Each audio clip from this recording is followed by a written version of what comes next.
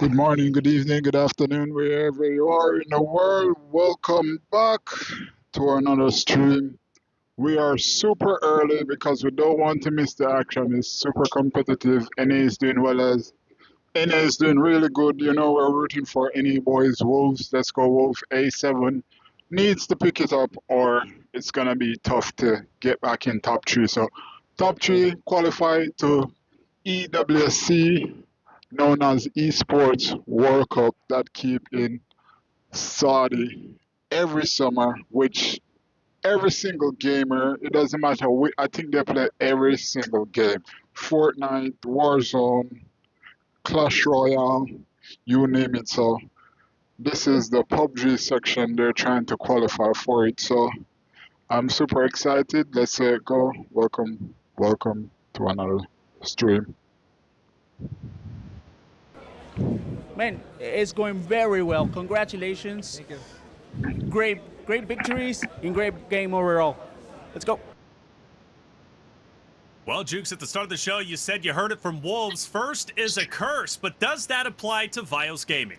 Man, I don't know. It's kind of tough because I can't remember the last time we saw a team that was in first place on day one actually win the whole thing, you know? At the end of the day, top three's winning, in my opinion. You know what I'm saying? You got to get at least that golden ticket, right? For sure.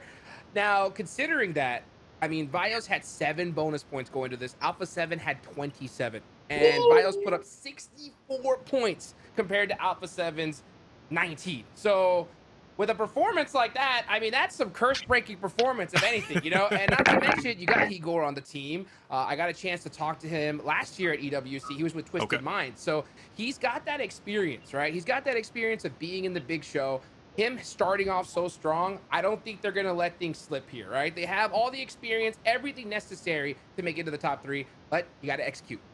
That's it. Execute indeed. Well, we talked about it. Top 3 is the goal, but how close are we in the overall standings? Let's take a peek, Dave, because it's getting tight up at the top. It's getting tight. Listen, I'm all for it, but their #1 fan, Reflections, moments ago said Vios, they're going to slide down 5 spots today, so it is a curse.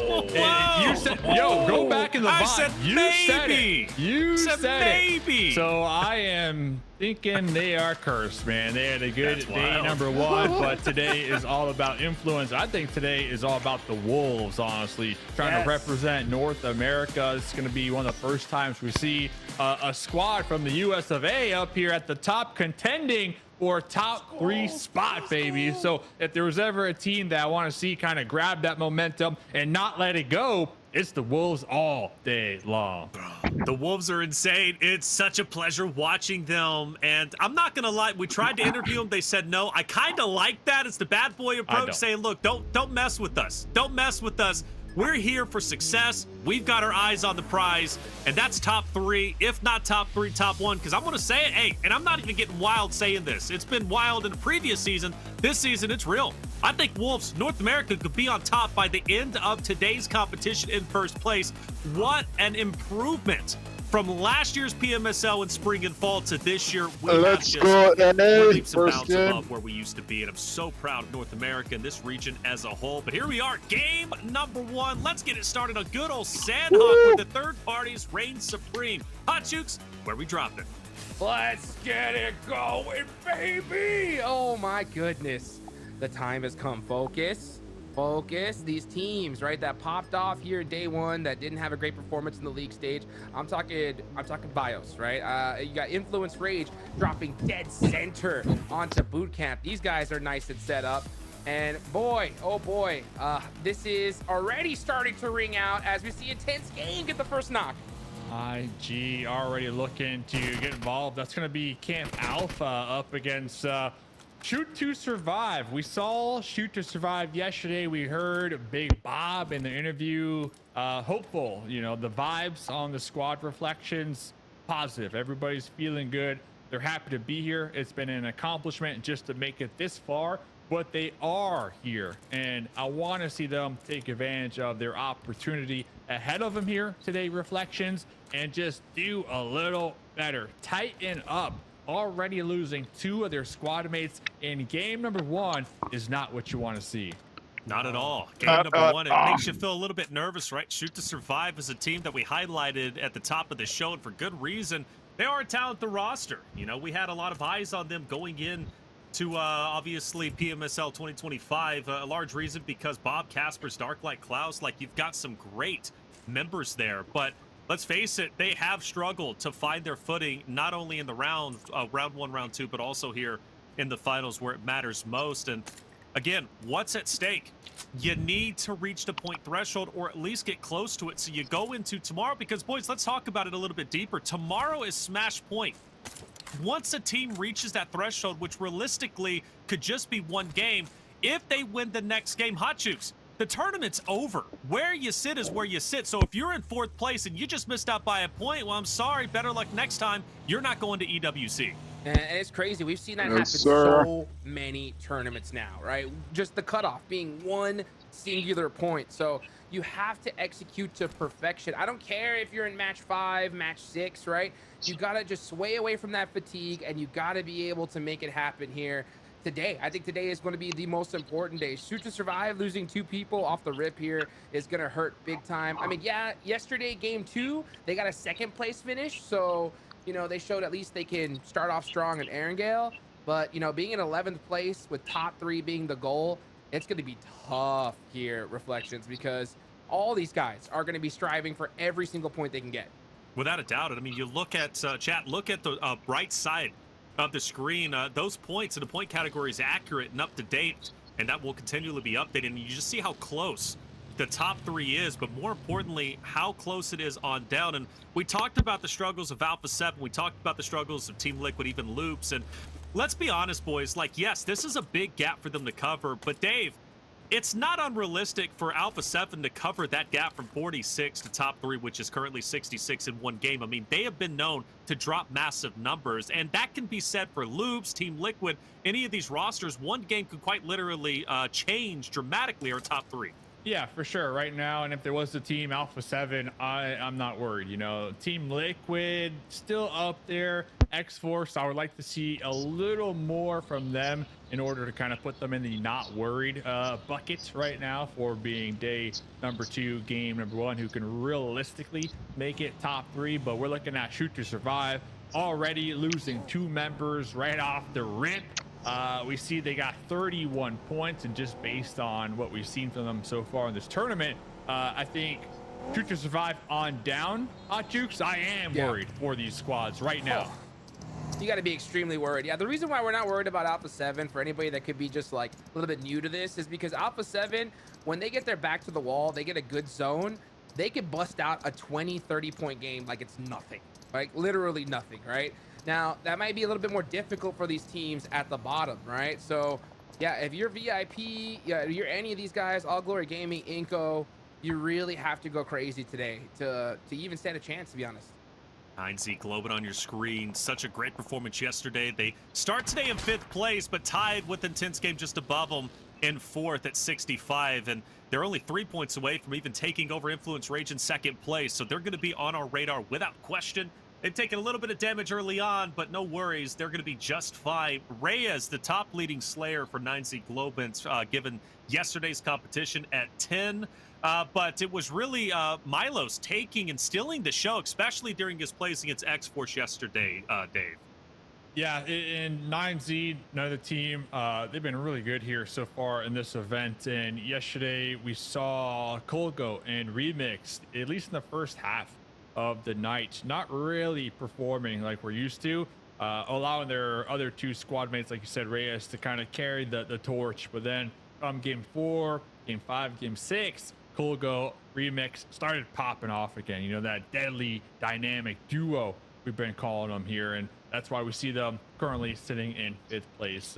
At the start of the evening, they were just getting picked apart left and right. I mean, Remix was trying to make some plays happen, constantly getting knocked out and flushed first, which, you know, you obviously don't want to see because Remix is one of the star players here this season for 9Z. So kind of going back to like the interview that we heard from Alpha 7, a lot of these teams, a lot of the coaches doing tons of VOD review, and they're really coming into day number 2, just tightening it up here, Hot Jukes. Yes, sir, indeed. And they're going to definitely need to do that here. Now, you know, we talked at the top of the show how first place can be a curse on day 1, right? And I kind of want to go into it a little bit here before the action starts happening. And the reason why is because when you get first place on day one, everybody studies you. Like, they're all looking, what went right for this team? What went right? Where are their rotations? Where are they going? And that could make things a little bit more difficult right here. Like, right now, we're looking at Vios Gaming. They're doing a little split across this road. You got Team Liquid on top of the hill. Pretty much dead center of this next circle. As we finally look at the map. Dave, what stands out to you, though? Looking at the map, what stands out to me? I'm Wolves looking up here. The outside. Wolves going to be playing nice and slow. Next circle goes up here, Hot Juke. So if I had to guess, we kind of saw them looking to kind of eyeball this pathway, right? But now with the new circle, Hot Jukes, what would you say they're going to take? Like the core? I think they should probably wrap. I think they should wrap all the way around that circle. Try to catch Camp Charlie because this, like right exactly. here. Boom. Yeah, we've seen Alpha 7 do it plenty of times. You know, anytime you kind of have a hard shift circle, They're doing it that now. hard shift side's wide open, and you can see it's pretty wide open right now. So I think that's going to be their best path, but they're taking way too much time. So, well, it's going to be interesting to see what they do.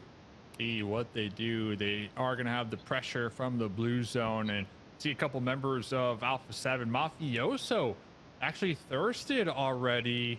Oof. Getting flushed on the rotate. VIP, when we saw the map, of course, not too far from Alpha 7 out there in blue on the East Coast. But yeah, another game here, Reflections, where Alpha 7 losing one of their squad mates early on.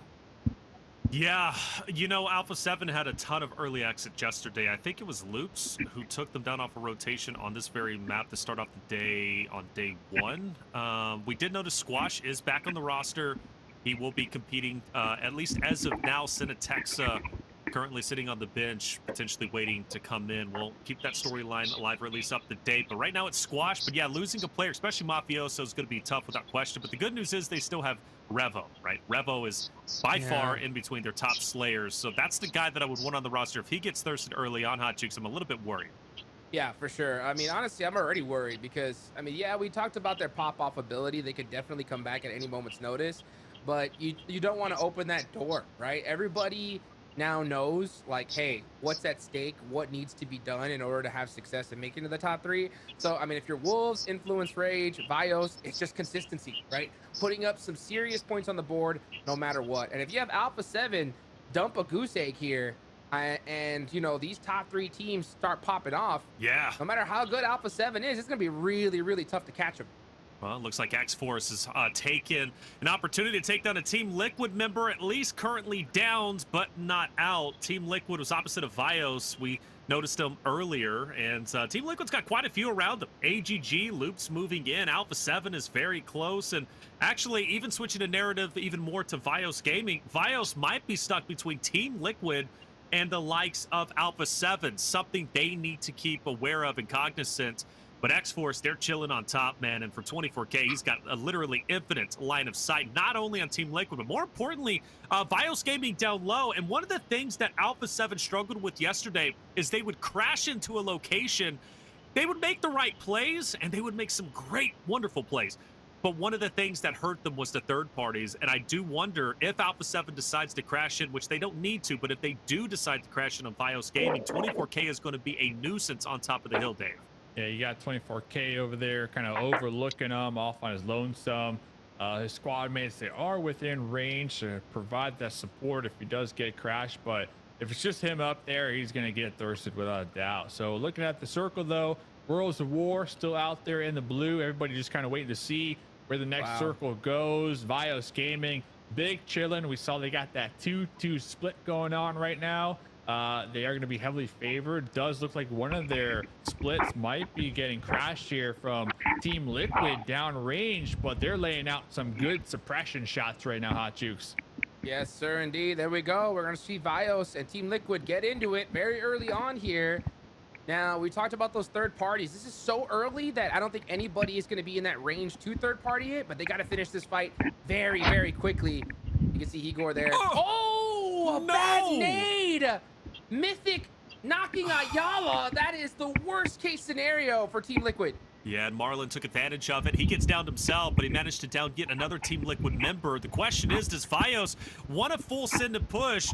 For Igor, he wants his teammates back up into the fight. We might have a bit of a reset. You notice Chief is sprinting over. Demonor is down himself, and Nunez, who I would consider the tip of the spear for this Vios Gaming roster, is moving in. And Igor backing up, looking to potentially get some pickups. But yeah, we do have a bit of a reset, but Nunez, he's not slowing down. It's Nunez versus Mythic, and Nunez has an off angle, but I mean, Dave, he's got 3 players in front of him, but he looks to be handling them well. He's got 3 players, but I'm getting concerned with AGG on the hillside right above this, looking at third party this. So Ayala pre-firing through the smokes. Chief back up on his feet doing the same thing. They're trying to take this compound before AGG get in range at third party. Igor, oh, you can see the frustration. Very pissed off after that right there. They had the advantage. They even had Team Liquid self-nade themselves, right? But they go for the revive, and now they're going to be down 2 members. Meanwhile, Team Liquid only down Cardozan. So we're getting a reset right now, Hot Jukes. Oh, I mean, this is the worst case scenario. Honestly, you don't even want to reset in this situation because, like I said, it's too much time. You're going to get third-partied, and now they're stuck. They're stuck in these buildings because you got All Glory Gaming on the hill. Every other team is going to start surrounding them. You can see Team Liquid, they are starting to pop those smokes and try to get across the way, which I think is definitely a good idea. But out of that fight, Team Liquid, I think, got the better of them. But now we're watching loops and rolls of war start to crack away. Fights happening all over the place. Yeah, indeed, Loops, Wolves, they were close to each other on the rotation down there at Camp Charlie. We mentioned that, and well, Goops on your screen, Inabete very weak, and he'll be dropped by Baton with a nicely placed nade. Goops is going to fully commit for the finish. Now you got Zelda, I believe, Loop's last remaining member, or at least one of the few notes last remaining, and he's backed away. He's on top of this house, which doesn't pay off. What a nade from Baton. Love to see that, Hot Jukes from North America, baby. A clean win, all 4 members alive, and they're still top 3 and potentially could even go for gold. They're 3 points away from Vios. Let's go, Wolves. They're on that south side right there by Camp Charlie, and they're looking really good. The zone does center up. They're going to have to fight some serious squads, though, coming up. You got Alpha 7 around the corner, but Alpha 7 did lose that player early on, so let's see what happens here. Sandhawk is always so dangerous because you are at the zone's mercy. Wherever that circle goes, if you get blessed, you're most likely going to win that game. And so let's see what happens. X-Force is dead center. You still got that Team Liquid and Vios Gaming chilling in those 2 compounds. But the Wolves looking very good playing this edge. Wolves looking great. Next circle goes up, so they're going to be able to get right behind Alpha 7, or they might look to go towards the south right now. Lots of options for them. Alpha 7 will be looking in their general direction. So Hygar, lasso alive, by the way, from Vios Gaming. Big Chillin is going to need to defend up against INF. But yeah, I like this storyline right now. We're looking at the Wolves, and we're starting to see what the route is that they want to take. So they're going to be up here on the high ground. They got a couple grenades, they got some Molotovs, they got some smokes. They're setting up for a push here. Let's go. Baton on the move. He's got that Roddy, baby. Quancho barely having an edge out. I don't want this team to separate, though. I want to see the Wolves play as tight as they can together. But I understand why Coops in those vehicles are trying to get as much intel as they possibly can. And now they are knocking on the door of Alpha 7. Oh, this is great. Wolves versus Alpha 7, but Alpha 7 are holed up in this hardcover POI. And for Wolves, they've got to make a very distinct decision. Do they want to push into them or rotate around them? And I think they might choose to go to the right-hand side, maybe on the northern side, and challenge that of Royals of War. I don't know if challenging Alpha 7 in that hardcover is going to be easy, but hey, Wolves, they've taken on tougher challenges, ended up ahead. For Savage Esports, our bottom team holding everybody up in 16th place. Unfortunately, only 2 players left. Went against good old Eco from North America, a team that was stellar throughout round 2, but definitely having their struggles when it comes to the finals. And well, for Eco, they will unfortunately get mowed down left and right. Only 2 for Savage, 1 for Eco, but Wolves are on the run, and Wolves are going up top of the hill, and they're challenging 24K in the tower. Wow, this is that spot you were looking at. 24K has been hunkering down in this tower for a good amount of the game. Is going to continue to do just that as the Wolves taken out right here on that push. Oh, what a that was crazy tough. play. They were going for the chicken there. They wanted that central location. I think they take out 24K there. They win the game. It was a big risk. Unfortunately, it didn't pay off for them. But now you're going to see Alpha 7 still in this next circle. They get blessed right when they needed to. Blessed indeed. X-Force have had so many impressive moments. And look, let's say it. 42 points, a chance to break in the top 5. It's realistically there. If they can have a day like Wolves had yesterday, X-Force could be the leading North American team. It's absolutely within their wheelhouse. 4 players still alive, but more work needing to be done. And we focus on VIP, who had some great performances. Actually started yesterday with a big winner chicken dinner, but this time, will they find success? Well, Brady says, I want it, and Poppy Sour to follow up as well, but there's more. There's reinforcements, and VIP can't keep up, Dave. No, that spot from Brady Jukes. I never see somebody camping underneath the stairs right there between the car. Definitely catching them off guard, but the fight's not done yet. They're breaking down the door. Molotovs everywhere. On the ops end, we got X-Force as well, looking for the collapse. VIP Esports. Ayuya popping up. Oh, gonna be taking them down and out here on Jukes. But here's X-Force, the cleanup house. Legend gets the shots, but there's teams coming from every single angle. There down goes Intense Game, and X-Force is looking for that third party, something they executed so well yesterday. Let's see if they can get this finished off quick, because this zone is starting to put in some work. Reflections. Yes, it is. And VIP and Savage, they also want to move forward. For X-Force, a couple players down, forced to get back up. Meanwhile, we focus our attention onto the northern side of the map. Influence Rage, Vios, and then Team Liquid thrown in the mix at a standstill. And the reason why nobody is moving is, well, because they don't have to just yet until the next stage pops up. Potentially, we see them forced to move out to avoid the blue zone. Influence Rage continues to reposition themselves against Team Liquid and Co. And we will have a bit of a move, and they will have to move. Team Liquid gets a little bit better of the bargain, so they can stay put and gatekeep Influence Rage and Vias Gaming. But also, let's take note, Alpha 7, Rose of War, they have to push forward themselves too, and now Team Liquid has already started on the gatekeeping role. Jukes, they're holding them back, and this could be a tremendous and must-needed game for Team Liquid. Yeah, they need it big time. I mean, this is a huge opportunity for all those teams in that mid pack, but you still got the top 3 squads still in the game here. There's Igor, last player up for his team. He's getting a couple more placement points the longer he survives here, but for how much longer? 10 seconds left on the clock. Lauren's coming on. Oh, he's blind. Doesn't matter. He's back, baby. He's been big chilling. He's been catching so much luck right now. Let's see what he can do. Popping out with the DBS. Gonna put a stop to that push right there. Another elimination point on the board for Vios Gaming. But surely he doesn't make it past Team Liquid, right? I know, surely he does it as a solo. Yeah, wait, actually, the Molotov was pretty... Yesterday, what was it? Was it all the Team Liquid, Dave, who was on fire in the same shed or the same house? It was, man. They just burnt to a crisp. So hopefully they won't be catching a relapse on that one. But 24K has been holding down this position for a hot minute now, and it has been paying off big time. And now it looks like Fate will be joining him up here as well. They'll be looking down range at X-Force, but back to Hygar. Vios Gaming. Oh, yeah, we're running out of bandies right now. And look at that. Look at Team Liquid. They're all looking. They're all waiting for it. Looks like he will be denying the point, so I like the call. Oh, X-Force already focused on Team Liquid down low. X-Force have been such nuisance throughout the finals. Yesterday, the third-party Masters, the Grim Reapers, in really the cleanup squad, multiple times in fights. This time, on top of that hilltop, just raining down hell, not only in Team Liquid, but eventually Alpha 7 and others. I'm going to say it. I think X-Force might be the favorites to take game number 1, Jukes. Yeah. It's looking good. It's looking really good. They got the high ground here. They take down Chief, 8 elimination points, but now they got to take out Alpha 7. Alpha 7 get blessed once again in this circle, so they are dead center here with 3 players up. Considering that they got to get into that top 3, this is a perfect situation for them as well. Oh boy.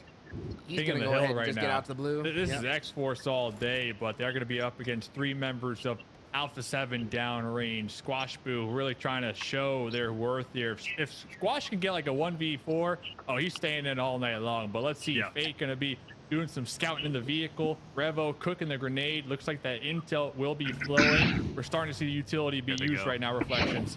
Yeah, they're pushing up. They want this X-Force for good old North America to take down the Brazilian warlords of Alpha 7. A chance to take game 1 would be wonderful. But can they do it? You still got a nuisance from Influence Rage staying alive. Obviously talking about Lil Boy, but the chance to take the game is now and here. And Alpha 7 won it themselves with that good knock. This is a chance, an open door that they might be able to soar through to take game 1 themselves and silence the doubters and the haters. People in chat, I see you. Alpha 7, they can't win. They choked on finals day. They're not going to EWC. Well, they're looking to change that narrative.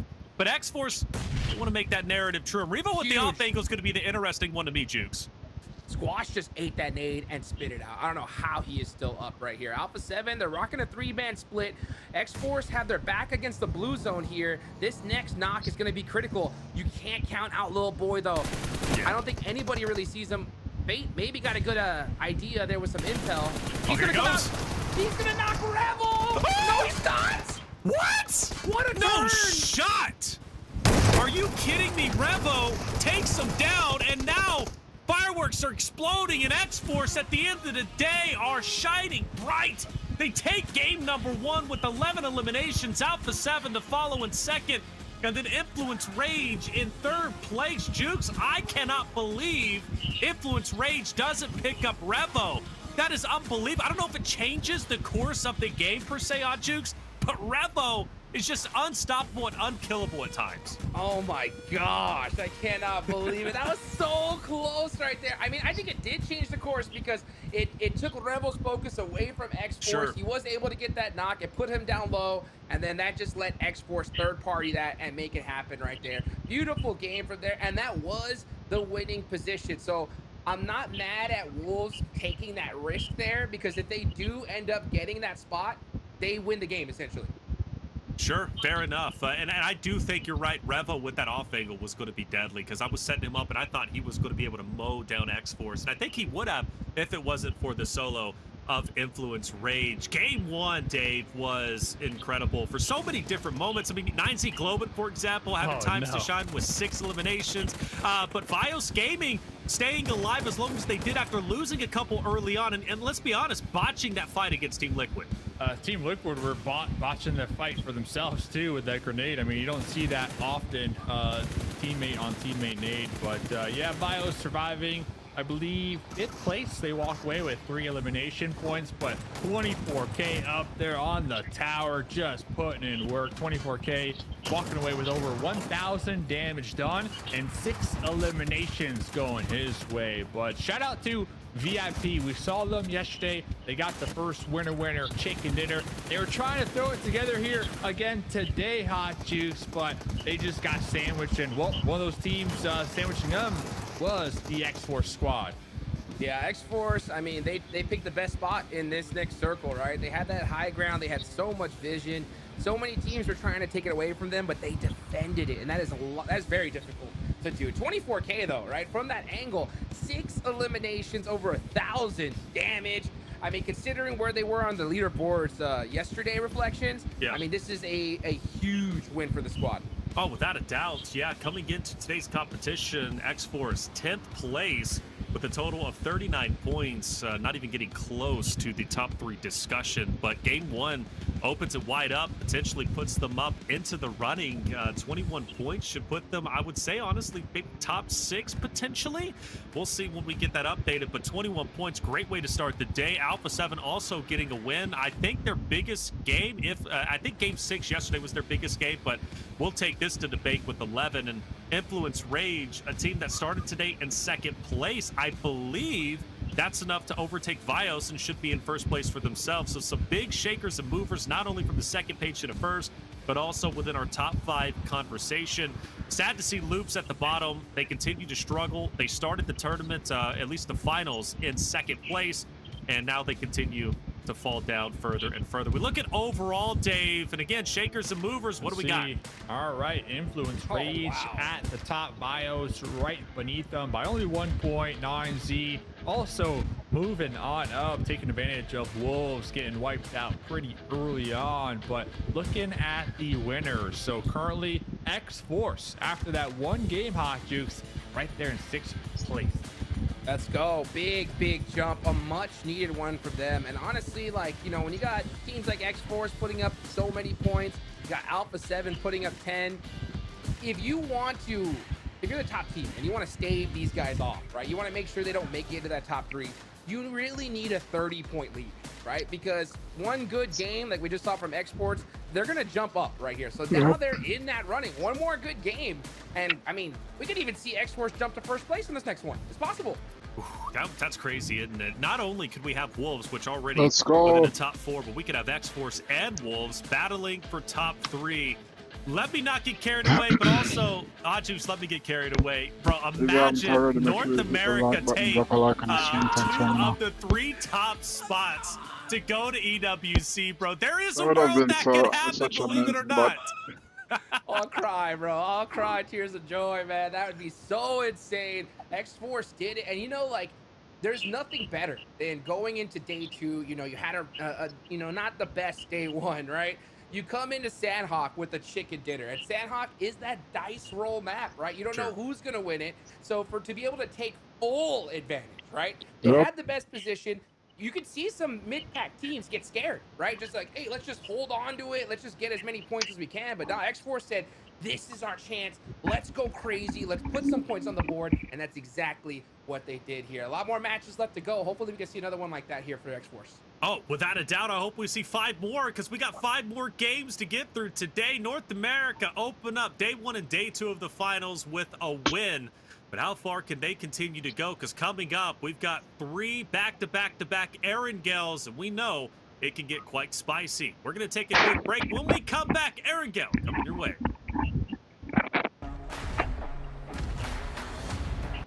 That's a good game for X-Force. 11 Elim on the win, 21 points. I really want any to qualify for EWC.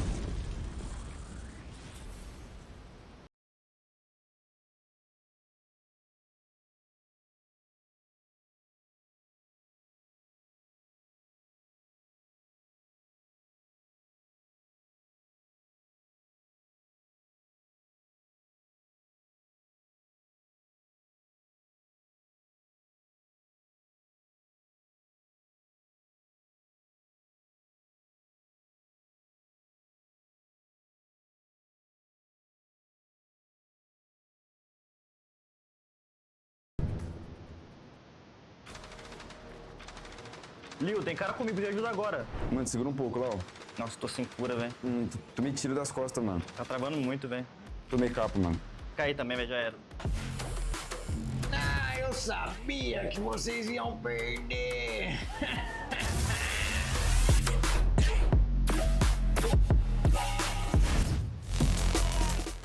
Relaxa, galera. Esse aqui é o novo GT30 Pro da Infinix. Como que esse velhinho faz isso? Nossa, brabo A demais. situação de clutch, 1v3, não erra nenhum tiro, tá acertando todo mundo. Ô, louco, vovô. Matou 3. Que isso? Como ele tá fazendo isso? Esse vovô é insano. Eu acho que ele é pro player aqui. Winner, chicken dinner. Ah, ganhei. Agora eu vou deitar. Chega. E aí, vai encarar? Com o GT30 Pro, até o seu avô vira uma lenda.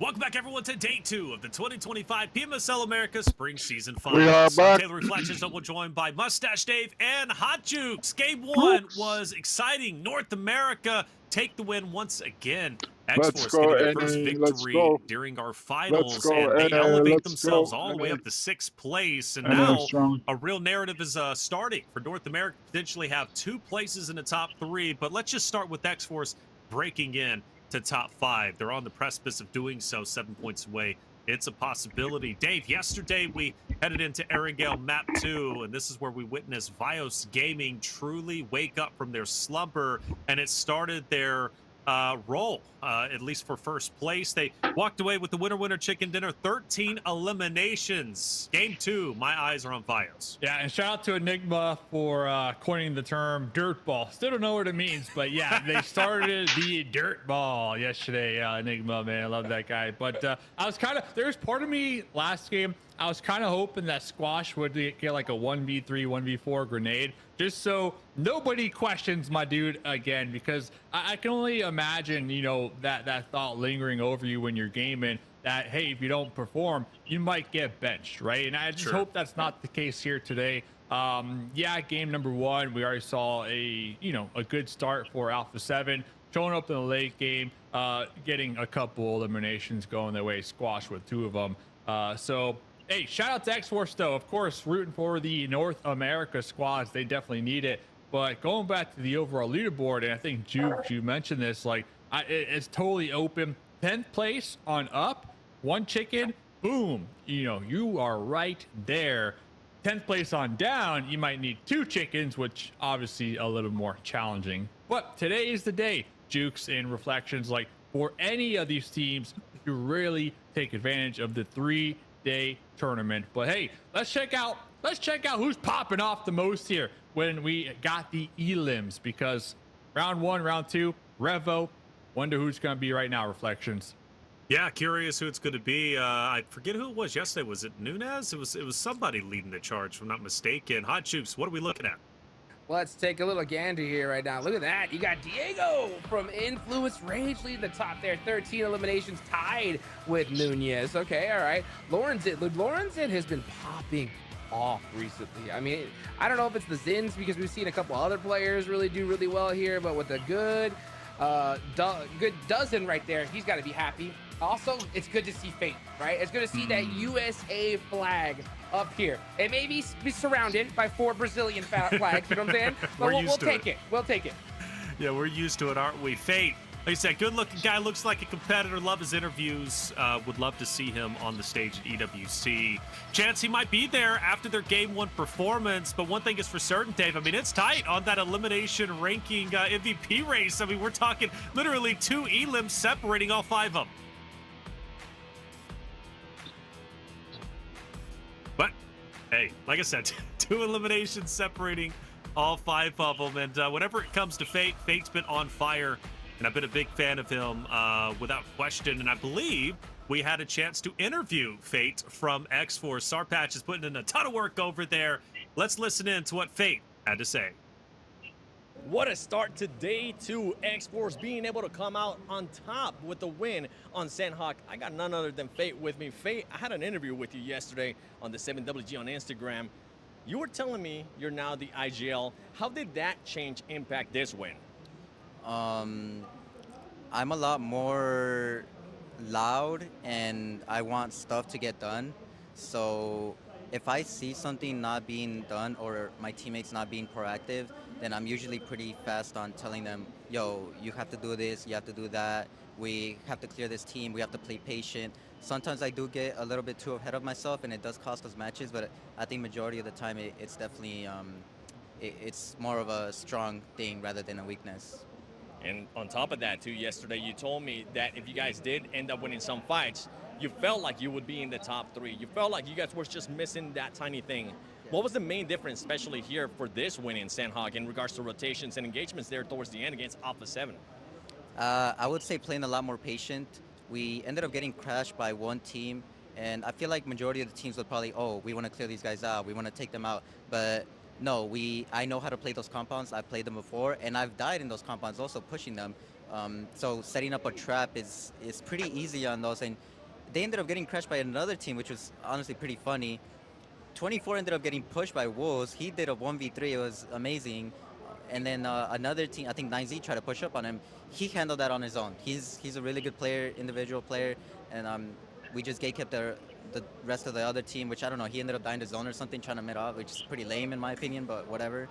And then we just cleared the edge, and I guess it was A7 or something up. We knew they were down a player too, so there had to be a solo somewhere. I think there was, yeah. There definitely was with Influence Rage, but nonetheless, man, great win to start off the day. I can't wait to see what you guys are going to be doing. 24K popping off as well. Maybe the fasting overnight is helping out. But with that said, I can't wait to see what's going to happen in Erangel. Back to you guys. Well, I misspoke. It wasn't Sarpatch. It was actually Seven who's over there in Sao Paulo. Lucky him, doing some content pieces, more importantly, doing some interviews for us, which is great. Nice to see Seven. He was on the desk during round 1, and well, obviously he's back during the finals. Always great. Fate, so poised, confident, hot jukes. That's why I love watching his interviews. Not only is he a funny guy, but he's super confident in his abilities to perform as a player. Yeah, and he's confident in his team too, right? He was talking about how 24K was on top there, and he soloed the Wolves by himself. And if he didn't do that, I guarantee you X-Force would have probably lost that match, because they would have been in a very, very tough position right there. So, I mean, it's good to see Fate having confidence in his team, feeling really, really good going into these next games, and also saying that medding off is lame. I agree. Lame indeed, man. Hey, he's got personality. You can't argue with that. He's got personality. Here it is. Game number 2, we head into Erangel. Is something going to pop up bottom left? Yes, it is! Oh, Amazon gift cards! Chat! Hey, be quick with it. It's probably already claimed, but just so you know, we're giving them away through our fly-throughs or just at random points throughout the broadcast, and I want you all to have a chance to earn, so make sure you're paying attention. Bottom left, we're always giving away some free Amazon gift cards. Erangel, we've got it 3 times in a row. This time, we're starting it off with map 2. Bios Gaming yesterday, as I said, big win here, 13 eliminations, the winner chicken dinner, and that started the roll for them to go up to first place. They're currently in second. They've dropped down a little bit to Influence Rage, but they're only 1 point away, so the chance to take it back is here. But Dave, I'm going to hop over to you, man. Where are we landing? Where are we going? Where are we landing? Well, Jukes, I know you were on the sidelines yesterday, but today, all day, I believe it, baby. The Zarky bros will get some Zarky love, man. I gotta see it. I gotta see it. But I'm looking at Zarky up there, maybe even down south with this plane path. We might get like something like that, like boom, right there.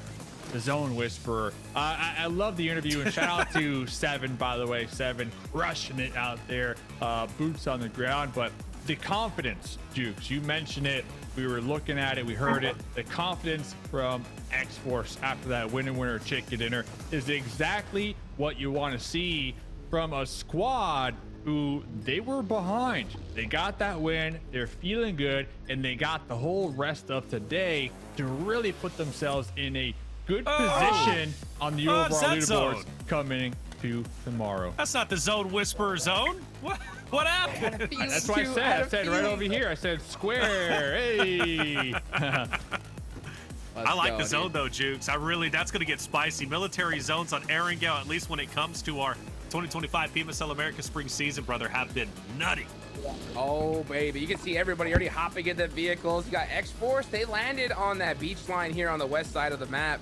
and they're taking full advantage of it, right? They're hopping in them vehicles, and they should be sending it straight down south, possibly even towards military.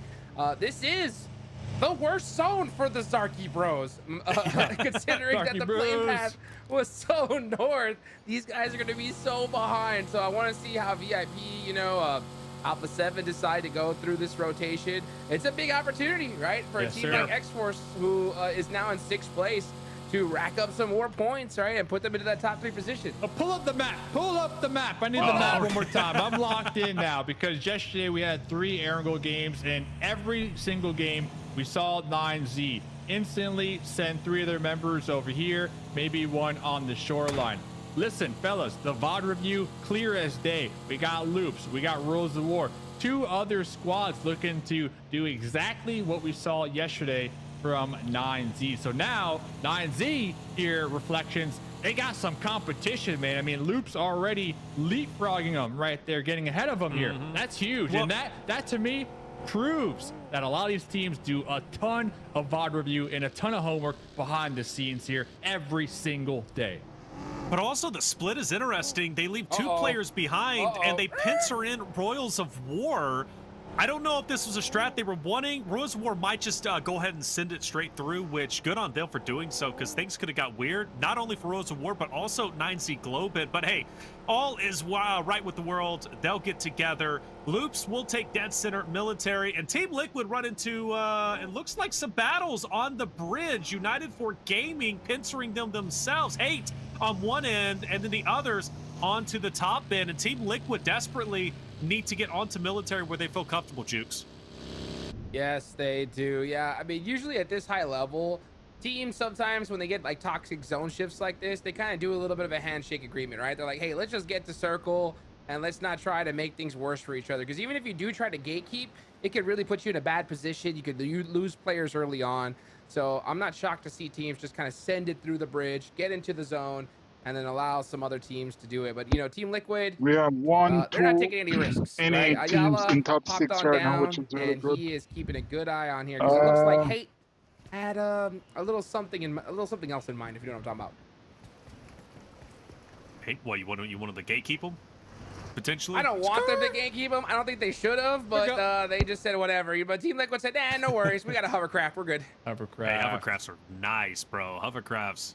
They make the difference. We noticed that in Titan series. We noticed it yesterday during Milos, right? Milos and his play with the hovercraft was phenomenal, and that's what ended up sending X-Force to the respawn screens. So Team Liquid, they'll find their way over. They're going to join Mythic on the southern portion of military to set up quite nicely alongside that of Royals of War. Loops will stay basically, well, almost center, at least center military for the moment. Everybody else starting to rotate down. What do we think about VIP and Alpha 7, the Zarky boys, though, Dave? I mean, they've got a long rotation, as Juke said, and potentially could, I don't know, rub shoulders. Rub shoulders every single day. I'm not even surprised. And yeah, I mean, I'm still pending a trademark. So the 3 keys to success here, Hot Juke, you weren't here yesterday, but 3 things. If you get it, you check it off, 100% win condition. Number 1, hovercraft. You got a hovercraft. Got it. Good chances of taking the dub. You got a P90. Good chances of taking the dub. P90 late game. And late game, MG3. We saw it all day yesterday in the late game. If you were to check off one of those boxes, you're guaranteed that win and wear chicken dinner. So hopefully for Team Liquid getting the hovercraft, they're going to be able to use it to their advantage here. I believe Enigma wanted to double the health on those things too. He was talking yesterday. So he's like, we need to buff it, you know, and Reflection's like, yeah, I agree. We need to put some machine guns on it too while we're at it. But I love honestly, the hovercraft. That would be cool. I love the hovercraft. I think it is a cool addition to competitive esports. It spices it up. And you know what else I love? wanted to point this I love out. some gliders, baby. Look at this X-Force in the sky. They did this during round 1, by the way. Remember, they got gate kept by Alpha 7 Primorsk on the when they were making the rotate over towards military, and I believe they sent 24K, who ended up taking the glider, and he kind of scouted the land of military to see what was safe, and that resulted in a win. This time they're doing it a little bit later, but I love it. I really do. Oddjuke's the glider makes a tremendous impact for not only scouting, but also making a quick rotate over towards military, and if they could just settle on that western portion, or depending on where they go, I mean, they're going to be set up Right quite here. nicely. So big fan of it. There it is. Yes, sir, indeed. Yeah, X-Force, they took that ridge line, and instead of going through the bridge towards military, they hit Primorsk. We're looking for a boat, but instead of the boat, they found some gliders, The baby, and they are double full sending it across the way. Now, this is a vehicle that needs a buff. All right, hovercraft's strong, but the glider needs a strong buff. Like I'm talking like for sure the parachuting out when you exit, right? And maybe some heat-seeking missiles. I think that would be some lasers. I think that would make sense. Laser beams from the top Laser head? That'd be sick. Laser beams. Maybe just laser pointers, just to let teams know, hey, back off. Yeah, back off. Just a question: is it TSA approved? That's the big question. Nope. That's Okay, always I the don't big know. one. Not at That's all. the big one. Not at all. So You ain't getting on that aircraft. not getting on it. X-Force though, love the rotation. I mean, that's a heads-up play right there. Usually they take a boat, or usually they get like a hovercraft themselves and send it onto the land. But knowing the fact that there's going to be a lot of teams already implementing that game plan, I mean, heck, we got IG actually gatekeeping or bridge camping the west side. So big play from X-Force to maintain their momentum after game one and getting that win and wear Chigadera. Because the worst feeling in the world, you know, besides going to your bank account and seeing the balance 0, is having momentum and just getting eliminated first here. Okay. Yeah, next circle doesn't pop on north. It actually goes on over to Novo. So that's the complete opposite direction of Alpha 7 and VIP. Once again, they're going to have a tough rotation. Yeah, there it is. They're riding a buggy. Dave wanted us to know Wolves Esports are in it. I did. They're in it.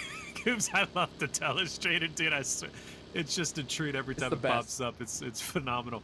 But yeah, you're right, man. Alpha 7 VIP still have to rotate to make it a. I think they stay mainland and just send it over to. Well, I don't know. What are we thinking, boys? Do they take the left-hand bridge potentially into IG and Alpha 7, or do they stay mainland and they go to the congested side on the right? Well, we'll find out as Wolves into an engagement up close. Wancho hops out, takes down one to shoot the survives member of Casper. Dark Lights cooking, and Nate, I hope it connects because Bob's already down. You're running on fumes, and Doran has already penetrated the house. Darklight says, I'm out, but as he leaves, he takes a little bit of damage. Bob's desperately trying to crawl over, but he's got 2 players in front, and Darklight will be eliminated alongside his roster, and Wolves, well, not just like game number 1, will start game 2 with the team wipe looking so incredibly strong, Juice. Let's go, Wolves. That's that hovercraft, baby. That's the hovercraft. We heard it earlier, right? If you got that hovercraft, that's chicken dinner potential. They popped out that bad boy, and Juancho just started wiping the floor with everybody right there. 2 eliminations so far for him. He's got to be stoked here. Now we're going to watch Worlds of War and Team Liquid. Oh, they're going to actually sacrifice Cardoso in here. So Team Liquid leaving one of their players out is going to be tough. And this is a rotation all the way from the south side of military. It's tough. I mean, still no helmet. It's still no. They're still looking for loot over here. Dude, what is going on? Yeah, they're still Look at looking that for loot. hat. It is a nice hat. Game 1, they also lost one of their squad mates very early on, so this is a repeat essentially from that Sandhawk map. But they're gonna have a nice little position right now in the circle. But the loot, I mean, we got a shotgun, level 1 helmet, no vest. Their loot has just not been optimal here. Game number 2, and talk about looking for loot. Remix out here as well. I mean, remember, these teams, they saw the plane, they saw circle number 1, and they've just been non-stop on the rotates here. Nobody able to really find a safe and secure spot to hunker down with for the time being, and I think it's starting to show with the loot. But Reflections, you're saying, what's VIP gonna do? Well, they're gonna wait for Alpha 7 to submit their homework, look at the homework, copy that homework, and well, looks like Alpha 7, they know exactly what's going on as they popped out their vehicles for the potential bridge camp themselves in the blue, and they're just letting these points come right towards them. Yeah, Legend's gone. Legend's gone. He's not stopping. He's not turning around. He's not looking behind him. He's just going like in Spirited Away. Don't look behind you, man. Once you cross that river. I don't know if anybody got that reference. Spirited Away, one of the best movies that I just absolutely adore. Legend's gone. VIP in shambles. Alpha 7 happy that engagement goes down, and the Zarky boys peace treaty seems to have been ripped up Like you said, they submitted the homework, and Alpha 7 got straight A's. And who knows, maybe even chased down Legend. They got unfinished business, and he's veering in. He's veering in straight into Squash Boo and Carrillo. I think Legend's about to die. Rest in peace, VIP. These guys just couldn't catch a break. But the reality is, once Alpha 7 does get into the zone, intense game, potentially going to be waiting for him. So Alpha 7, despite them getting a team wipe on VIP, their job's not done just yet. Getting inside zone, it's not going to be an easy task, Jukes. I don't know if the VIP IGL is like a cousin of Alpha 7 or if they hired the same coach or something, but these guys have been having such similar rotations all tournament long, right? And you think that, oh yeah, here's intense game. Yeah, intense game, taking that point, and there goes VIP. They're like, okay, let's copy the best team's rotations. That's gonna work out for us. The problem is that puts you next to the best team. Yeah, you know, doing the same thing every game. That is not good. That is not good. Yeah, so VIP punished once again. Ooh. Gets up to see nice headshot there. And that is going to let Al Gore Gaming just start to full send it onto the Wolves. See what they can do. Hopefully Coops gets picked up in time. I know Wancho is right next to him. Oh, did he get thirsted? Yeah, not thirsted, but up here on the rooftop by himself. AGG going to be sending it past him here, using this as an opportunity to get into the new circle, as we did see that shift down towards the south. Is centered up right on top of UT, currently in 14th overall, so they can definitely use this one. But the Wolves, man, losing 2 of their squad mates already. Not good. Not good at all. Yeah. And I do want to say Inko, by the way, No Man's Land, Influence, Rage, and Hot Pursuit. What's up with Inko, Dave? I mean, they love staying in blue on Erringo, it seems, especially for these military rotations. Those guys are not shy about staying in blue as long as they possibly can and making these late rotates. I was questioning it yesterday. I even made a joke about it. I mean, they were just chilling, healing for like the first 3 circles, and then finally like, hey, we should play a little bit here. But they got a top finish, you know, so you really can't, like, you can't question strategies if they work, right? VIP, we're questioning it because it's clearly not working. But for Inko, we see them, they're showing up still with 4 up. Yeah, they're going to use some of their meds, but they got a lot of meds because of where they drop in. They're looting pathways, so they're going to be showing up here, hopefully not gate capped, but it worked for them yesterday, so we see them doing it here once again, Hot Jukes, today. Yeah, it's difference between like a late rotation and a late rotation, right? And I think for Inko, just going this late, they know that, hey, you know what? We're going to have to deal with anybody on the drive in, but they're going to have to hope for like a lucky third party, right? They're going to have to hope to catch the edge of the circle, see a fight going, and be able to crash into that in order to be able to get some points here. But yeah, with this zone, it definitely makes things very difficult for so many teams. One of them being X-Force, right? X-Force, we saw them glider on in. They took the south side of the circle, hoping that it would shift down there. But no, it goes north, and now X-Force is going to have to fight quite a few teams into this next zone. Quite a few indeed. 9Z on the bottom of this hill. United for Gaming will take advantage to at least fire a couple of shots. In the meantime, though, I look at dead center, and United for Gaming are chilling. 9Z Globit want to be up there, and Team Liquid and the Wizard Tower, I don't know. I assume they're still in shambles. Dave, I couldn't imagine they had a chance to get any more loot. No, I'm on that boat, and I think that's the name of the game for a lot of these players. And one thing that I always look at when we look at teams in this position, United for Gaming up here, is I look at how much ammo they got, what the utility looks like. Looks like they got a knock over here, so we're gonna be sending it, trying to crash the tower down here. We got a Molotov. We're swapping to the Bison. Let's see. I want to see them take this fight early and finish fast, because guess what? 9Z, they're in the area, and they might look for third party. No! Burn, baby, burn. We're on fire again from yesterday. Chief, he's just laying low. He's laying low, but I mean, the best he's going for is just a potential pop shot down. He won't even get it. Jesus. Team Liquid annihilated.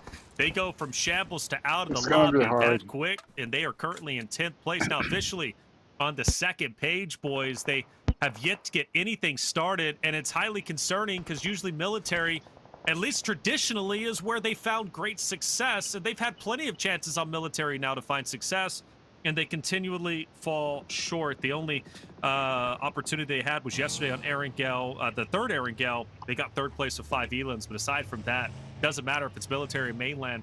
Team Liquid struggles continue.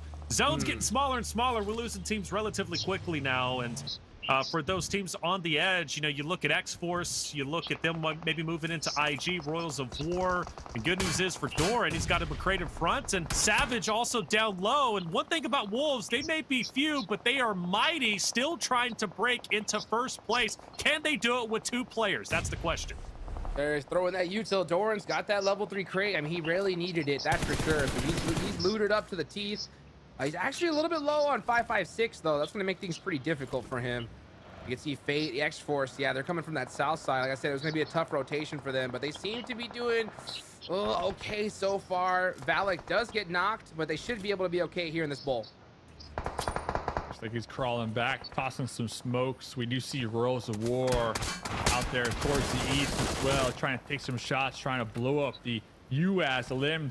Oh, getting chunked up a lot right there. IG not really looking to make the push across that hilltop and get within grenade range. They are going to have the next circle going their way. X-Force getting somewhat separated right there. Hot Juice. United Gaming, they went right back to their hilltop perch after taking out Team Liquid. Now they got some loot, and they are setting up for the late game. We're gonna be here I for a while. like that United 4 Gaming decided to take on Team Liquid. That's the activity they need to be doing here, considering that they're so low on the leaderboards. They need to get all the eliminations they can get. So they got that fight, and now they have the opportunity to do the same thing to 9Z, and that's exactly what they should do. Utilize all that util. 9Z's in big trouble here. Oh, made a little bit too far. Here's another. There's Can we go? Down low. There it is. That one hits. Money. That's Kogo How about down. one more from There's the sky? 3. Oh no! Into the blender. Oh, there's another one in Milos. Yeah, I think he's fried. Man, tough break for 9Z Globe, but maybe they do get Kogo back onto his feet. The question is, how many more nades remain? Well, I'm seeing 2 being cooked, and they're out of there. Remix is staying. My boy, you gotta leave. Oh my God, you gotta you leave can't. before another one falls No down. helmet. You just got a couple of can't. seconds. Here he comes. Remix, no. That's 9Z good. Globe are out of there, and United 4 Gaming refusing to relinquish the hill control. They'll stay up there until the end of time, and I quite honestly, Dave, I think they're going to stay up there till literally the end game, because I don't see it not centering back up on them. Gravity OP right there. You love to see it. United 4 Gaming with 6 eliminations, 1,500 damage, and remember, they were able to take out Team Liquid and replenish their loot, so they are feeling good with these zones going their way. X-Force right beneath them in their little bowl. Looks like they were able to get the pickup, the reset. They got some cover. IG going to be right above them for the time being, but both these squads in the south. But totally agree with you. United 4 Gaming, I hope they win. You know, I hope they win with their proactive positioning. But talking about winning, loops right now, more grenades coming out from Alpha 7 and Influence Rage, Hot Juice. Alpha 7 looking real good. They got all 4 up, and they are climbing the leaderboards little by little. Let's see if they can climb that mountain literally here. Look at those nades coming out. That was from Influence Rage. That Loops is just getting pinned between 2 different teams. Nice shots there from Mafioso onto Rafina. There's 56 seconds left on the clock here. Oh, no! Wow. That is devastating. They're Look at the roll down. They're probably dead, Another to be nade honest. from up high.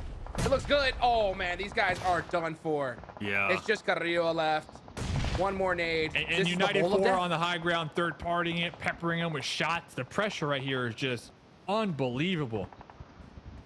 Unreal, man. This hill has just been the death of so many. And it's going to continue to be the case, really. The fact that Squash is even alive is spectacular. I will be dumbfounded. My jaw's going to hit the floor if Alpha 7 can get out with 3 players live. Actually, they're going to do it. Boys, they might get out of it with 3 players alive.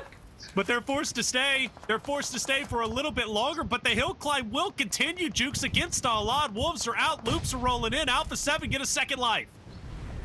Alpha 7, get that full reset. These guys are so difficult to take down. You gotta thirst them right when you get the chance. If you let them get a reset, it's like they become stronger. So let's see what happens here. As the zone goes away from this, that makes things so much more difficult on all these teams. All these squads want to avoid a fight. They just want to be able to get into the zone. Might actually luck out. We see Loops pull it off. They're looking to rotate towards the west side, possibly into IG. They used a ton of utility trying to get it right into his bull. But Alpha 7 still alive. Still This in. is Unreal. great. Yeah, I mean, they were dead to rights right there. And Yeah. well, just another day at the office, boys. Popping in the vehicle, looking for the rotate. Looks like United 4 Gaming still going to be overlooking them. But besides that, like Alpha 7 right back in it with 3 alive. Hey, Yeah, can we talk and about they don't have to United go. 4 They don't have to climb the hill anymore. Right? They can leave. They can rotate around, which is what I would do. I mean, leave that hill fight for the birds, man. And unless they want to still send it, I mean, Mafioso's looking like he might want to take a trip up the hilltop. United for Gaming says stay away, and I can't stress this enough. It is imperative United for Gaming keep Alpha 7 away, because if they penetrate and they get onto that hilltop, I'm thinking Alpha 7 wins that fight against United for Gaming without question. And more importantly, now Alpha 7 becomes a true danger to the entire lobby, because Jukes, like you said, Alpha 7, if you don't put them into the grave early on when you're supposed to, and they get a second life, they become even stronger. But their resiliency, I mean, how long and how many attempts they continue to go up the hill? I think they finally got to give it up, Jukes. Oh, yeah. Big shots, though. Rebel is in big trouble, and he gets knocked. I was about to say, can we just talk about how crazy of a game this is for United 4 Gaming? That's 13 eliminations already for the squad. These guys are big chillin'. Now they are outside of circle, though, so their main focus should be on covering their backs, right? Take out Alpha 7 first, then focus on anyone inward. So even though Alpha 7 only has 2 players left, that's still Mafioso and Squash, but you cannot take your eye off the ball. Over 3,000 damage, by the way, for United. He's Squash Boo trying to work his way up, using the terrain to avoid the sight lines. Mafioso a little further pushed up. But United 4 know for a fact that there's going to be some opponents right beneath them. Blue Zone's going to start to apply some pressure here very shortly as well. I like that Revo. I saw the play, you know, kind of get a new angle, try to hit them heads up there when they pop out and overextend, but you know, just got blown to pieces here. Ooh, Hate has a nice angle too in the tower with the window. This is looking like a good United 4 Gaming match, but everybody in the lobby knows for a fact there's a team up here, so you know what that means, Reflections. Everybody's gonna be looking up here to try to take them out.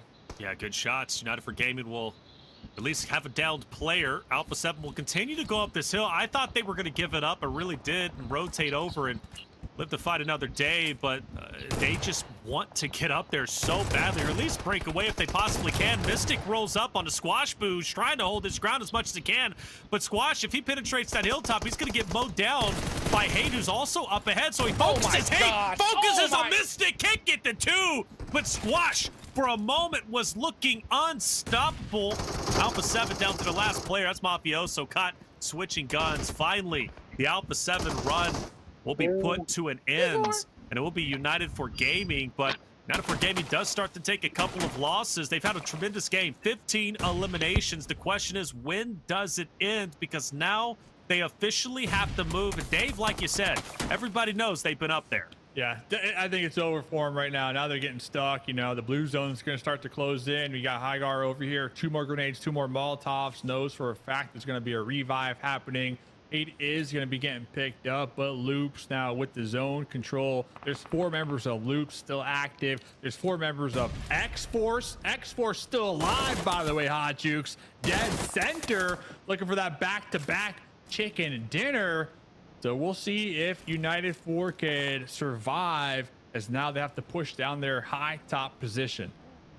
X-Force have been big chilling here all zone long. No eliminations. They've just been prioritizing circle here. The thing is, they're completely surrounded, so I'm not shocked. They don't want to bring any attention to themselves, because every single spot, every single team will be looking right directly at them. But you know, we really need to see a little bit more from United 4 Gaming. They have 16 eliminations.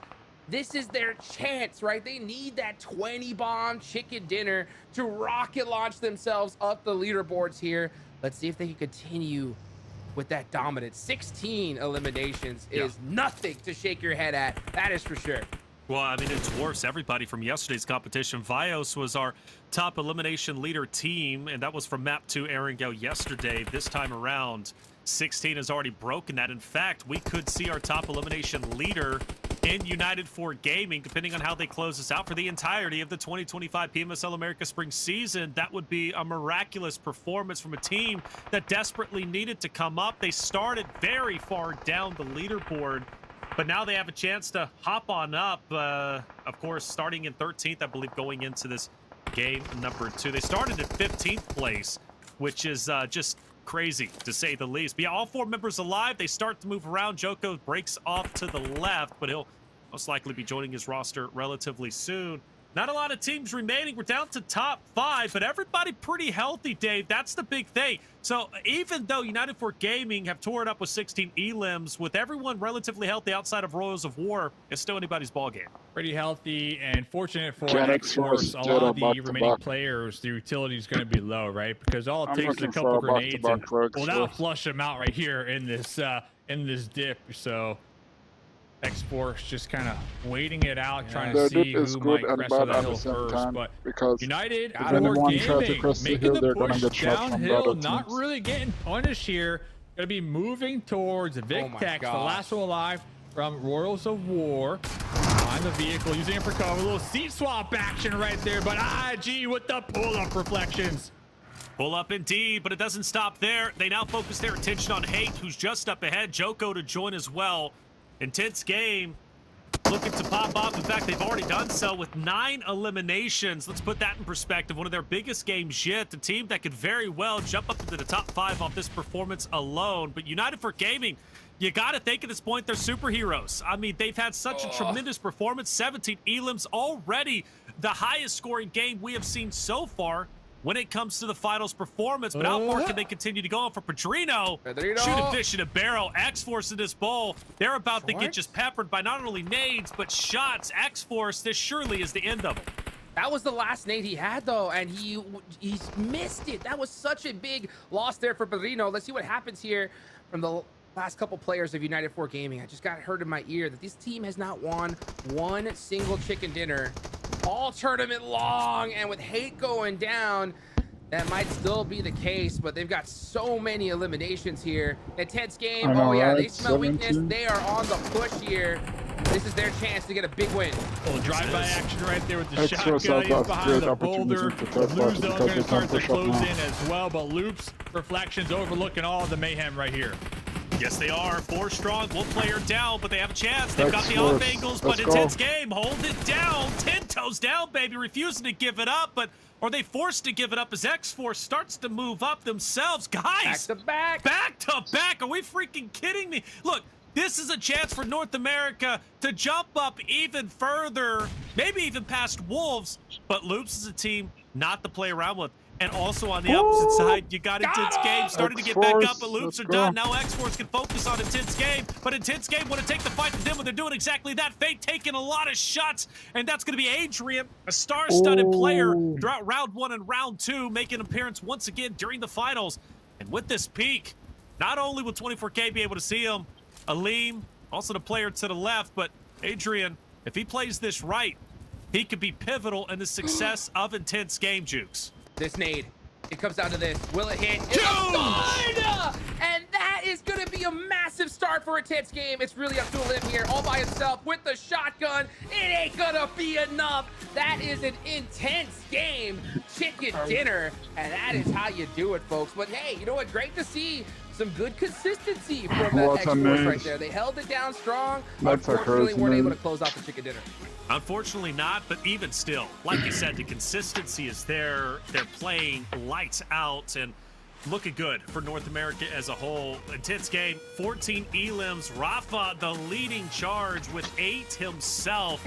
Dave, Intense game being up there now, making things interesting. United 4 Gaming with 17 as well. I mean, look, the point is, and we knew this going into finals, nothing is guaranteed for our top-level rosters, such as Team Liquid, Alpha 7. You've got a lot of heavy hitters, and every single day is brand new, it's fresh. It's anybody's day to take. Yeah, we saw Team Liquid, another really poor performance. The goose egg, jeez, that That hurts to say. Let's check out these replays. Alpha 7, 4 eliminations going their way.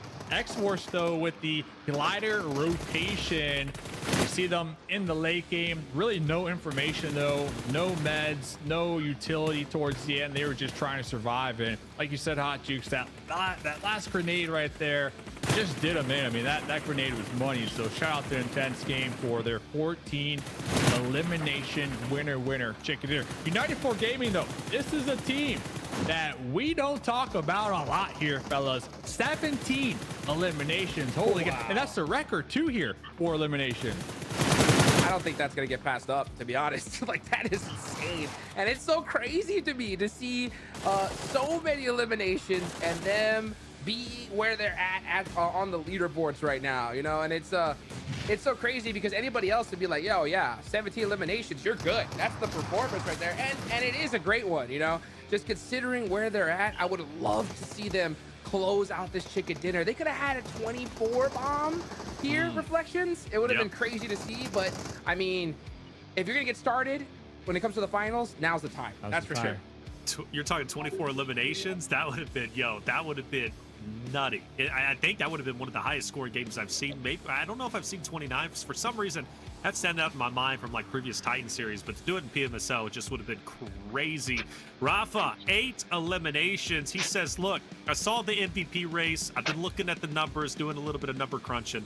I'm ready to take my spot in the top 5, and he might as well have just done that with the 8 he was able to accumulate. Wonderful job. That's a 24-point game for Intense Game. And this is a roster with Padrino, Adrian. Again, Adrian, a wonderful player who's had so many great moments. Silence and Rafa, who could very well elevate themselves up the leaderboard. 24, United 4 Gaming with 21 themselves, much needed. They started the day, I believe, around 14th, 15th place. Surely they're going to be on the front page after that one, potentially even getting closer than that. But I do look at X-Force. Again, Hot Jukes, the consistency, right? That's what we need to see from North America. X-Force, if they can consistently get first and second place, I mean, my goodness, they're within top 3 running without question. For sure. I mean, there's still a lot more matches left to go, and we're seeing some big movers and shakers here, right? I mean, to see a team on the bottom pull out 17 eliminations, you got to give these guys their flowers for sure, you know. And it's still crazy to see a 17 elimination game and you not have the most points. Sure. Isn't that crazy?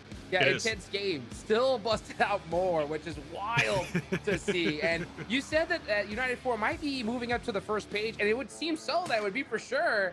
But unfortunately, they don't, right? So that only moved them up to 11th place. That's crazy. That's honestly, like, what?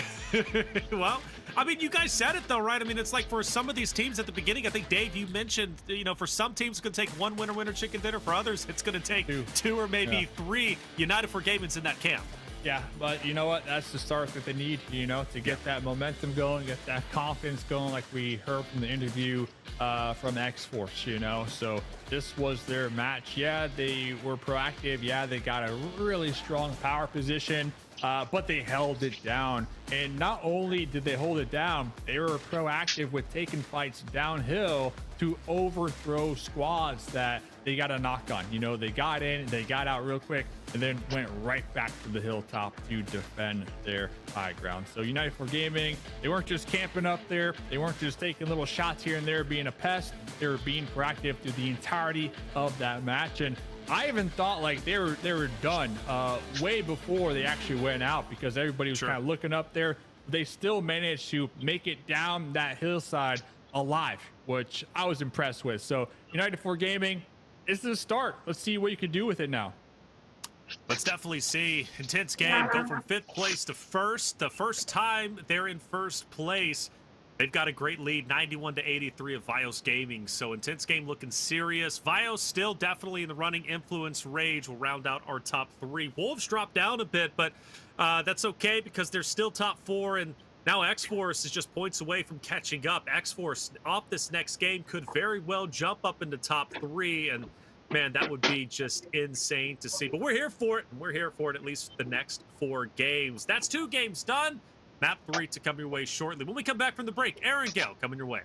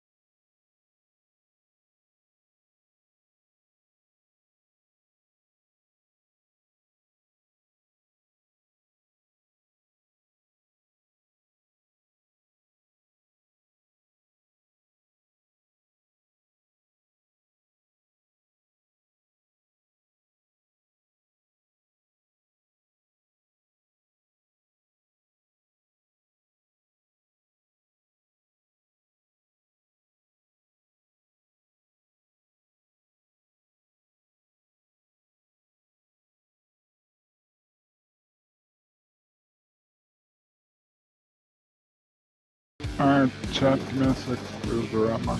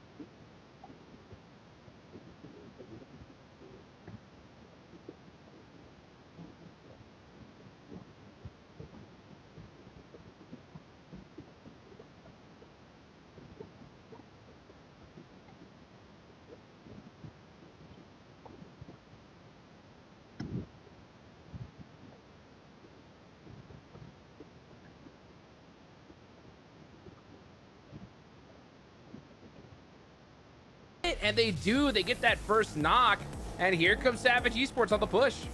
Savage on the push. Oh, and also I mute Queen because some of the songs and stuff like that are copyright. So whenever no gameplay, just mute. Ground, but just a sliver of health. The first shot is missed, but Nunez can't capitalize on the mistake, and he falls to all fours. And now you got Higor starting to move in himself alongside the other remaining teammates of Bios Gaming. I am a bit worried going up those stairs. It's tough to do. It's a deadly choke point, and Higor's going to have to rethink a strat. How do they want to attack this? Look, the best case scenario, they're walking away with just the two of them. But hey, they can get this team wipe on Savage. They'll be feeling pretty good. But the unfortunate thing, Jukes, all 4 members of Savage are still alive, right? So Bios Gaming in a tough spot. This is the play, though, right? Honestly, full send it. Oh, you wanted to get in there, but you didn't realize it was already taken. Yeah, if you're Bios, just commit to the fight right here, because trying to survive with 2 players, you're probably not going to get very many points. So, oh my gosh, this already smoking. Marlon putting that pressure. Higor needs to get this knock. He does. All right, going for the second. Fry, dude. Snacks Marlon. down. I don't know. I mean, is Marlon that guy? Marlon might very well be that guy with the jump shot. One more through the window, still full health. A chance, and a good chance at that. Marlon, they're pumped up on the stage, as they should be. They'll walk away with 2. Bios Gaming says we're not going to be the first team eliminated, and they make good on that promise. Wow, put some respect on their name. They lost 2 of their squad mates, but my goodness, coming out on top right there. So in all fairness, Savage, they're the ones who dropped Milk to Power, so Bios Gaming kind of dropping on their home turf, losing 2, but they're walking away with 4 here, Hot Jukes. Let's go, man. You saw, I love seeing pop-offs right there. I mean, he got that squad vibe. And just stood up, looked over to Savage and said, that's what you get, baby. That's what you get.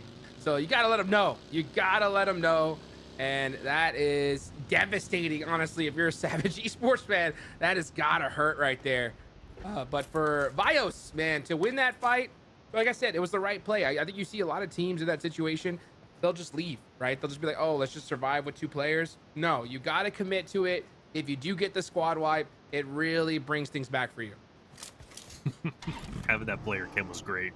We don't oftentimes get too many reactions, honestly. Teams like to remain poised, but the fact that they popped off like that on the cam was solid. It just showed how important it was, right, for them to win that fight. And they did it in front of a live audience, by the way, which they've got a decent amount of people there rocking their favorite team jerseys.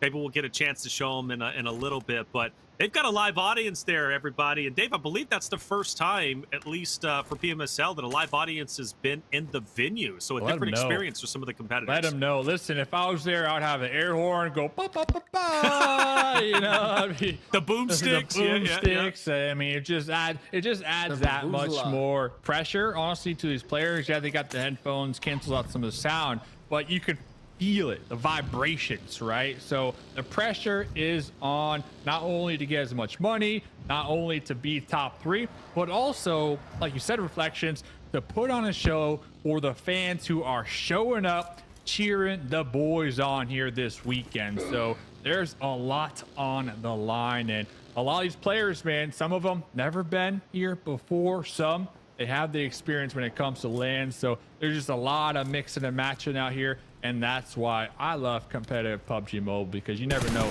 what you're going to get. Savage Esports taken out, walking away with 2 points going the way. So looking at the champs from last game, or almost the champs, almost getting that win. I'm calling them the champs because they had the most elims.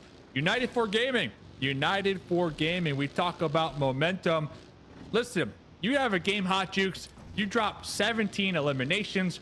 You already know you're coming in that next game. You're like, yeah, I'm ready to go. Let me in. Let me get back in the match sooner. So United for Gaming, I'm looking at them. Dude, they got to do something here. I mean, if they want a shot at top 3, honestly, they need those back-to-backs. They really, really do. I mean, they're still sitting in 11th place with 49 points.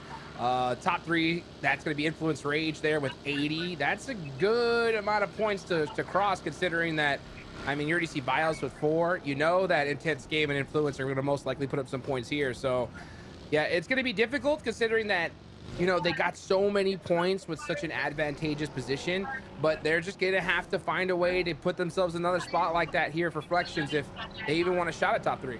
Without a doubt, they got Royals of War, Loops just ahead of them. For Alpha 7, they've made quick work on the rotate. And I don't know, I'm feeling it. I already gave my answer. I'm thinking X-Force is taking this, but I'm feeling it. I'm feeling a good game for Alpha 7. I really am, and I think they're going to start making things quite interesting. Revo does go straight into Victix. We're not on board with it, but it looks like he might be crashing into the building. I don't know what this play is, because now you got Royals of War rolling in, and Revo might be taking on an entire team by himself. Oh, no. Hey, he could do it. He could do it. His squad mates, they're going to be pulling up. We see the vehicle indicators out there. Okay, we got some support. Ergod with the UMP swapping to the grenades. Tonka also in the front line. There goes Victex. Revo still alive. Got the reload, but through the window, catching a couple of bullets right to the dome. Hot Jukes. Dude, they got caught off guard here. Nice shots there from Carrillo, as always. But, I mean, they're behind the 8 ball here big time. Ergod puts him down to 1 HP. Carrillo knows that if David catches this off angle, he's done for. And it looks like that might be the case. He does find it, turns around, but Alpha 7 out just like that. Guys, there's no way Revo There's no way. collapsed in on Royals of War thinking there was somebody in the house, right? I mean, he was just wanting to lock in that hardcover POI, or do you think Revo knew and wanted to challenge this solo on Royals of War and really felt like, okay, I'm going to take this solo out because it's an easy win? What was going through their heads, you think? This sucks. Yeah, this sucks. You know, like, honestly, I think they just went to that building, and I mean, good up on Revo for not just like running straight in. He opened the door, just spotted a Royals of War player. I was like, oh! You know, and the rest of the team tried to support him. It just didn't work out. I mean, it's a tough situation for them for sure, but good up on Royals of War to get that full squad wipe with everybody up. That's a big win from them. I mean, without question, we'll get on board with them later on. Royals of War feeling great. They just knocked out one of the top dogs. Now we got the real top dogs going at it. X-Force, Influence, Rage, a big fight for both regions, for both teams. You could argue either one who wins here could do a lot of hurting on the top 3 run. X-Force trying to break into top 3. Influence, Rage trying to overtake Vios, and then ultimately intense game if they can do it. Reflection shoot, but To Survive is trying to third party this one too, man. And they'll do it. Klaus gets law. Dude, X-Force, honestly, these guys are on point this tournament. I mean, their fight timing is on point. They realized it. They're like, oh, you know what? Let's go for this fight. They got a little bit of a whiff that Shoot to Survive was going to possibly third party this, and they left. You talked about it early, Reflections, right? Their decision making, their time to get aggressive. These guys have shown that they've been putting in the work, and they are making the right decisions at the right time, right in the finals. They're playing at their best right now. I love to see that play from X-Force. Yeah, disengaging sometimes is the best play, and they'll let Shoot to Survive and Influence Rage fight it out potentially. Meanwhile, X-Force will rotate north and potentially swing right to the eastern side to come up behind VIP a little bit later on. Meanwhile, we transfer over towards Team Liquid, who luckily have AGG in front of them. Luckily, no one's going to be behind Team Liquid, so everybody's in front. They could just focus on everyone, and it looks like they do have gear this time around, Dave. Yeah. So that is a huge plus compared to the last game. They got gear, and you know what else they got? They're in stage 2 with the whole squad alive, because the first 2 games they lost a member real early on. So they're doing a lot better. As I say that, Mystic catched a couple bullets right there through the window from the Wolves. Not really appreciating that DP fire right there, but they're going to be okay. Looks like we got a little standoff over here. The Wolves are in the area with a soft split going on. AGG down in the south. And then, of course, like you mentioned, Team Liquid still healthy and pretty dead center, too. So that's pretty good for Team Liquid. And kind of going back to what you were mentioning, Hot Jukes, like X-Force recognizing, hey, this is our moment to pull off. They did it just in time, because guess what? Now, Influence Rage and Shoot to Survive, now they're clashing in the mix. And remember, these were the 2 teams that were right on top of X-Force. Meanwhile, when this is happening, X-Force are getting a nice, clean rotation. Yeah, when we saw X-Force push up on the Influence Rage, they were so far outside of the circle, so they're like, all right, this should be a fair fight. And even though it was out of zone, they they saw Shoot to Survive, and once they realized that, they're like, oh heck no, we can't take this fight at all. So now X-Force are looking that they're gonna out-rotate them, but they still got a massive rotation. This zone is terrible. About, what is this, 80% of it's in the water? Keep the map up. If I'm Inko right now, I'm doing this all day, man. Oh, yeah. All day. Because look at this. How many teams we got live? Pretty much everybody. There's not a 14. lot of land. There is this is all the land. This is all the land right there. That's it. Watch that zone go south. Watch it. Watch it go 9Z's down already south. going too. 9Z's going you're straight crossing over the water, to yeah. military. Loops look like they might be wanting to go military. Yeah, I'm trying to get military. I agree with you, Inko. I think they're going to go ahead and rotate over towards military as well. X-Force, Influence, Rage, Shoot to Survive, still very close to each other. X-Force needs to stay ahead. For Wolves, they got the hoopty, and they are desperately trying to get to this gas station, and they'll get there. And you're right, it's very smart because this is one of the very few buildings that's going to be in this very, very tricky zone. Yeah, I like the fact that they were doing a 2-1-1-1 split, and I was getting a little bit nervous for them because I was like, man, if a team crashes onto that building where Juancho is, he's going to be, you know, pretty much toast. But the second they saw that zone shift, they said, let's prioritize this bridge, because in the case that circle does go down south, they are going to have a clear path, right, to be able to make it across. They know nobody is down south, because who would have bet that the circle would have gone down here, right? So a good decision for the Wolves. Crazy, absolutely insane. It's nuts. It's like Vios also sending one of their squad mates down here to try to survive just a little longer. But Coops right here between the buildings, taking some shots. He needs to leave. Taking some shots. So both these squads going to be just trading back and forth. They are in the play zone. So they're big chilling. They're going to be turning their attention out here in the fields now as, well, the team that dropped a 17 elim last game going to be eliminated 14th right there. Such a challenging push across these fields that not only are the Wolves looking over here, also Loops here for Reflection. So it's a deadly field out there to be rotating through right now.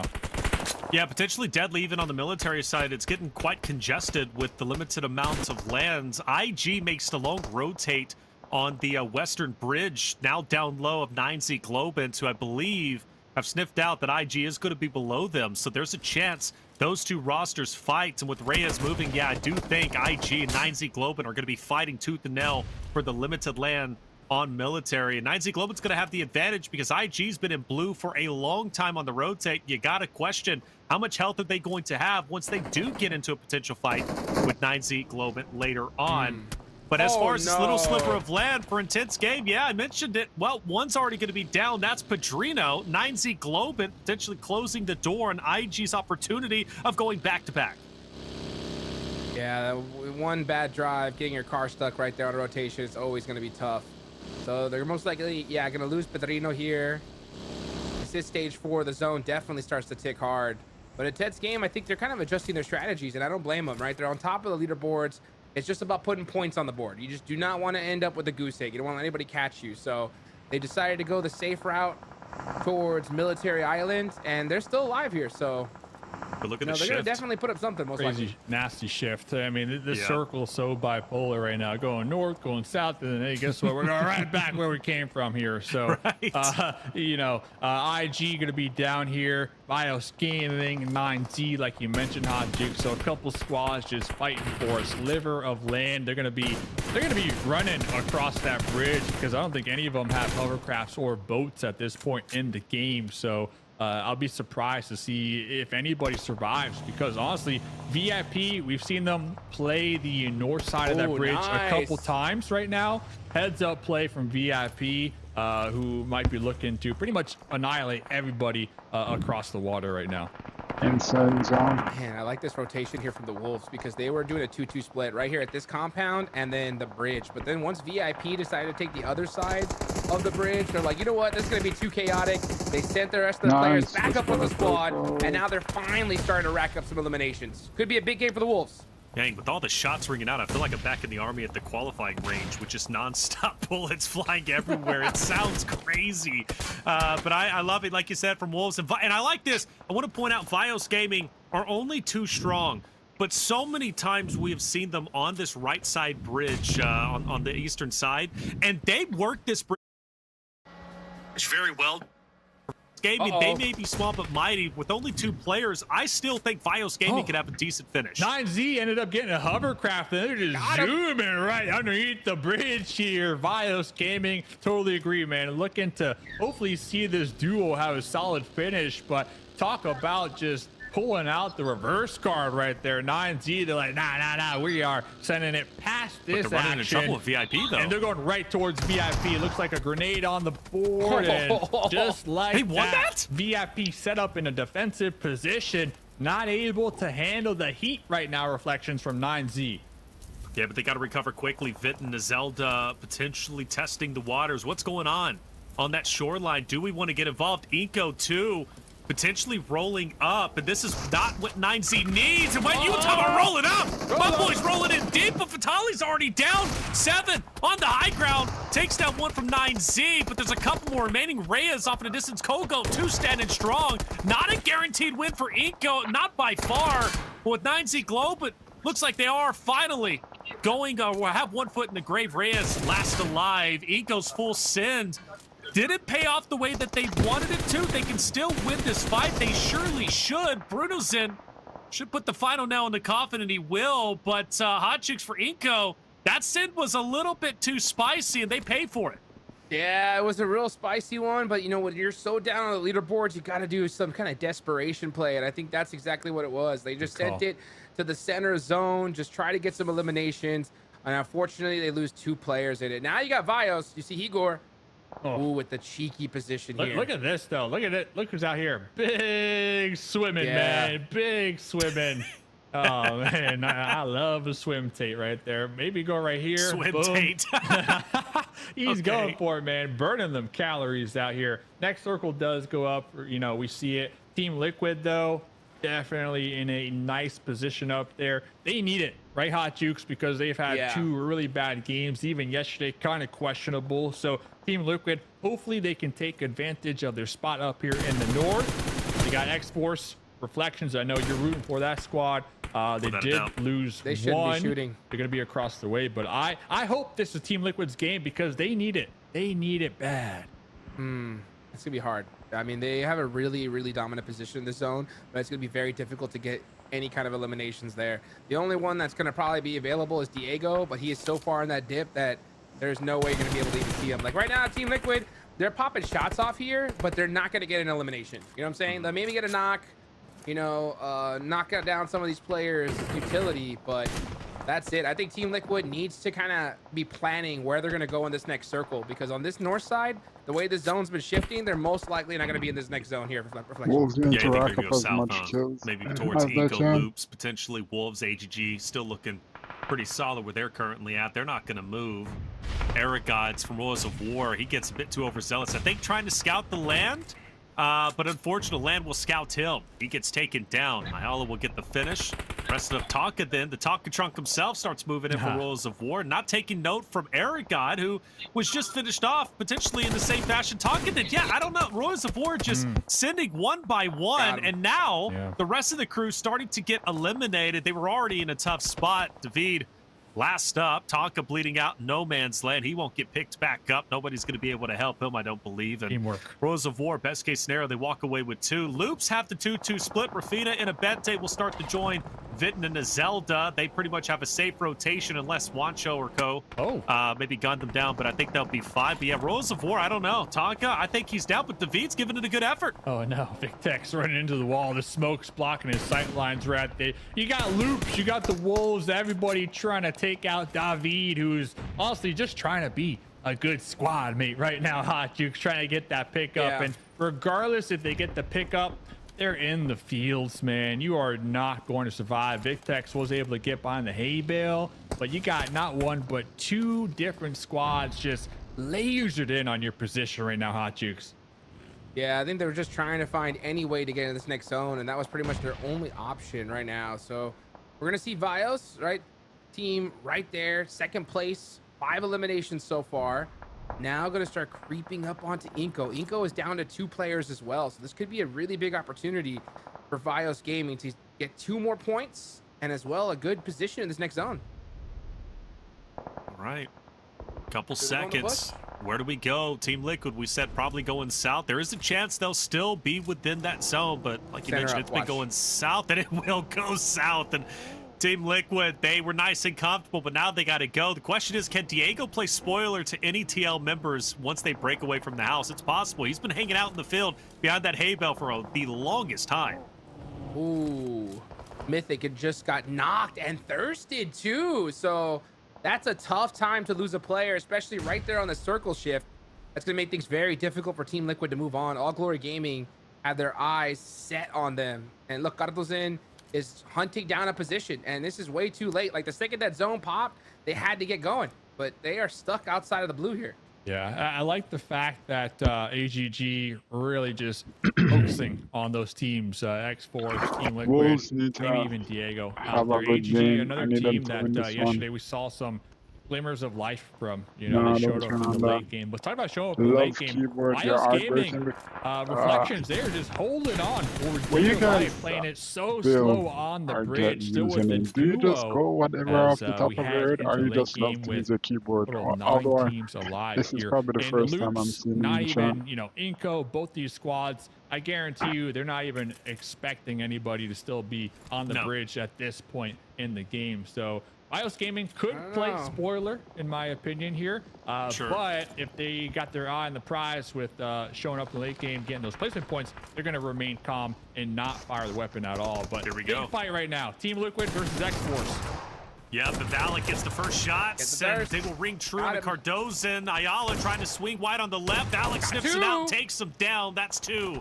Team Liquid break away from the hard cover, and Valak is a one-man army, taking down all of TL, including Chief, and we'll see you later. Wrap it up, send it out, but it's not over with AGG. What? AGG rolling with the car and take down Valak. And I'm going to be honest with you, boys, I don't think that was dessert from Valak's side. He just took down TL in a heroic effort, and then he gets run over by 4 wheels. What the heck? All Glory Gaming have been just in that spot with no eliminations for so long. I think they were just like, come on, let's get something here. So they send it out of position and are able to eliminate X-Force. But that's great, because that now eliminates that entire backside for them, right? Yeah, now they'll have to look forward imagine. and try to get some more points on the board. But our top 3 teams, boys, are still in this game. They are hanging on for dear life. Did not expect that at all. Big fight right now. The Wolves. Jump shot baton right there.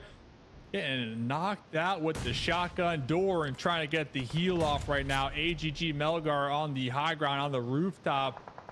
The squad mate Guapo getting the Molotov. They knew exactly where Dorn was. They got the grenade, they got the molly, and the Wolves after that push, they're down to just Coops. And Coops on the edge as well. He's got a lot of open ground in front of him. He can't get away. And mind you, Diego's still out there. It's the battle of the solos. Influence Rage Diego, the solo from Wolves and Coops.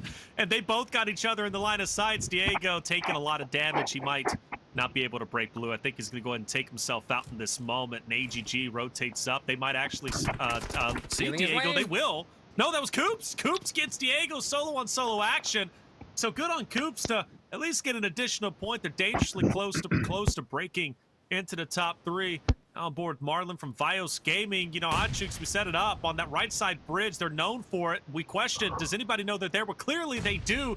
But the nades, they're not connected. Vios Gaming can still hurt Inco in this moment. They're going to have to. 20 seconds off the clock. They are outside of the position here. So they're going to be pushing up into them any second now. And there's going to be a clean fight. I don't see All Glory Gaming really pushing this. Oh, actually, they're already on the move here. They are going to push this. Yeah, so they are full sending it towards Inco. That could be a perfect opportunity for Vios Gaming to third party this. And they're keeping Guapo in the backline too to continue to deal with Coops and make sure Coops doesn't have the opportunity to backfill him. So AGG setting up for a win here. First stop though, they need to take out Inco. And kind of going back to Vios Gaming, look at this. They've been playing so calm, so collected. Inco, not even a clue, Reflections, what's lurking in the corners, in the shadows. In the shadows, man. In the shadows. Got to put on those NVGs so you can see what's out there, because sometimes you just never know. Now they know. AGG behind. They're coming in hot. They just took down Valak with his heroic effort. earlier in his fight against TL. Coops Wolves down, finally gone. 6. Vitten will take down Coops. Coops Ah. trying to be the hero, the last stand. 6th place is where Wolves will end with 3 eliminations. Now we're down to our top 5. Eco, Intense Game, Vios, Loops, and AGG. And you got Eco right in the middle, right? So Vios Gaming managed to stay alive. Marlon, I can't believe it. A sliver of health. 7 wants to take him out. He can't. These rocks are tricky here on the edge. And AGG unrelenting with the utility. Vios just barely so into this known. There it is. Oh, there they got it him. is. That was huge. That was big. Now Inko, they're gonna need to worry about 2 separate angles as Vios just kind of nipping at the heels. Meanwhile, while this is happening on the East Coast, we got Loose Big chilling on the west side, setting up for winner chicken dinner. But let's see how many more eliminations AGG can get right now, Hot Jukes. Let's just see. I mean, Intense Game still has Adrian alive too. He's sneaking away some more placement points here. And that's the team on top right here. You can see him right there on the bottom left of the map. Right now, this is the fight right now. Eco, Bruno's in sandwich. Ooh, Igor gets popped. And this is it, guys. This is the last zone here. So this zone, once it closes, it's gonna go down to nothing. You know what's crazy? Vios Gaming has been with 2 players for the longest time. Is this finally the end? Marlon's down. I believe Igor the last alive, and Vios will be eliminated. But what an effort. I mean, to secure a top 5 finish with 6 elims, they're going to walk away with more points than potentially Intense Game, who's top 3 with 0 elims. Eco finally gets active as HG knows. No more Vios Gaming. Well, no more Eco as well. And AGG looking to secure their first win in the finals, their first win in a considerable amount of time, at least when it comes to our 2025 spring season. And Loops is their true competitor. I mean, you got Adrian, yeah, but I don't think he's going to play spoiler. So it's Loops versus AGG. Who's going to take it? Yeah, I want to see Adrian. I want to see him get wiped out now. That way we got a clean 4v4 here for the final stage 9. Adrian just surviving. We see his backpack emptied. There's smokes on the floor. There's first aids on the floor. Melgar going for a little vehicle repair right now, as he's gonna need it. They just prep up for what's to come here. Looking at the utility, yeah, they used a lot of it on the Wolves fight, you know, moments ago. So not a lot of smokes here, Hot Jukes, not a lot of grenades, maybe 1 Molotov. So that will play a factor here as we get to the end game. Last zone. You got to give the positional advantage to Loops here. I mean, they have the gas station to their advantage here. All Glory Gaming, I think what they got to do is get those vehicles, full send it to the right side. They're going to get just punished while that happens. But while Rafina is focused on Adrian, this could have been a big opportunity for All Glory Gaming to try to push across here. But now the Dion is done for. Loops have their eyes set on one team only, and that's All Glory Gaming. All right, this could be Loop's 4th win during the 2025 season. Meanwhile, polar opposite for AGG. This could be their first win this season. And what a time to get a win when it matters most, when you're trying to scale up the leaderboard. Let's go. They could do it. They could do it now, but a lot of open space in front of AGG. Same thing can be said for Loops, but Loops has the 2-2 split, so it's a matter of where does AGG focus? You said it, Hot Jukes. Maybe go up towards the northern side, focus on the Zelda, Vitten, but they're not making a decision. They're kind of staying put, and Loops is okay with this because they know eventually AGG has to move up, and when they do, they're ready to gun him down. And Melgar gets a bit aggressive. I can't believe he survives and is able to lay down fire downrange. Gets across, gets taken out immediately. Guapo's going to be running on foot. He's keeping an eye on his teammate here. But yeah, All Glory Gaming are getting picked apart one by one. It's all up to Guapo. All up to Guapo indeed. A chance potentially clutch up. You got another member from AGG, but it's not going to matter. Loops hold their ground. They win the push to gas station, and they will secure their 4th win. More importantly, their first win in the finals. And boys, another high-scoring game. 14 eliminations. Loops have remained dormant, Dave, for the longest time. Day 1, nowhere to be found. Day 2, midway point, game 3. They said, okay, time to wake up. We're going for gold. Yeah, you can see that win right there, 14 eliminations. What that does for a team who might have been in the slumps just a little bit, you know, not feeling too hot. You can see pumped up, jacked up, feeling good. Almost 2,000 damage done that game. for the Loop squad. And that 2-2 split at the end, they're just able to hit them at all the angles, honestly. So GG's to the Loop squad, but also impressive, second place for AGG. Remember, they were in the north. They had a lot of neighbors around them. They had the Wolves, they had Team Liquid, and they were able to manage that, but also be proactive, Hot Jukes, and go to the coastline and get involved, get some additional points on the board as well. But let's check out the replay, because remember this? Savage Esports up against Bios Gaming, and this is where they lost 2 of their members early on. Oh boy, what a play. This one got me hyped for this match right here. Big old 2v4 situation. Marlon making the plays with that shotgun. Goodbye. And then we see Alpha 7 get the rug pulled out from under them by Rolls of War. That was a crazy start to this game. This circle was so difficult. Reflections. It was bouncing back and forth and back and forth. It made it so hard for these teams. Yeah, it was weird, man. To see that much water, it happens very rarely. That's the first time we've seen so much water on Erangel, at least during our finals, but it was punishing without a doubt. Alpha 7, that blunder it had my head scratching. I can't imagine Rivo thought there was a player from Worlds of War in the house, and once he finally realized the rest of the team rolled up before Alpha 7 could get there to help him. But it was a decent game, at least for a couple of others, though. I mean, Bios Gaming staying alive. Like we mentioned, that fight against Savage early on, they're down to 2 members. Savage is the first team eliminated, yet Bios finishes with a top 5 performance, 6 eliminations as a duo. Doing stuff like that secures a top 3 finish any day of the week, but you got to give credit where credit is due to Valley, taking on the entirety of the TL roster, taking them out, then an unceremonious ending as AGG rolls in with the car, runs them over. I felt like it was undeserved, but sometimes, Dave, that's just how it goes. That's just how it goes. AGG continuing to show up in the highlight montage. They had a couple Molotovs, a couple grenades. They took out the Wolves and immediately went to the coastline to deal with those stragglers out there. Loops' game, curious to how many grenade eliminations they got, because multiple times here throughout this match, we see them just lasering the heat-seeking missile, as Hot Jukes would put it, with this grenade. So on point. I love that player cam right now. I mean, we saw Nozada pumped up, happy. That win feels good. 4 eliminations going his way. Vitten, we saw Vitten round 1, round 2. Correct me if I'm wrong, but wasn't he like number 2, number 3 on the overall MVP reflections? He was up there for sure in top 5. Yeah, I'll double check. But yeah, Vitten he's been good. He's been good.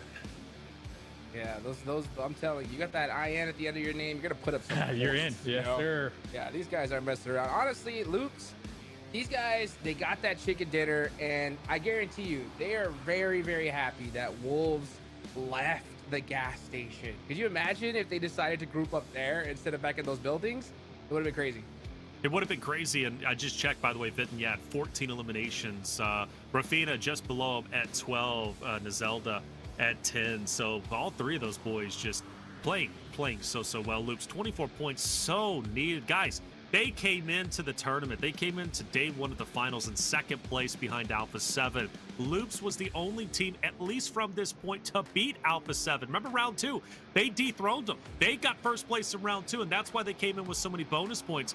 But once finals started, Loops just wasn't the same. Maybe this is a turning point, the halfway point of the day. 3 more games to go. They realize getting closer to that threshold, whatever it's going to be and whoever it's going to be by the end of the day, is just so important, because once again, tomorrow, Smash Point. Tournament can end after 2 matches, guys. And if you're confused on that, we'll educate you on that in just a little bit. But let's look at the overall. Hot Jukes, what do we got? Who's moving up? Who's moving down?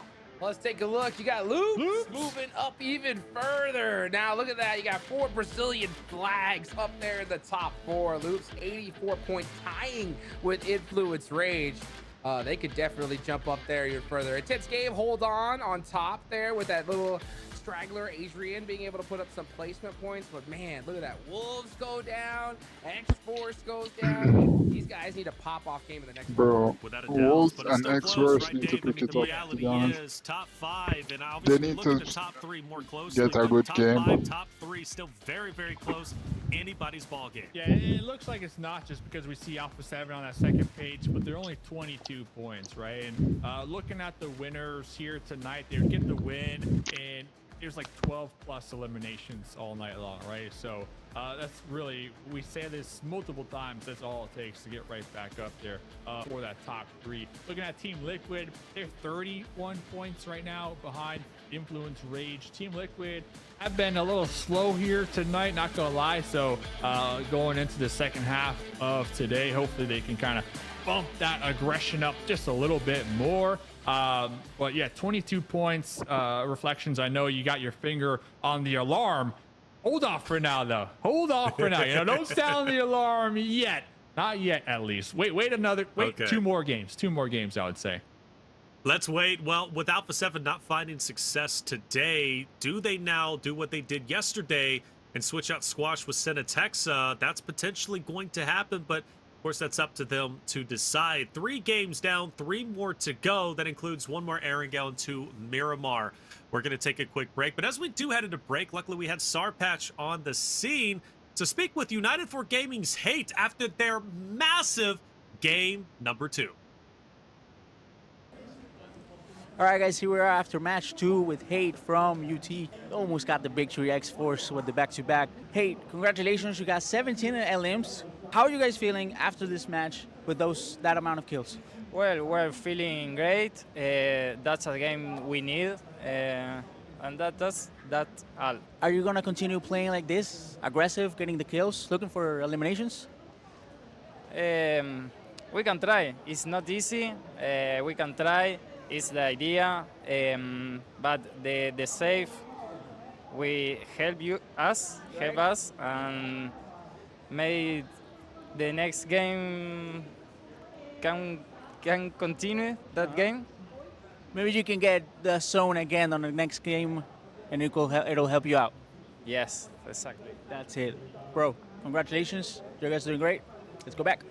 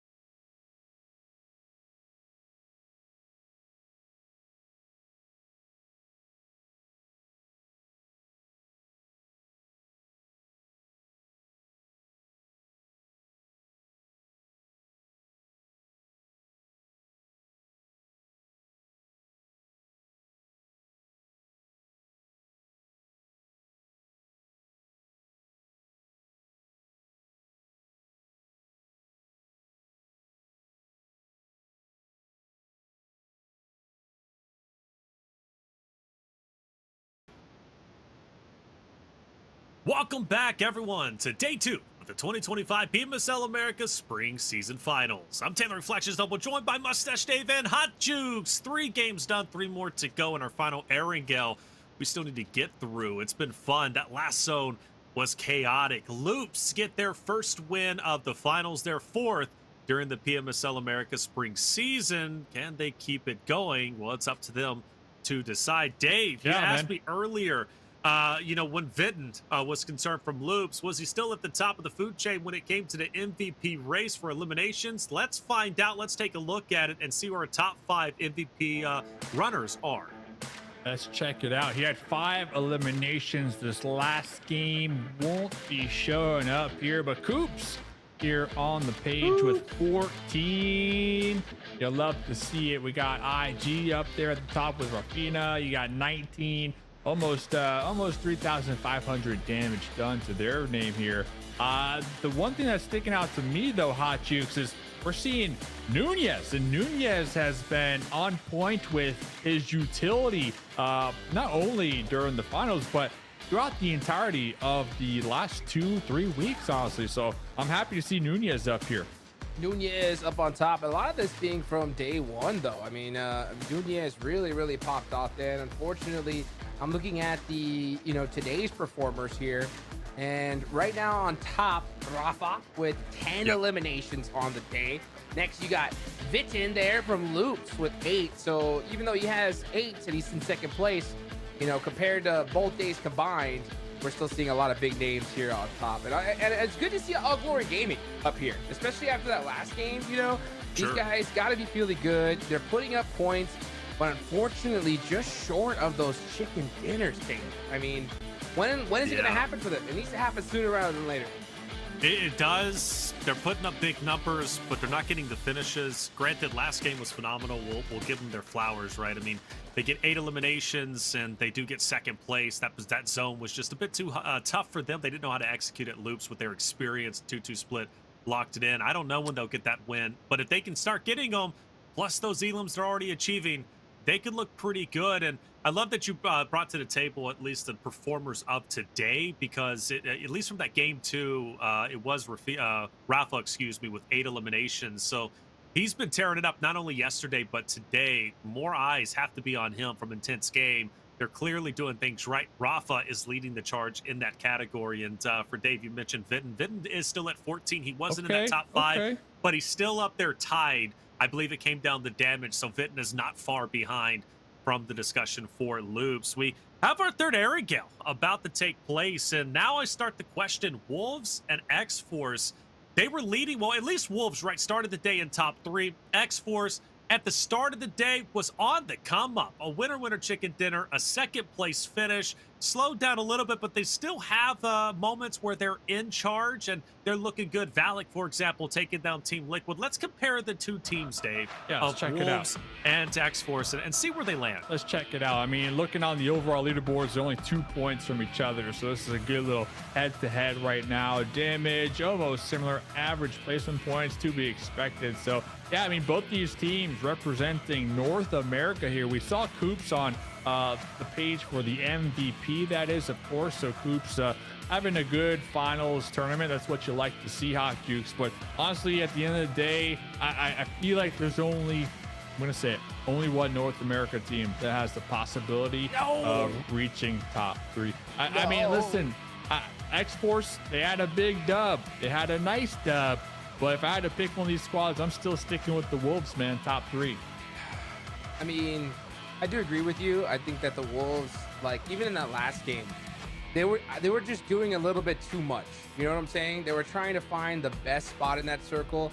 If they would have just stuck together, I think they would have had a little bit more success. So I kind of want them to kind of go back to basics here, because once they do, they're pretty much unstoppable. If they would have gone and chosen that coin flip to go towards the gas station, this could have been a 15 elimination chicken dinner for them, right? X-Force are getting hot right now. I think they are making the right decisions. They're hot. Personally, though, I want to see both these guys there. I really do. You see them with similar stats right now. I think it's totally possible. It's just going to be very difficult when you got, teams like Loops, Intense Game, these guys that have such pop-off potential on the top, right? But either or, I mean, it is still possible for both these guys to get there. I know we've reached the halfway point of this tournament, but it could be less than halfway, considering that Smash Point is still in play here, Taylor. That's it. Smash Point changes things up, doesn't it? Because whatever the threshold is by the end of today, so whoever's in first place, that will be the threshold. Then 10 points are added onto it. So whoever is in first, let's say they're at 200 points, going into tomorrow, the threshold to be eligible to win is 210. Therefore, 210, at least 10 points in general for anybody, whoever they get, whoever sets the standard, that's not a lot. You get that in one game. Now you're eligible to win the next game, and you have to win the next game or at least a game after you reach that threshold, which means theoretically tomorrow we will, we at least are not guaranteed 6 games, but 6 games could happen, but we can also end the tournament in just 2 games. So theoretically, we've got 3 games today. Tomorrow we can only see 2. There might be only 5 more games left to accumulate points to enter into the top 3 running to go to EWC. Left in the entirety of the finals for PMSL America's spring season. So it's time to get the work. Time is running out. There's no more, okay? 3 more games today, and then an unknown amount tomorrow, depending on how the players play. Bringing the conversation back, though, to Wolves and X-Force, you do have 2 players that are standing out and shining on both rosters. You mentioned how close they are in play style and also performance.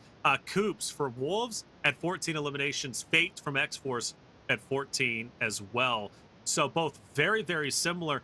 But Dave, one thing though that I do appreciate from X-Force, which was represented, and Hot Juice got super hyped up about this, is X-Force, they crashed in, I forget who they were crashing in on, but they pulled away. And chat was saying, like, that's a house that they typically full send that they die in. This time they're showing a bit more maturity and more of a well-rounded team. X-Force backs away. They're not scared to disengage, and which is totally uncharacteristic compared to their aggressive play style from spring and fall season last year. Yeah, trying to play for the late game, and I believe we were kind of commending them on that, because then we saw the 2 teams that were right on top of them get kind of stuck in a little cluster in those vehicles with the drive-by. Meanwhile, we saw X-Force with a casual cruise right through Milta in order to set up for the late game. So those are the calls that definitely get you to the top 3. The thing is, like, I'm just now starting to see them. So I guess in the scope of things, like, now's the time, like you said, Hot Juice, to really pull it all together and get the job done. But while X-Force were doing that big brain move, guess who was dead center? The Wolves. You know, they were dead center, big chill. They're just a little quicker when the circles do pop to make up their minds and get into a power position. So that's why I'm comparing both squads. They're only 2 points from each other right now. And if I had to, like, pick a North America team to move on to that next round, of course, I want them all to go. But I still got my eggs in the Wolves basket here, Hot Jukes. Yes, sir, indeed. Let's see if they're going to be able to get a chicken dinner. If it's going to happen, it's going to happen right here, Taylor. The last Aaron Gale of the day. Now's the time to shine. Now's the time to shine indeed. Last Aaron Gale, the last chance to play potentially your bread and butter map. It's been exciting. That last zone was incredible, and Loops took advantage of it with a tremendous win, elevating themselves up the leaderboard. How far can they continue to go? And for Wolves and X-Force, can they stop slipping down?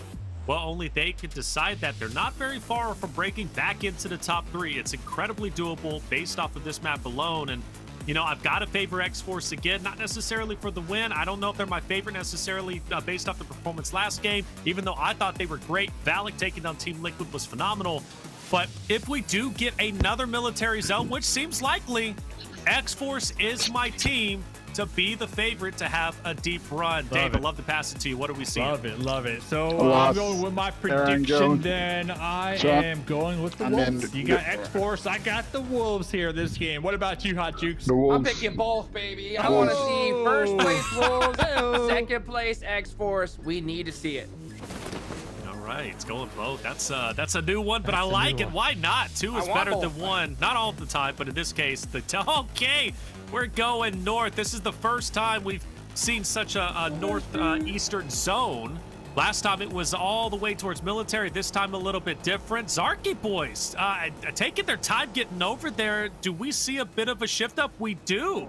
So Alpha 7 going back to their bread and butter landing location, their plan A, Lipovka. VIP potentially going over towards Zarky, but they've got a long way to fly until they get there. Yeah. Alpha 7 switching it up, Dave. How do we feel about it? Listen, I mean, they're just adapting to the plane, right? That's what you got to do here. And if I'm VIP, I'm forgetting about Zarky. You know, forget about it. I'm going straight to Severny, right there on the edge of the play zone. I'm going to loot the entirety of the city and really just set up for the mid to late game here. No point in overextending yourself here. So VIP, I love it. They got Severny, pretty sweet spot. And then, like you said, Alpha 7, they're going to be out there on the East Coast, kind of near United 4 Gaming and Mansion, who are doing some split looting right now. So all in all, both those squads setting up here for hopefully a strong Erangel to wrap up day number 2, because after this, back-to-back Miramars, baby. Let's go. Let's go.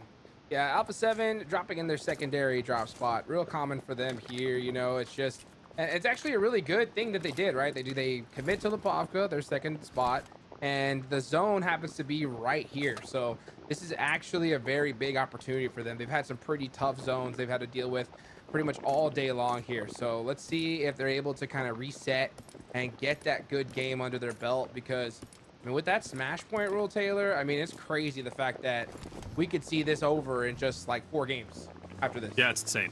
2 games. I mean, 2, Yeah.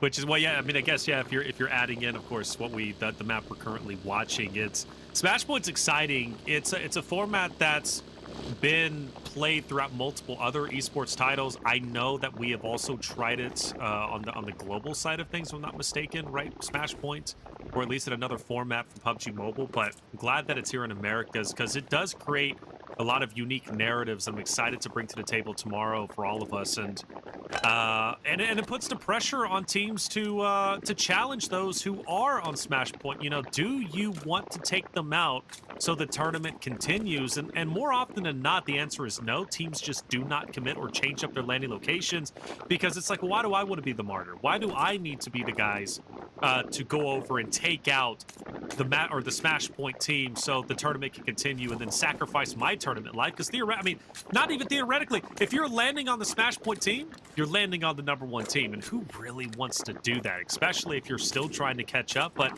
it's still a narrative nonetheless, and something we'll have to focus on when we get to that point. I do notice Alpha 7 is going to go up north. I was wanting to set up the narrative, Dave, where we get a rematch between them and United 4 Gaming, but it doesn't seem we're going to get that. Yeah, I think if you're like tomorrow 10th place on down, you should drop on the Smash Point team. You know, there's no reason not to. Worst case scenario, you get eliminated first, right?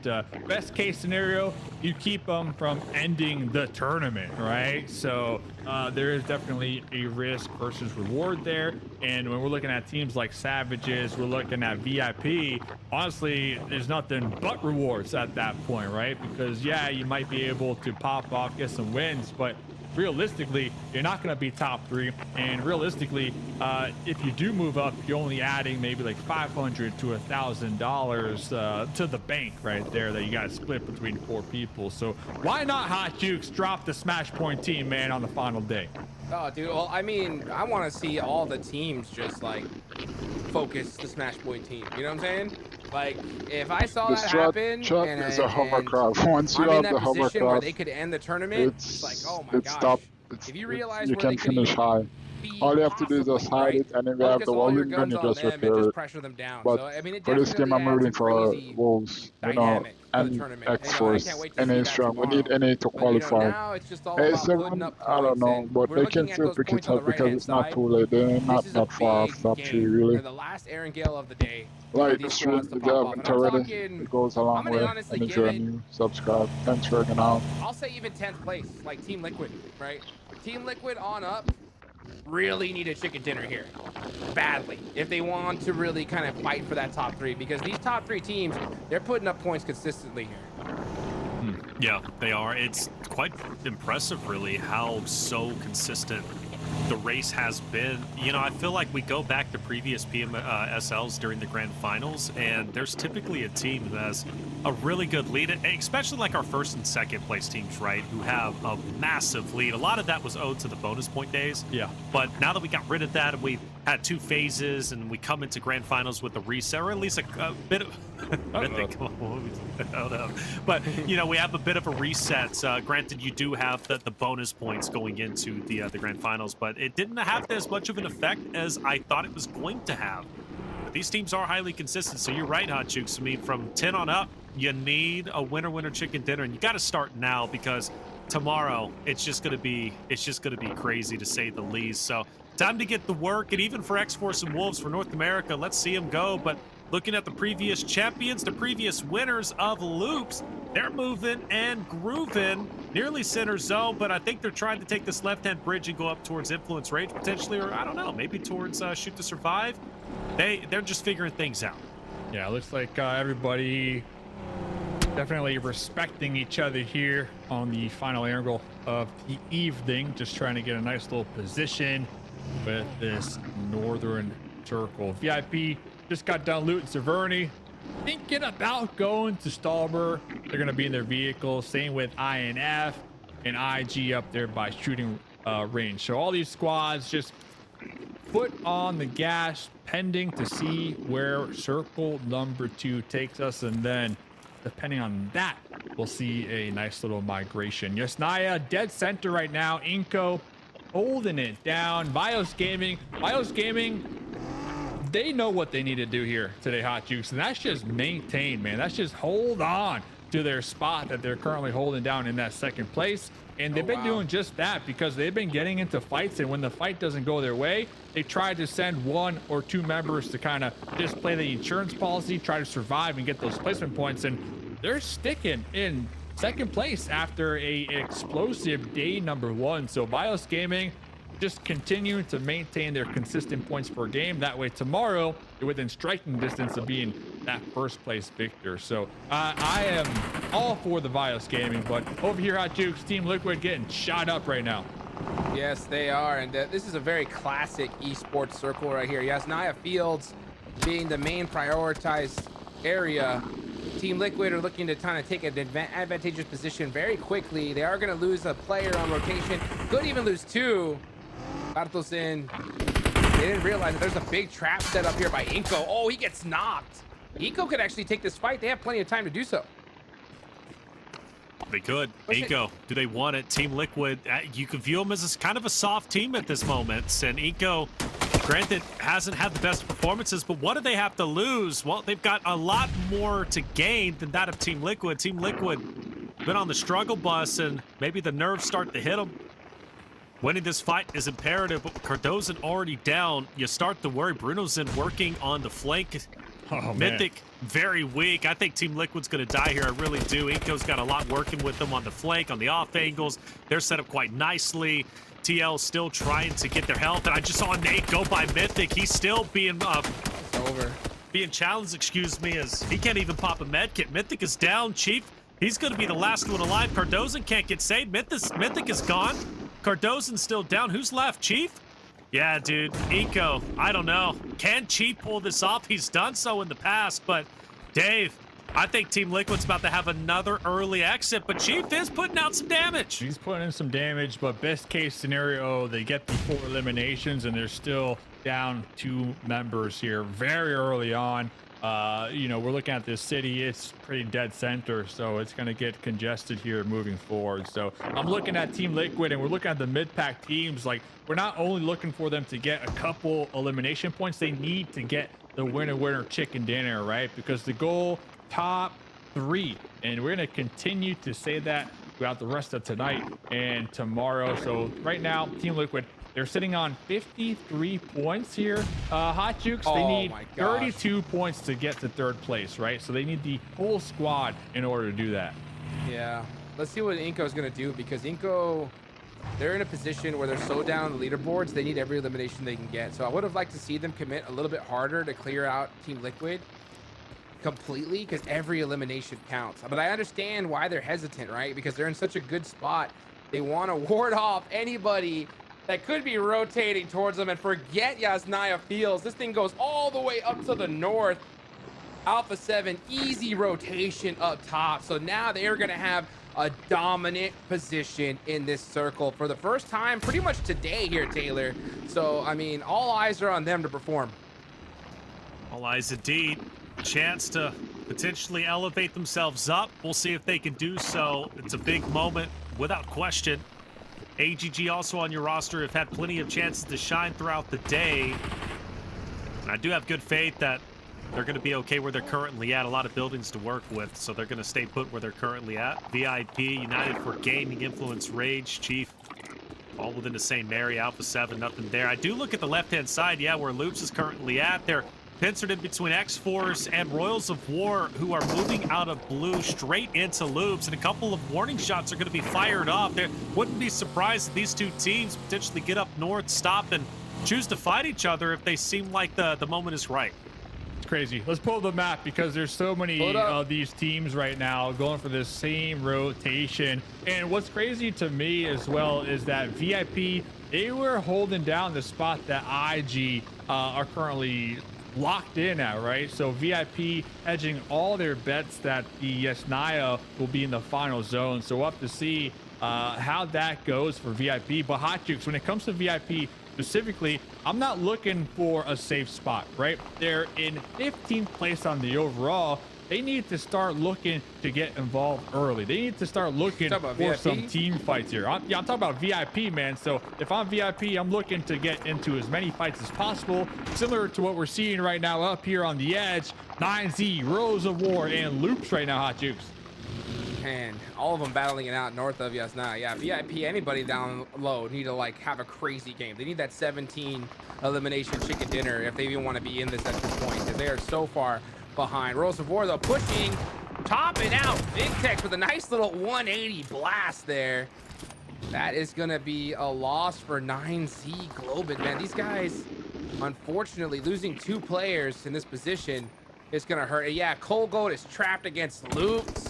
9Z are just getting picked apart.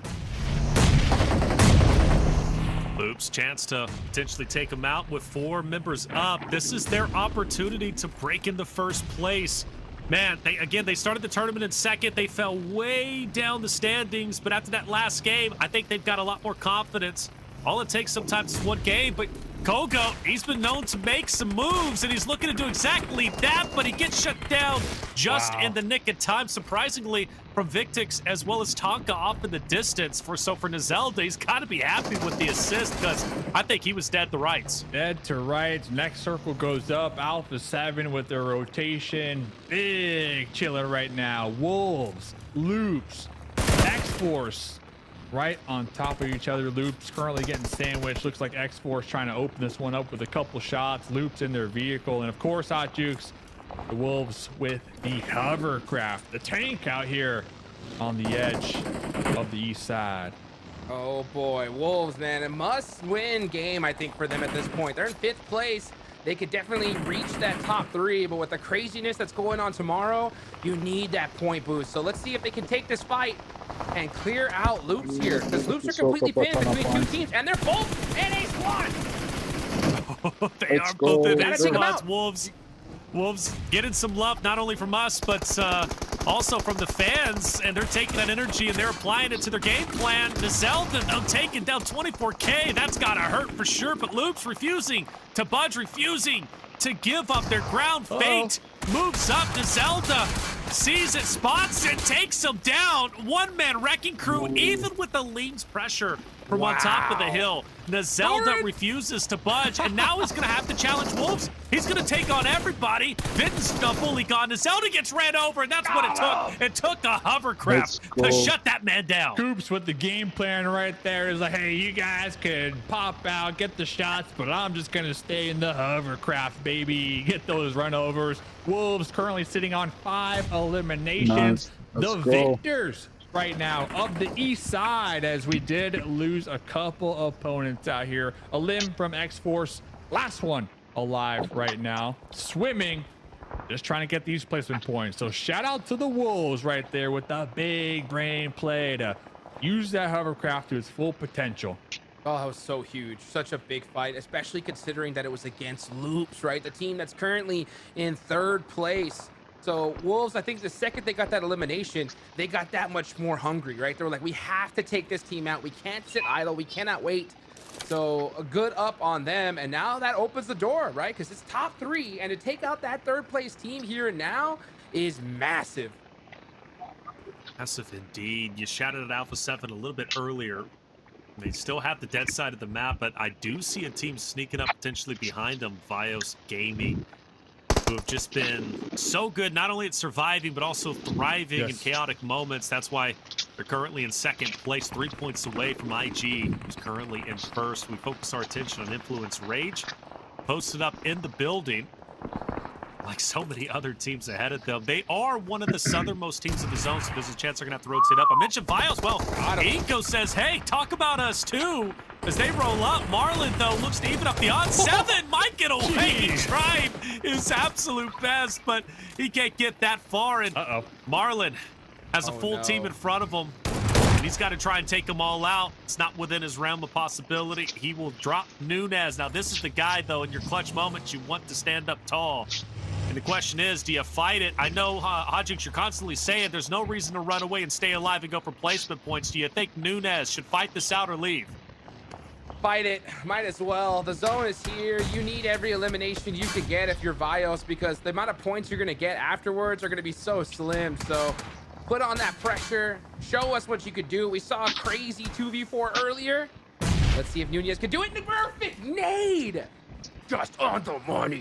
No more grenades, no more Molotovs. Over the shots. Yeah. And it's down range. They were just overlooking this the whole time, Hodgix, and you talked about it, man. You said might as well go for what you can get here, get another point on the board, because Alpha 7 still 4 strong right there, holding it down. Talk about holding it down. The Wolves not done yet. Gonna be trying to take out Rose of War, but once again with the 3rd party from Alpha 7, they're just warming up. They're just getting started here on this game. Oh, I want them to stay alive so badly. I truly do. They're still 3 up. Well, excuse me, only 1 up now. They might be in a bit of trouble, but yeah, only 1 up, right? It's going to be Wancho, who's currently driving around. Doran and Baton are going to be left to their own devices. Elite might roll up from the shoreline to take him out. We focus on Influence Rage in the house, and they've got a lot of teams around him who are trying to come up. Meanwhile, for Influence Rage, they're trying to maintain and even gain a little bit so they can break into top 3. With 4 players still up, this is a big fight for them to do or take. They do so on Melgar. AGG Melgar is gone. That was Law winning the fight. They continue to push forward. But Hodgix, they got a long way to go, and even though they do take the fight to AGG, they still got to take it to VIP potentially. Oh, they're out of there. MG3 versus VIP. MG3 versus VIP. That hurt. That hurt. VIP are out of here. They don't want none of that Influence Rage business. And they are driving right on up, though, to United 4 Gaming. Wolves get eliminated. That's a tough one right there. Influence Rage, an intense game. Honestly, intense game from their position. They have a big opportunity here to, like, set such a big gap between the rest of the teams. I don't think I've seen a team yeet it that quick like we saw from VIP right there. They saw the push. They knew it was coming. They got out of there. INF, though, trying to open this one up with Savage. A little run over action here. We still got Diego with the MG3. My dude's looking to fire it at something with a little drive-by. Running out of some ammo. But they are looking to take the engagement with Savage. Take this shoreline. Nice. Down here in the south. Savage still with a duo, cooking up some grenades. Here comes LaRosa, though, with something to say, Reflections. Yeah, indeed. Influence Rage. They want to take down Savage. That one's going to be just short of Snacks. And the car rolls up. The nade connects. A couple more damage points will tick. Diego hops out. Now Influence Rage might be in a bit of trouble. Savage trying to make this miracle run continuous. Snacks refuses to budge, refuses to bow his knee. Larazan also down. Lowboy gone too.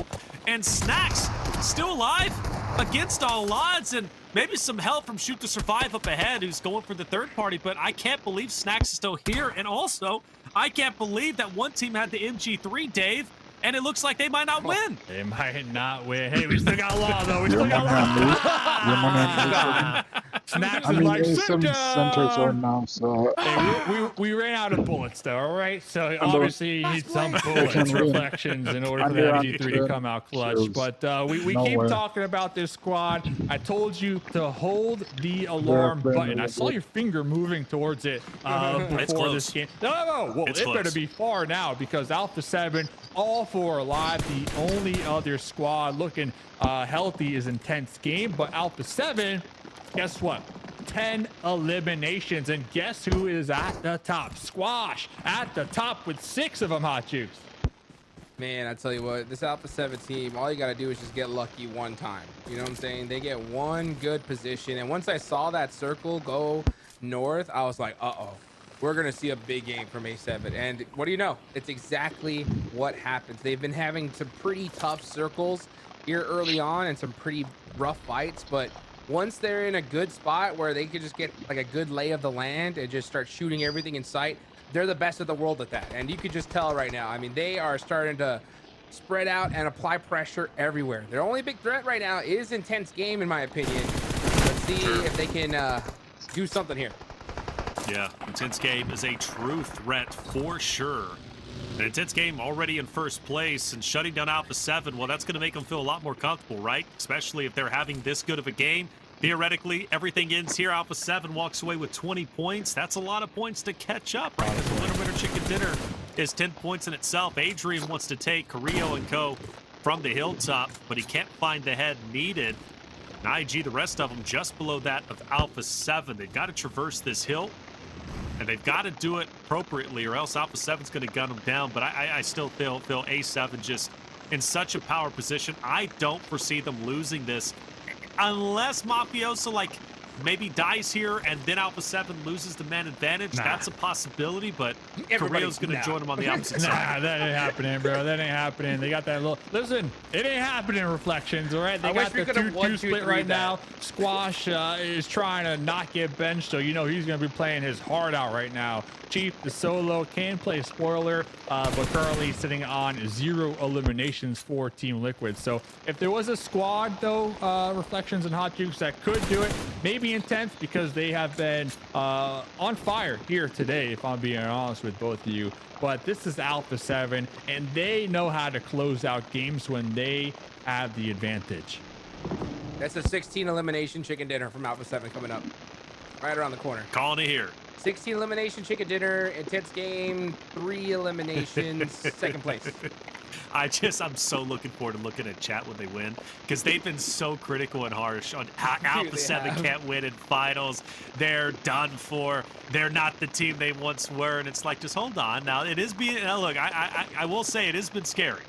Things have been looking rough for the Alpha 7 boys. I cannot deny that, but. Yep. They're still, and it centers right up on them. There's no way they lose this. I'm with you. 16 winner chicken dinner. Absolutely. Oh, Mystic says in the chat, if They're gonna A7 wins this, skyrocket NA is officially not getting up the top 3. Don't say leaderboard. that, Mystic. Don't say that. Don't say that. That's highly offensive, and look, that's a bannable offense. And you know what? Hey, look, they get circle. Get him out of here. Wait, they get circle and 2 crates. Carrillo gets 2 crates. But Intense Game. Hey, this rotation's actually really smart. They're going to. They realize. Yeah, they see that he's out of position here. Who knows what can happen? Let's see. Now Alpha 7 said no. We're Mafioso doubling back. Can he get there in time? Dodging. Looks like Silence still was knocked out, so Intense Game are going to be pulling back, focusing on getting that pickup, allowing Mafioso to safely retreat. Whew. That was good up on Intense Game right here, right? I mean, they did everything they could to try and take the advantage back. But let's see just how many eliminations Alpha 7 are going to get right here. Squash on a 1v1. Got to win it. Yep. This is a big chance to prove his worth. We've been critical of him. Chat's been critical, but Squash, this game has been on fire. Currently 6 eliminations. The top leader, the closest, is Mafioso and Revo, respectively, with 2 themselves. Squash has a crew coming up. He says, I'm out. I want to go ahead and join my team, or at least reposition for a better angle. I like that heads up. No reason to have too much ego in that spot. You know you could potentially win it up close and personal, but go ahead and disengage. Keep that spot, the power spot that your team is currently at. Yeah. No harm, no foul. Beautifully done. Heads up play from Squash. IG does get their teammate back in the fight, so it's still a 4v4 in regards to IG and ASO. Yeah, great call right there to double back, pull back, because they're starting to do the math, right? And it's just adding up. You don't know where these solos might be snaking it in the grass. You know there's going to be a squad over here that they're going to be focusing on and turning their attention to, but the solos, that factor, you just can't account for. So Alpha 7, love to call Hot Jukes to just group up, honestly, right now. Play basics, baby. I mean, they got the position, they got the gun skill. Put your back up against the zone and then just make it happen. That's what they're gonna do right here. So you can see them moving on over to this side. I really like it. They still maintain the high ground. Nobody's behind them. This should be an easy chicken dinner for Alpha 7. Honestly, I'm gonna say it right now, guys. If they lose this game, they're choking. Like, this is their game in on a silver platter in the bag. Cal, you don't want him to go there, do you? With an AUG. My finger's right there over the alarm bell. Finger out of here, man. Get it off the button. I'm ready to send it. I'm ready to send it. Casper down. Shoot to survive. Team Liquid running on fumes. Real storyline is between IG and Alpha 7 as it continues to be. IG does make some headway onto the hilltop, though, of Alpha 7. They're getting close. They're getting very close, and also taking eliminations away from Alpha 7's total. Taking down Casper, the other solos still alive. Rafa takes some damage from behind. Dark Light. He has some life in him. Dark Light will take down Rafa, and this could very well open up the door. In fact, I think it just did. Alpha 7 should easily take this nice nade. But does Alpha 7 push this? I think they should. They've got the man advantage. You've got IG, your main competitors, running on fumes with only 2 players up. You got Chief off in a distance. This is where I'm tightening the vice grip, and I'm taking down the rest of the roster. Gario up close and personal with the UMP, applying that pressure. Pedrino does have that DPS, though. You got to watch out. Alpha 7 needs to play this very carefully here. If Pedrino gets a couple shots with that DBS off, it can be very dangerous for them. Clock is ticking, though. Squash move gets the knock. Such Here a comes huge the game. collapse. Yeah, here comes the collapse. Not allowing that revive was clutch right there. UMP spray down, suppressed, but Squash Bro on the rocks here. Look for the jump down. Look for the shotgun. Silence not even able to get that Molotov off right there. And guess who is showing up in second place? Chief. 0 elims, second place, the last one alive for Team Liquid. Oh, gonna be getting a knock right there. But now all 4 members of Alpha 7 locked in here, looking to get their first win of the evening, and they get it, baby, with 17 eliminations. That's huge. Hey, Ajuk said 16 is not do you one better. We're going to go for 17 in the crowd. There they are, baby. Look how happy they are. They got A7 up top. She's saying it's hot in here because that action is starting to heat up, baby. Loving it for Alpha 7. And what is the narrative now, chat? I leave it to you. Is Alpha 7 washed? Are they no longer making it? Or is there hope? Is there hope? And I say that, look, that does not represent what I feel. Okay, I'm just saying. Sure about that, man? Does not represent.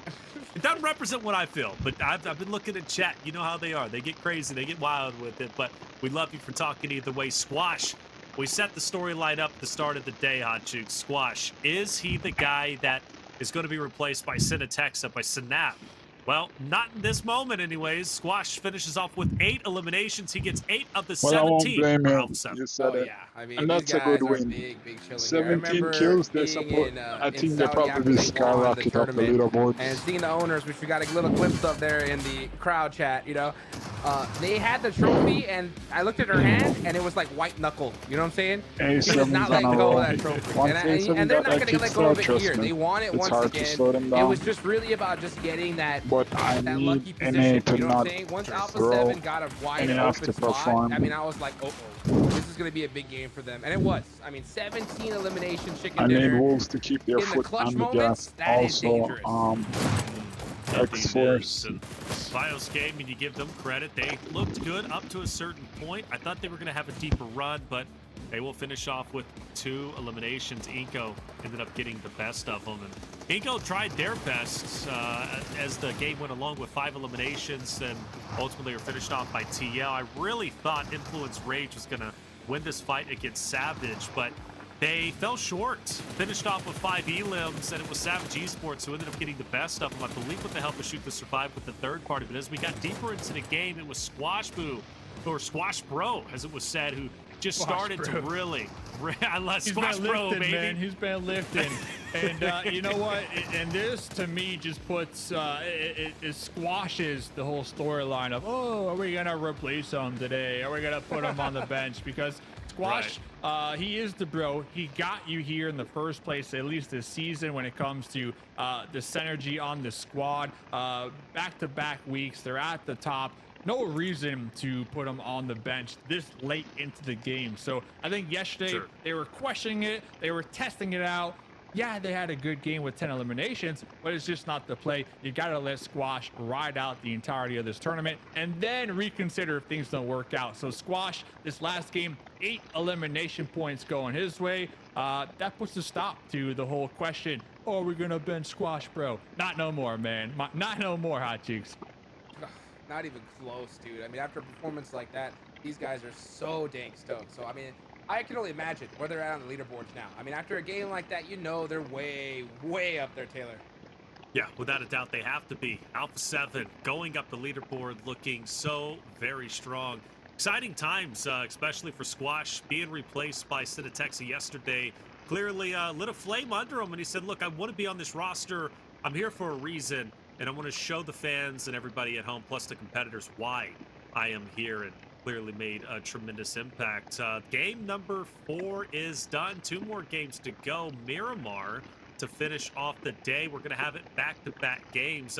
You know, one of the beautiful things about Miramar is it's been exciting and super fast-paced, which typically it isn't, but it has been, at least from finals yesterday, and I'm expecting today as well, and plenty of opportunities for a lot of rosters to make it up to the top, and one of those is Inco. Luckily, we have Sarpatch on this side, and he had a chance to sit down with Inco's Bruno after their match 3 performance. Let's hear what he had to say. All right, guys, here we are after match 3 with Bruno Sin. Bruno Sin, this perhaps has been the best match we've had in the finals. The finals has not been going our way. What do you think happened yesterday? I think our game style is very aggressive, and we needed to take a risk in the game, to fight, and to do some things more aggressive. And yesterday we don't do this. We stay more passive, we wave more, and this costs too much plays and too much points. Today we started with another mentality, but we are doing too much mistakes, and our game is hard to play when you are doing these shits, do you know? It's this. Nothing else to ask, bro. Good luck. Thank you. You got it, all right? I believe. Let's go.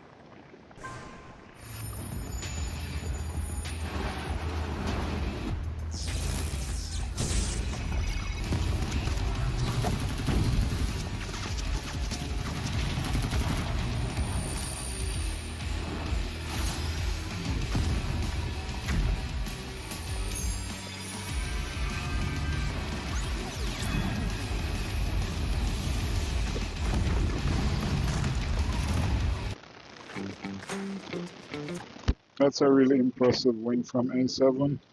Not gonna lie. There's a...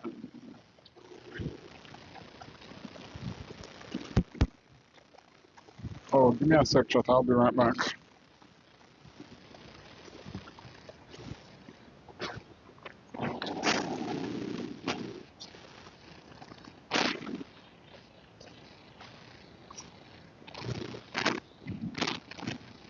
I need to head to...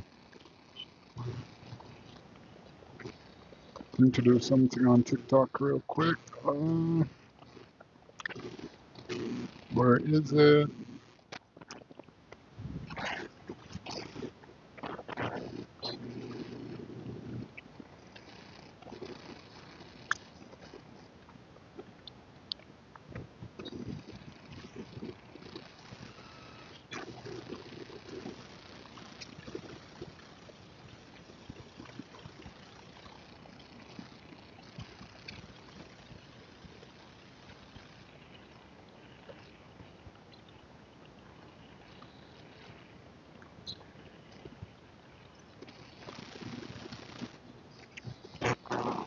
I will be right back. Shot, don't go anywhere.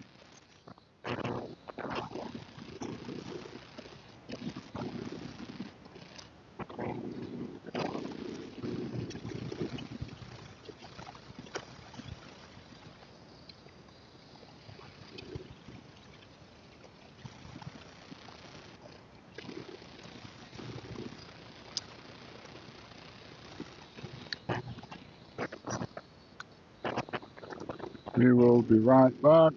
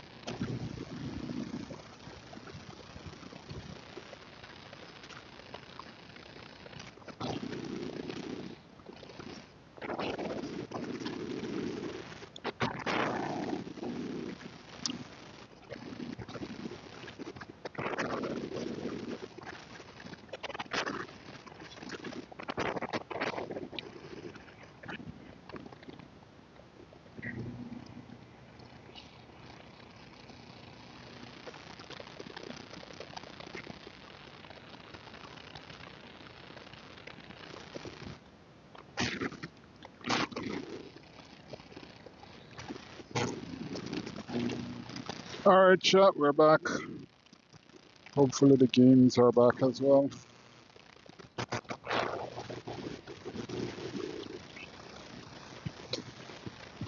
Number 2, and looking at We're Alpha 7, like I was back right in thinking, time. like, man, VIP, they could have had that same position in late game, you know, because they dropped Severny. But I'm like, nah, you know, VIP, they might have held down those little wooden cabins, but that's all they would have done. And that's the difference between Alpha 7, the caliber of team that they are, and probably 65% of the rest of the lobby, right? Because a lot of times these bottom teams right now in this lobby, they'll be content with their hardcover. They'll hold it down, show up in the late game. But Alpha 7, they weren't even in the log cabins. They were just hovering around them and really spreading out, making sure that all their angles were covered. And they were just being proactive there towards the end. So yeah, the circles kept popping on top of them, but they weren't just hunkered down hot jukes. They were out there being active, taking shots at everything, and a lot of teams here in this lobby simply just don't do that. So Alpha 7 right now, back on top, baby. Easy. I mean, if you listen to what I said a little bit earlier in the day, I was like, look, out of all the teams, you don't really got to worry about A7, because at any moment's notice, they could bust out a 20 to 30 point game, right? How about a 27 point game, right? More towards the 30 rather than the 20. And the crazy part was, I ain't gonna lie, I saw it coming from a mile away. Literally, once they dropped Lapaka and I saw that zone go north, I was like, winner, chicken dinner for A7. How many eliminations are they gonna get? And that's exactly what happened. So, I mean, like this squad, I mean, I think they've been warmed up. They've been having some very unfortunate circles, fortunate things happening to them, like Revo opening up a door and just seeing a Royals of War player out of nowhere and be like, ah! You know? Like, it's just been so unfortunate. But then finally, when that fortune favors their way, they don't just win, they win big. And that's why they're so dang dangerous. With 2 matches left, if they get another position like that, Taylor, it's over. They do, but you know, they gain the confidence back. Even the best in the world sometimes need a match like that to gain their confidence and say, okay, we're here for a reason, we are the best without question. But they've got to continue that. I mean, look, one game like that is great. It's enough. It does raise the question of, well, they can always pop up a game like that and therefore take the championship away from anybody. But the reality is that they have been quite inconsistent. Can they do it again? And I tell you what, if they can do it one more time, they absolutely will be unstoppable, be within that top 3. Nobody is going to stop them. So liking what I'm seeing from Alpha 7, you have to, especially from Squash's perspective, with the 8 eliminations, with the questions of, is Syntatexa going to take his spot? You know, the narrative even catching on in chat, but it seems Squash is here to stay. There's a reason why he was picked up. He's got the experience, not only with the team itself, but also, obviously, when it comes to PUBG Mobile, he wouldn't be on this team if that wasn't the case. So good on him. Alpha 7 looked great. Miramar's a different beast, but I will say even more so on the Alpha 7 storyline, Dave. Miramar, round 1, we go back in time, or phase 1, I should say. Alpha 7 was pulling up some of the biggest numbers on Miramar that we had seen, at least at the start of the tournament. Exactly, and now they're warmed up. They got that momentum. The first half of, honestly, the grand finals, it's done now. They're right back in the running. They're not in the slumps anymore, right? So now heading into Miramar, they're looking to capitalize on this momentum in one of their stronger maps, right? So Alpha 7, if I'm everybody else, I'm starting to kind of shake in my boots a little bit, you know? Yesterday I was like, yeah, Alpha 7, take that, you know? We're doing awesome. After that 17-point game, I don't know, man. Almost 3,000 damage done from them. Another team that kind of surprised me, and we saw in the highlight play, Dark Light there at the end. A lot of times you see players, they have the easy elimination, right, Hot Jukes? They take the shots, they get the knock, and they get the thirst. Dark Light got the knock, immediately turns attention to the second player and got another knock, right? Unfortunately, was traded out there in the process, but that's how you surprise people from behind, right? You try to take them all out, not just get one simple thirst. And I'm bringing them up because Shoot to Survive, no win, but 7 elimination points in a 4th place. Hey, you gotta take those when you can here, Hot Juke. So I'm gonna take it, all right?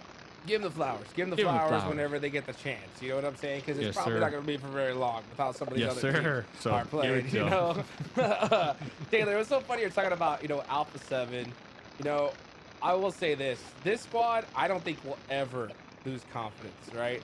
And the reason being is because when I met Carrillo, right, he showed me a picture where he had just met Neymar, right? One of the biggest football players on the planet in Icon. At Esports World Cup? Yes, yeah. So he showed me a picture where he met him, and I looked at him, I was like, oh man, you must have been really excited. And he looked at me and he goes, he's my fan.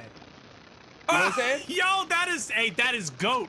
That is GOAT mentality. I don't know if it's a true story. Bro, that's a big flex. Yeah, really? That's a big flex. Neymar was a fan of him. You know, and when I heard that, I was like, this guy's That's on a big level. flex, You know chat. what I'm saying? This guy is on another level. He wasn't even smiling. He was just like, for the picture. You know what I'm saying? So, like, that's insane. These guys, I think that they know what they're capable of. And then once they just got that open circle, they were like, easy. Easy chicken dinner right here. That's great. Yo, Neymar was there, so I can't validate it. Neymar's a huge esports fan, by the way. If you guys don't know, there's a lot of sports superstars out there that love esports. Cristiano Ronaldo now, you know, an ambassador of the Esports World Cup too, which is just crazy to me. The scene is growing. We love it for each and every esport, including PUBG Mobile. Let's go. Let's get into it. Miramar, first Miramar of the day. Map 5. We're deep into day 2. Chat, we don't have many more games left, especially with Smash Point. We don't know how many games we'll get tomorrow. We'll have up to 6, but we can have a minimum of 2. So technically, we could have, 4 more games left in the entirety of the tournament, depending on how it plays out. Things are getting exciting. I'm excited. Chat, get loud. Who do you want to perform well in this game number 5? Let's get some support out there and some energy for your favorite team. Dave, where are we going? Yeah, let's get those predictions because I'm curious, who's going to get it right. I know we asked for predictions 2 games ago. I didn't follow it, if I'm being honest, but I'm going to follow it this time around here. So I got to see who's the big brain right now in the chat. And, where are we going? I'm going wherever Alpha 7's going, honestly, man. They're the ones with the momentum here this game, Hot Jukes. Oh, yes, indeed. You can see them hopping out the plane. A beautiful plane pad for them, too. Dropping in El Pozo. They're going to have so much dang loot here. So let's see where the zone goes. Will it stay and be nice up in the north side, or will it go down to the dirty south? Let's see what happens here. But man, I'll tell you what, our NA brethren, oh my gosh, we haven't seen this circle in a hot minute. So full-fledged north on the northwest side, a crater field circle. So man, Alpha 7 don't gotta move a muscle here. I know, and look, chat's saying like, this guy, stop talking about A7. How could we not? I mean, look, these guys are great. Plus, they've got the zone. It does excite me, however, for Wolves, who are very close. Wolves, they need a confident win. And what a better start, right, than challenging that of Alpha 7, or at least later on. I still believe in Wolves. I do. As far as the standings go, they're still sitting pretty in 8th place. But Alpha 7, you notice they do jump up the 4th. They're knocking on the door of catching Influence Rage and being up there in top 3. So always an opportunity, always a chance. And for Wolves, well, we're going for a stroll on a bike. It must be a nice day in the desert. Let's go. Coops and Wancho, just you, buddy. Place, but Alpha 7, you notice they do jump up the Adored on the horse, just showing off. All right, just showing off. Gonna pick up a ton. Probably. Did they make a mistake with the placement and just fix it back real quick? The Wolves totally agree. Totally agree. They've been doing pretty well here today. Looks like they're on the chase to. I think A7 is fourth after that. I see Colgo and Remix also. Because they were what, 60 something the last time I checked. So I don't know. I'll probably have to check mine, but they should be way above. This is the spot. That's the spot. It's the spot. It's the spot. That's the hot spot. I want to keep the narrative going, if you guys don't mind, about why things are a little bit slower. 7, he's been out there doing a lot of work. He's been out there doing a lot of work, and he had a chance to sit down with Revo, which could be great to hear from him. And I believe this is after their game win, or at least when they were on the come up. Let's send it and see what 7 and Revo had to say.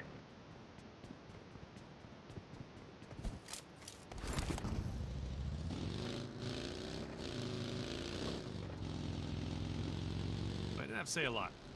And that's okay. He's laser focused, man. He's gaming. You're trying to get him to answer your questions while he's gaming Reflections. And listen, I know what you're doing. I know what you're doing. You know, you want to just press that button so bad. You're trying to distract my dude on their momentum streak right now. All right, man. Reflections, whose side are you really on, man? Honestly, like, man, now's the time to just lay it on the table. Let us know. Whose side am I on? Shoot, the best team. I mean, you know, at the end of the day, look, Alpha 7, they're that team. They're those guys. And look, let me just put it bluntly. I'm not a massive fan of Alpha 7. I'm not a massive fan of any team, because that's just how I am. I've always been that way across multiple esports. I do that to remain unbiased, quite truthfully. Outside of North America, I want to see North America win. But I do think, and I think PUBG Mobile, at least at the Esports World Cup, should have Alpha 7. They're going to have to qualify and earn it, but they should be there to defend their title. I firmly believe that, and I want to see them defend their title, because Hot Jukes, that's a major storyline I think everybody wants to see play out. Yeah, I'm a big believer, and if you win the tournament, you should be there next year, like, no matter what. You know what I'm saying? So I do want to see them there. I think that they are one of the most exciting teams here. And at the end of the day, like, if I can't see a team from the US of A win it, I would love to see a team from my side of the planet. You know what I'm saying? So Alpha 7 are definitely one of the biggest squads in the world. You know, they won the tournament last year, so I'd love to see them here once again. But man, oh man, would I love to see that US flag up there. You know, come on, Wolves. Come on, X-Force. It's still possible. There's a chance. We're so close. We're so close. So close. Wolves, looks like they're done with their Monte Nuevo loop. They're going to be heading towards El Pozo. Alpha 7 already out, so they're going to be setting up here for this next circle shift. And looking at X-Force, man, they're a little east of the crater fields that you were chatting about. Hot Jukes just being straight up dead center. So you got X-Force over there, you got IG and Alpha 7 kind of all hovering around each other. And to make matters even spicier, we're looking at Influence Rage heading in that same direction. So everybody with the game plan, try to center up as much as possible right now, and just be prepared, you know, for this next circle shift here, Reflection. Circle shift. Where are we going to go in 2 minutes? That's the question. But I think for all the other rosters outside of the zone, they want to preemptively get in there and maybe even take over the northern side, which I see VIP potentially going up towards the northern section, which is relatively free. And my chance to look down on Team Liquid and shoot to survive and go for influence. Rage, they've got X-Force around him, AGG, and Larazan is getting out there a little bit too deep away from his team. Melgar in the distance too. And for influence, I mean, are they... What are we thinking for Larazan? What is he scouting? What does he want? Hey man, it's Miramar. It's early game. What does he want? He wants a break. You know what I'm saying? He wants a break. He wants to let them sweaty fingers cool off. Put them in the fan a little bit right there, and that's it, man. That's it. I mean, we still got 2 more games to go, and this is when the fatigue starts to kick in, right, for these players. And that's what I was talking about in the pre-show. Like BIOS Gaming, I didn't see any of that from them yesterday. Today, they're not showcasing the fatigue, and they're being consistent. We're getting these placement points, but We we're just not posted seeing a the TikTok aggression chat from so them, you right? can But check it out. going back to your question, my dude's just letting the fingers rest, man. You know, you gotta give them a break every now and then. There you go. I will say though, you can't let that fatigue set in. You gotta let that adrenaline start kicking in right here and now, because these are those championship games, right? These are the ones that separate you from the big boys right here. BIOS Gaming, yeah, they've been putting up some consistent points. They're still in 2nd place with 94, but I do agree, we need to see that big pop-off game. But this is that hard part here, guys, because when you're in such a lead, you get hesitant, right? You play a little bit more safe sometimes because you're just like, man, all we got to do is play consistent and get top 3. So I do want to see if BIOS has like a very like plain open play, take it. You know what I'm saying? Take the fight and soak up some of those points because you're going to need them. Zone's going to be popping up in about 5 or so seconds. I expect BIOS to potentially take a pause. Montenuevo maybe even set up to potentially gatekeep 9Z, but now I would go ahead and full send it now. Try to get in zone, which is going to hard shift over to the right. Alpha 7 no longer in the middle. VIP rotated all the way up to the northern side of the map. They now have to go back to the south, ironically where they started. If they would have stopped where they were currently, or where they were at before they went all the way to the north, they would have been in the next zone. Granted, you can't predict that. You just don't know where it's going to go at times, and they did the best with the information they had at the time. Eco will also move in from blue with their late rotation. Wancho is doing some tricks. I'm going to be honest, sometimes I see some of these tricks running in the trees, and I just want to give them some points for the entertainment aspect of it. Yeah, it's, you know what, it's a challenge. The driving, you never know, a little rock could just send you flying. But Wancho's vehicle, safe, secure, still on the rotate here, looking at the Wolves. Popping over, though, to Loops Esports. We've been seeing some action from them here tonight. Taking some warning shots downrange at, I believe that was Little Boy and Diego from Influence Rage. Just letting them know that, hey, we got this. You guys stay over there.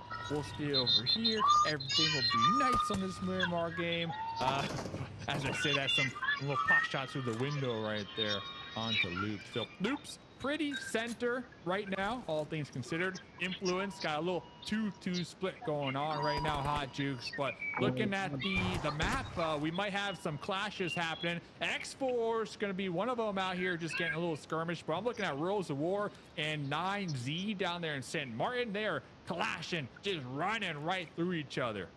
Yep, they are getting caught on the rotation right here. Both these teams, 9Z especially, really need to make sure that they get away with this one. Yeah, they are just going to be rotating into the blue, extra safe here. They want to avoid those early engagements completely, and I don't blame them. I mean, especially with considering the luck they've had today. Yeah, they need to get it into that end game. You know, looking at the points though, total for today, right, so far. So this is just today. X-Force is on top, believe it or not, with 43 points total. And guess who's tied with them, guys? After that last game, Alpha 7 with 43 total. So, man, have they caught up like it is nobody's business. Intense game right below them with 40. Loops right below them with 37. But, man, I'm looking all the way down to Wolves in 10th with only 17 points off the day. This needs to be that game where they really, really push through. Has to be. Wolves have kind of been a disappointment. I'm not going to lie today. They were very hyped up yesterday, super exciting to watch. And well, today man, just non-existent, and that's quite scary. It really is, at least from a North American perspective.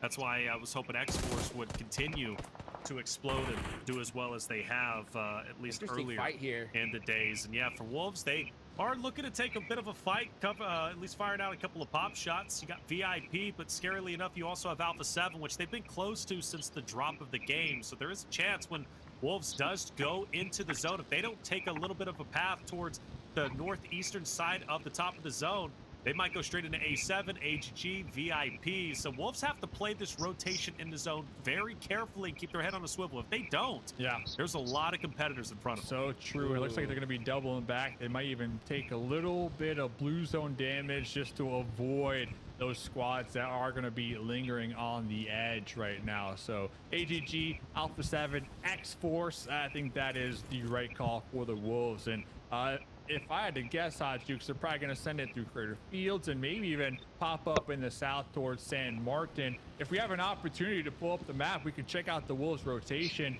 because we were commending, X-Force a couple of games ago for knowing when to pull off.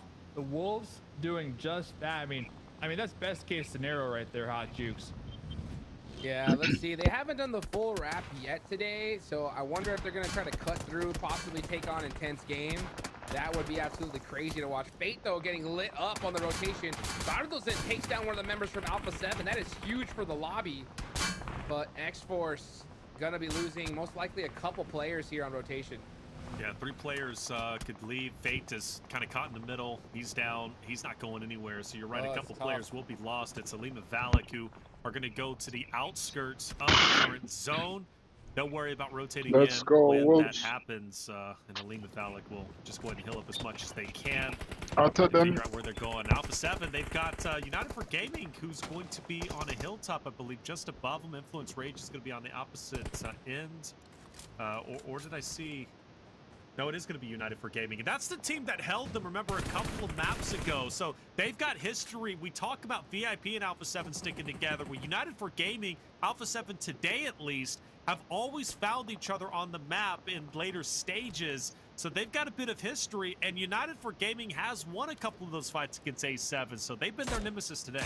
Yeah, just magnets as we're looking at Chief. Wow. 8 times many. That is a long shot downtown right here. Down below them, Alpha 7 kind of looking above, but Team Liquid already losing a member. Team Liquid looking for some action. All 3 members just letting it rip down there, kind of missing the mark. And guess what? AGG hearing those shots, Hot Jukes, looking to possibly pull up in the area. Man, this zone is going to be a tough one. Water treatment is so crazy. So many different spots teams can hide, and this zone is going to center up here. And now the battle started to ring out. Here goes Team Liquid versus All Glory Gaming. Team Liquid got to win this fight here. Nade goes up, just going to miss the mark. And now we're going to see Klaus actually take one of the All Glory Game players out. Team Liquid got to take advantage of this. They will. Ayala will take down Casper. That's going to be a good opening pick. Dark Light, who we were highlighting earlier for his elims, has to be the shining star in this moment against the big TL roster. Klaus, Bob also moving up. I believe Darklight might want to pick Casper up. I think he has an opportunity given the elevation difference. It's a matter of if Ayala from the second story can look down on him, and I don't think he can. So when we look at it for Shoot to Survive's perspective, they should be able to attack once again with a full 4-man unit.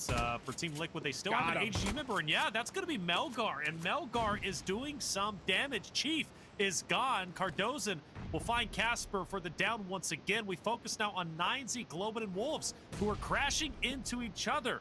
Wolves need this win, Dave. They need it desperately, and they're going to have to do it without Coops. Yeah, and 9Z haven't really been firing on all cylinders here tonight, so let's see what the Wolves can accomplish. Like you mentioned, Coops already down, and Dustin Milo's the last one alive out there in the distance, cooking up a grenade, looking to make a possible play happen, or looking to just hit the eject button and survive a little longer. If I'm the Wolves, though, I might look to prioritize on taking out the last member right now of 9Z. Just flush them out because you don't want to leave it the chance to possibly get backstabbed looking ahead, because both teams right now near water treatment, there's not a lot of Dorian action needs to near be them, careful because so he they can have get some shot under time that and some fence. room to work with here, Hot Jukes, to possibly get the final blow on the 9Z.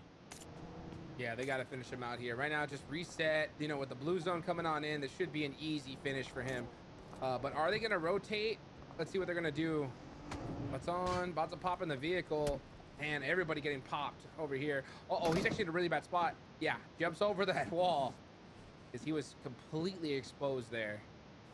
So, yeah, Wolves just trying to make something happen. 3 eliminations. This seems to be kind of like what's been happening all day long, guys, right? Like, Wolves get like a good 3 elims at the start.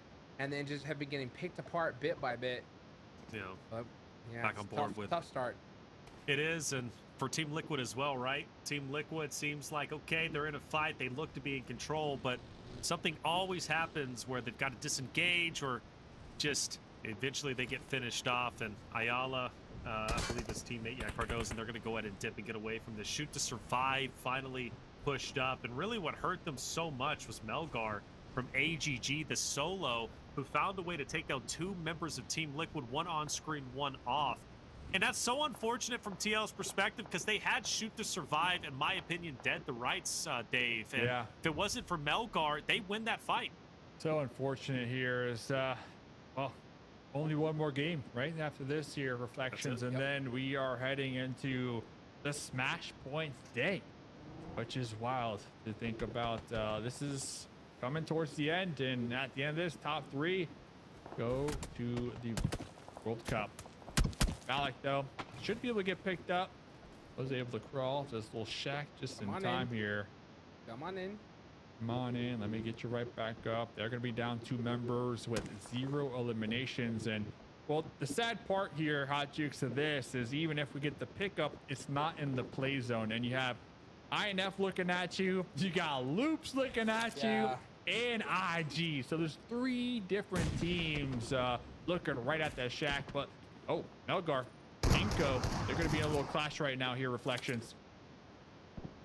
Crash indeed. Inko, seen him on screen many times. Question is, can they hold on to what they got? This is the fight to have a clean rotate into where potentially 9C Milos is at, which always a scary prospect. VIP, Inko, the battle of NA. Who will take it? Well, we don't know just yet, but it's unfolding relatively quickly. Tali is going to go ahead and back away, and they might join 7, who's off in the distance. Meanwhile, caught on board with Ayala, who goes back into the fight against Shoot to survive. He falls. Cardozo, a sliver of health, and all he can do is just lay down and take it as he gets finished off in 15th place. 4 eliminations. Shoot to survive will lose a player unless they want to try and pick him up. There's no chance to do so, and well, I don't know. Are their eyes set on Alpha 7 up ahead? Maybe so. That's not going to be the play, and they'll rotate off wisely. Would not want to crash in on the A7 with how hot they've been. Intense game on top right now. Top of the leaderboards. These guys are looking really good right now. Savage going to be pushing on to Influence Rage. Influence Rage, team that needs to win this fight here. Snax gets knocked, though. See Wolves popping off. Juancho getting a knock in the feed. They need all of those they can get. But this is dead center at water treatment, and this fight like this, normally we could see a third party come on in, but with the amount of vision on the entire surrounding area, it is so difficult to push this spot. And there goes X-Force down to the play zone. Unfortunate, man. X-Force, one more mirror mark coming up after this here. They had some glimmers of light here today. Really strong performance towards the beginning of the evening. Elimination feed, Wolves. That's the Wolves with Inko. Gonna be popping over here to Juancho. 2 grenades in hand, looking for the fadeaway. Baton is down door and in the vehicle, trying to get here to support his squad mates. Going for a seat swap right there.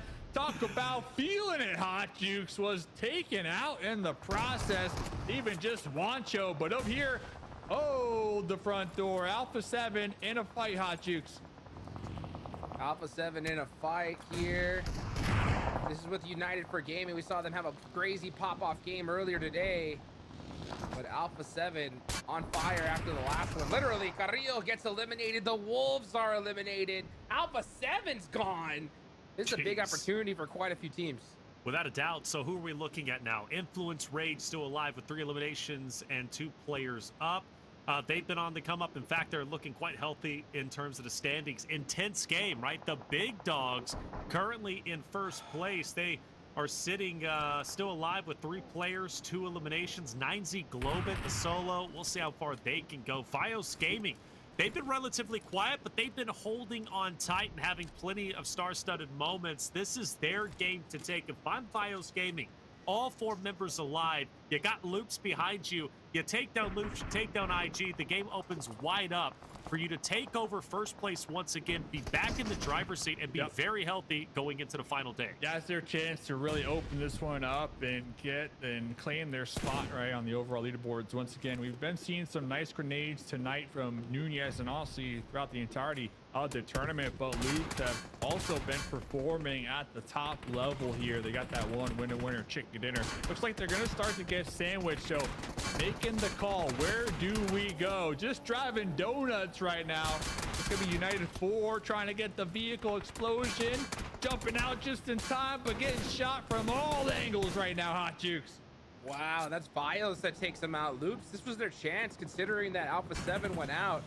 This could have been a big opportunity for them, but they're here just barely gonna try to make it out alive with just 1 player, and that's Nenebete, heading straight into the mouth of a lion right here. Because yeah, there's players all over the place, but he found a 1v1. He's got a tree. Oh, but that molly is good. That molly's real good. It's all still Milos is too strong in that situation, man. He knows how to handle his business. 9Z Globin is happy to have him without question. I'm gonna have to look at how many elims he has, and even for Nunez, this guy's been on fire for Vios Gaming, and a large reason why they have been so successful on the leaderboards. So impressed with Nunez. Would love to see him at Esports World Cup if obviously they finish within the top 3. Intense game, Vios Gaming, Royals of War, all in a straight line of each other. Intense game, unfortunately, right in the middle. So depending on Royals of War and Vios Gaming, how they decide to play, this intense game could get pincered, and that's never a good spot to be in. Comes down to this. Royals of War, we've seen them kind of be like the pests in the lobby here tonight. Yesterday, they had a really nice game, and really haven't seen much from them here. They've been able to get a couple shots, backstab some teams, and really impact their team fights, but nothing explosive here. Showing up in the late game though with 4 alive, that is what you want to see. But I'm with you here, Reflections. I'm looking for Vios Gaming, right, to really take advantage of what they have ahead of them right now, with Alpha 7 being out, Loops being out, Wolves being out. I think this is nothing but up right now for Vios, but they need to survive right now, the mayhem that they're finding themselves in. Yeah, you know, if I'm paying attention, I notice Royals of War take down a member of IG. Vios says, okay, now it's time to third party this. When they peek their head up, it was Higor who just gets mowed down. But that's okay. He'll have a second chance. He'll have a second life. Intense game, like I mentioned before, right in the middle of Vios and Royals of War. And they are getting pincered. IG, probably an earlier exit that they wanted. Only 1 player remains. And for Vios Gaming, they're on the better end of the stick. They can just kind of watch all this go down. But Silence tries to get an off angle. I don't know how much of an impact he's going to have, but he's got to give it his best effort, Hot Jukes. Yeah, he just needs to continue to put some points on the board right now. It's really tough when you got Vios and Influence Rage still in this game here. The top 3 teams are alive, and pretty much nobody below them is close. 9Z only has 1 player up. Royals of War have 2. So, yeah, these top 3 teams, they're going to be putting some more points up and making it much more difficult for anybody to pass them up. Nunez getting the reload, spotting out some rotations downrange for United. Still can't believe that squad has 17-point game when it comes to eliminations. Nothing I would have expected. But Tonka, we've seen some nice grenades from Tonka here throughout the tournament. Unfortunate for them, Victex, a star player, thirsted in the process. Next circle goes up. Looks like Silence going to be sandwiched right between these 2 teams. Silence just trying to crawl his way to safety. Hearing the bullets just whiz over his head right here. Just trying to survive. Same could be said with Hate.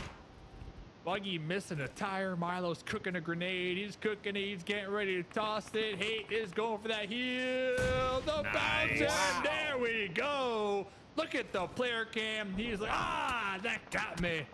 And that's good. United4 Gaming. Done, Hot Juice. Done just like that. And here comes Vios Gaming, the team top on the day yesterday, currently in second place, looking to finish back in first. Once again, Igor with that mini popping Milos out right there. This next circle, one more zone shift, guys, and that is it. The zone will go down to nothing. Yep. And Vios Gaming have the zone to their back. All 4 players up. This is looking too good. You know, it's a spicy end zone, isn't it? Because you have 7 teams still alive, which is quite a bit, and there's a lot that can still unfold, and plenty of teams like Vios.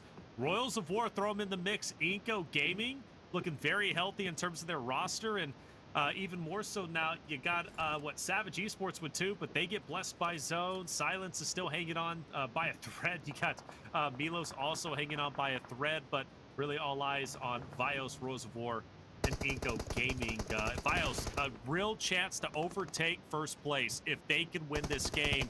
And I'm looking at Royals of War, Savage, Influence, Rage, all within the same vicinity. And Diego's going to get the first shot on Aragons and drop him. Silence will answer back onto David from Royals of War. Inco wants nothing to do with this. They're hanging off in the distance. They're looking at these third parties, but honestly, they can't really safely travel either, and that's the reason why, because Diego's ready to gun you down. 9Z Globin gone. We started this zone with 8 teams left. We're now down to our top 5, and we're going to lose more before you know it. As 7 also gone. Savage looking to pull up and go big, and you got Octi also moving on to Diego and co, and Influence Rage need to sniff this out. If they don't, he could do a ton of damage as he typically does. Yeah, and one thing to point out, Vios Gaming just in the back line with their 2-2 split third party and all of this right now. So Inco trying to get the crash here. Doesn't look like it's really going their way. McGrillen trying to get this heal. I don't think we'll be able to get the pickup. Silence still alive, by the way, from IG.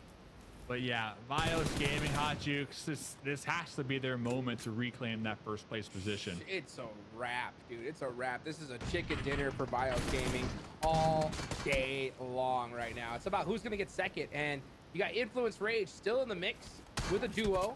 6 eliminations so far. A great game for them in a top 4 position. Exactly what they needed to do here.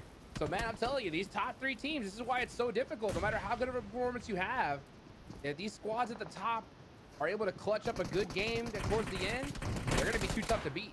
There's Octi. There's Octi. He loves to do this. He loves to make plays, and he will do so. Influence Rage is out of there. 4th place, 6 elims. A wonderful game from them, and they continue to stay consistent. But now all eyes on Savage. Intense. Vios Gaming, who have the ultimate power position, but theoretically has to push into them. I'm surprised. You know, IG with Silence is still alive. We saw him in the ravine just crawling as slowly as he could, right? But he's managed to stay up. We're looking at a 5 elimination game, potential second place finish, yeah, just give a kill to between Vios Gaming and Savage ends up unfolding with Mara, the last alive. And it looks like Vios is starting to come in. There you go. Silence.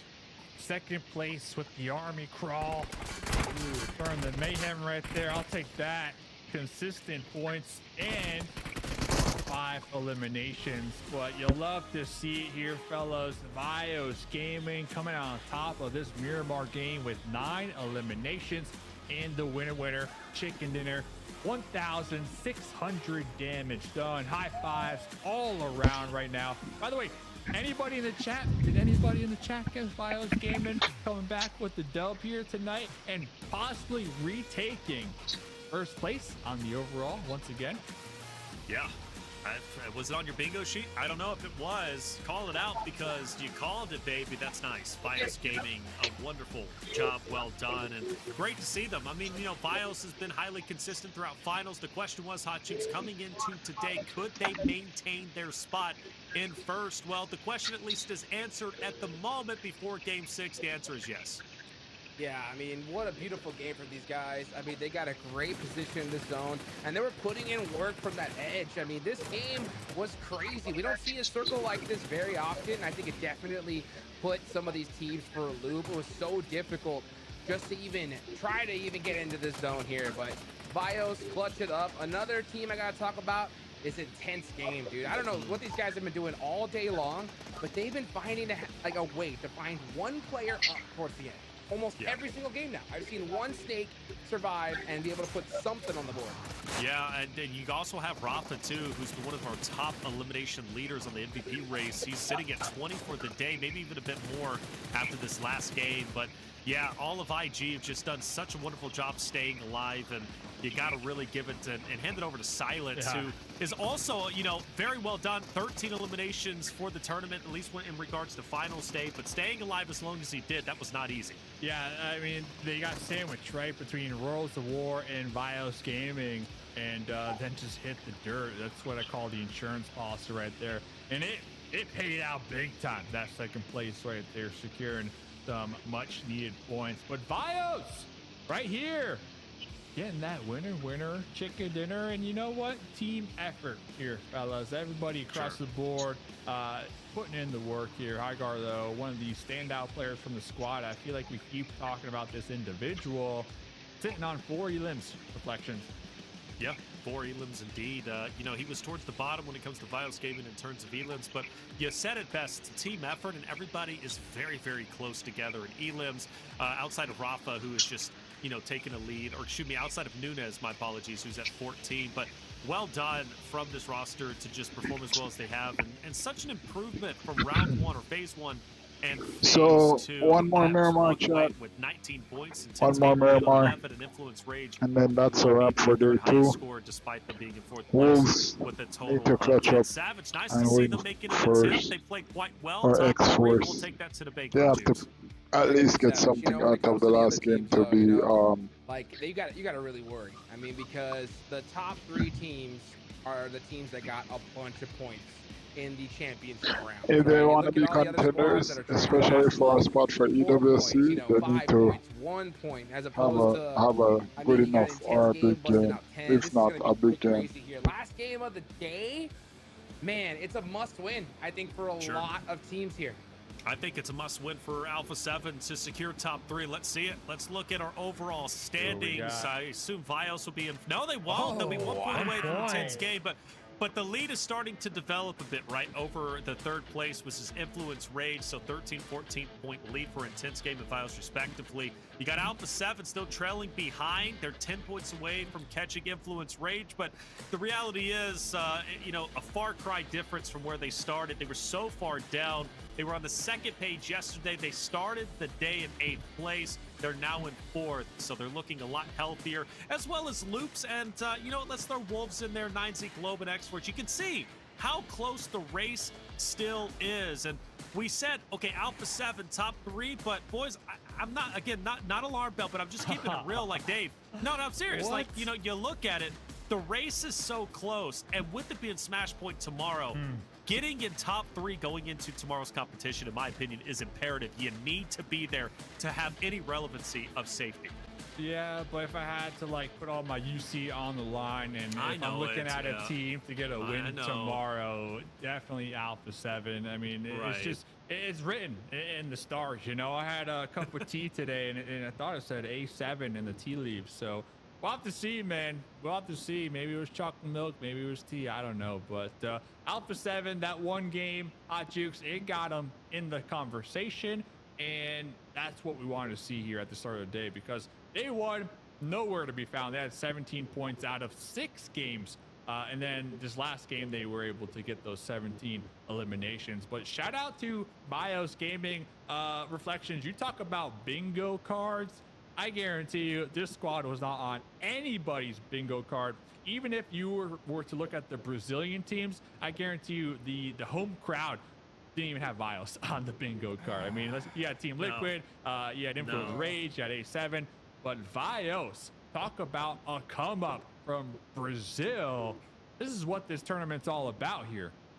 Well, we showed it at the start of the day, didn't we, Dave? It was their performance from Phase 1 and Phase 2. We combined it, compared to their Day 1 Finals performance, and they doubled their stats in some of the categories. No, Vios Gaming, night and day performance from Phase 1, Phase 2 in Finals. They've locked it in, they figured it out, and they are having success because of it. One more game to go today before we know our official threshold going into Smash Point tomorrow. We're going to take a quick break. When we come back, Map 6, Miramar, coming your way.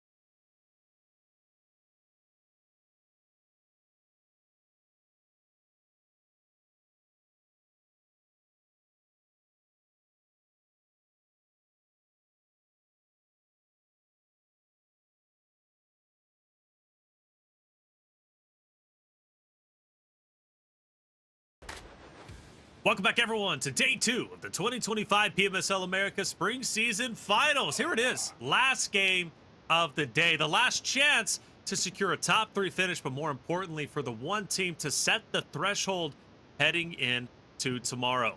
I'm Taylor Reflections Noble, joined by Mustache Dave and Hot Jukes. Boys, here it is, last game of the day, the last chance. Boy. And well, we've set the narrative for so many different rosters out there, Dave, and going into this final game, there's so many that still need to take victory, especially for those who are, let's say, 4th or 5th on down. Yeah, and what's crazy to think about is tomorrow we might not even see Miramar again, right? I mean, That's a fact. It might end in the first 2 games. So the Smash rules will be taking effect tomorrow. So hopefully, if I'm looking at like Vios, if I'm looking at maybe even Alpha 7, we were kind of chatting about them a little bit earlier on, how Miramar has been one of their stronger maps. You want to close out strong, not only because this might be the last Miramar, but also Smash points, you want to be so in a good that's position gonna be tough. come tomorrow on those Smash rules. You don't want to be a team in 15th or 16th. You want to be like or 15th, top 4, that's just top impossible. 3 I mean, heading let's into just, tomorrow, let's because just be real. So if a team gets Smash rule, high that's note, it. and hopefully You don't have no more choice.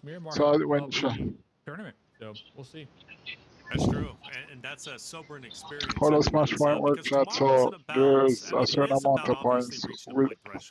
The teams that get that amount of points first and then win the following game, they win the tournament overall. One good game, they're at the point threshold. And look, it doesn't even have to be one team off of game number 1, right? Tomorrow we could have 2, 3 teams who pass the point threshold and are eligible to win the next map, and that's how these Smash Point rule sets go. It gets stressful, it really does, but it gets exciting. And you have to think, Hot Jukes, do teams change up their strategy? I'm not talking about challenging the teams who are on Smash Point, but certain teams are aggressive, and well, once you reach the point threshold, points only matter so much unless we play all 6 games. What really matters is getting the win. So maybe we see teams start to pump the brakes a bit and play a little bit differently than they normally do when they're trying to get as many points as possible. Oh boy. Go back to basics. I hope so, dude. Please. I hope so.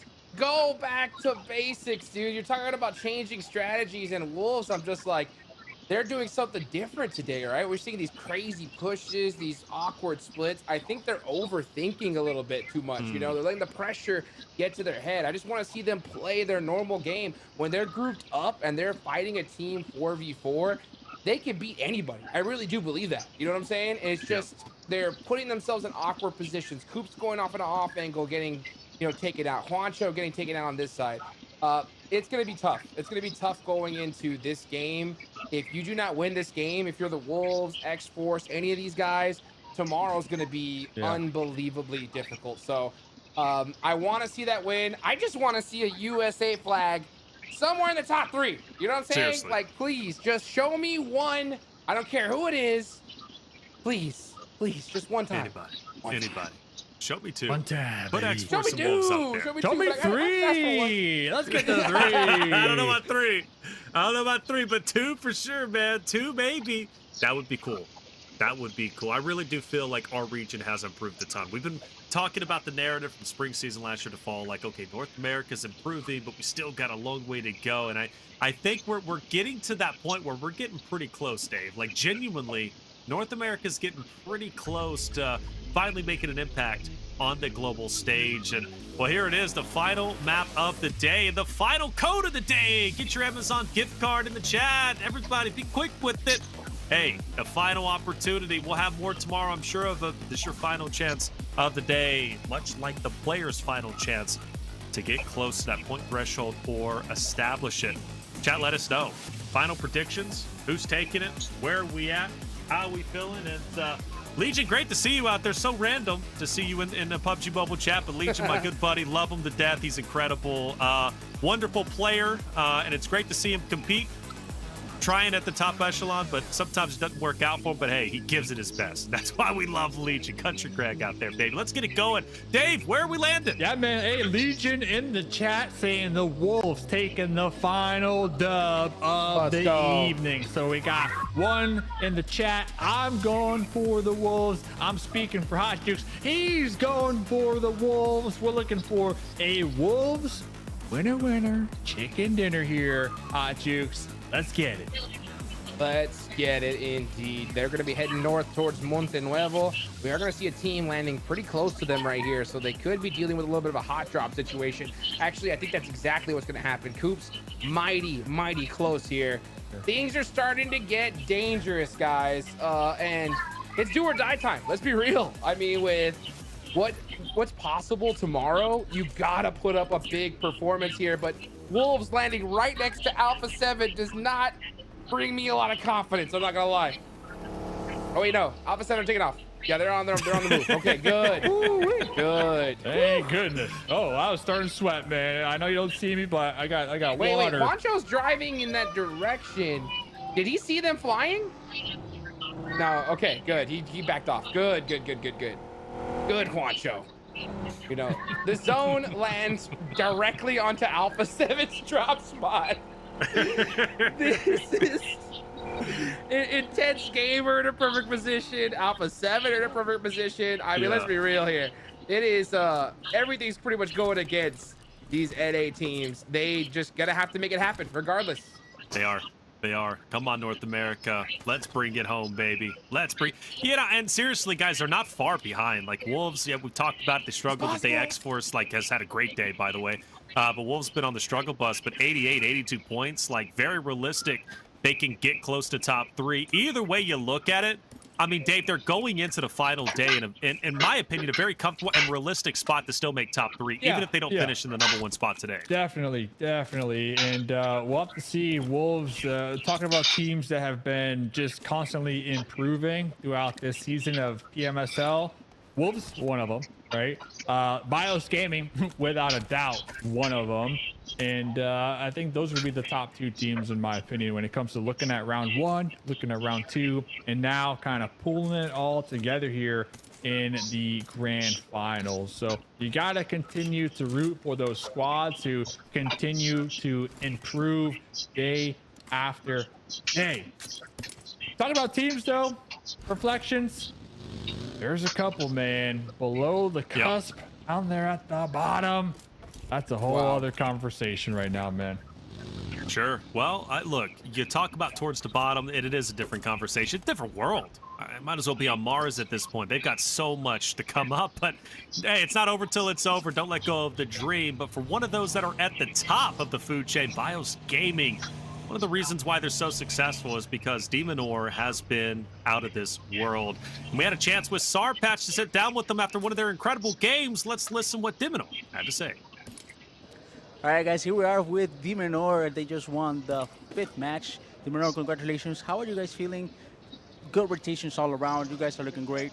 Como se estão sentindo agora? Boas rotações. Tiveram jogo muito bom, 9 kills. Olha, muito feliz porque foi uma play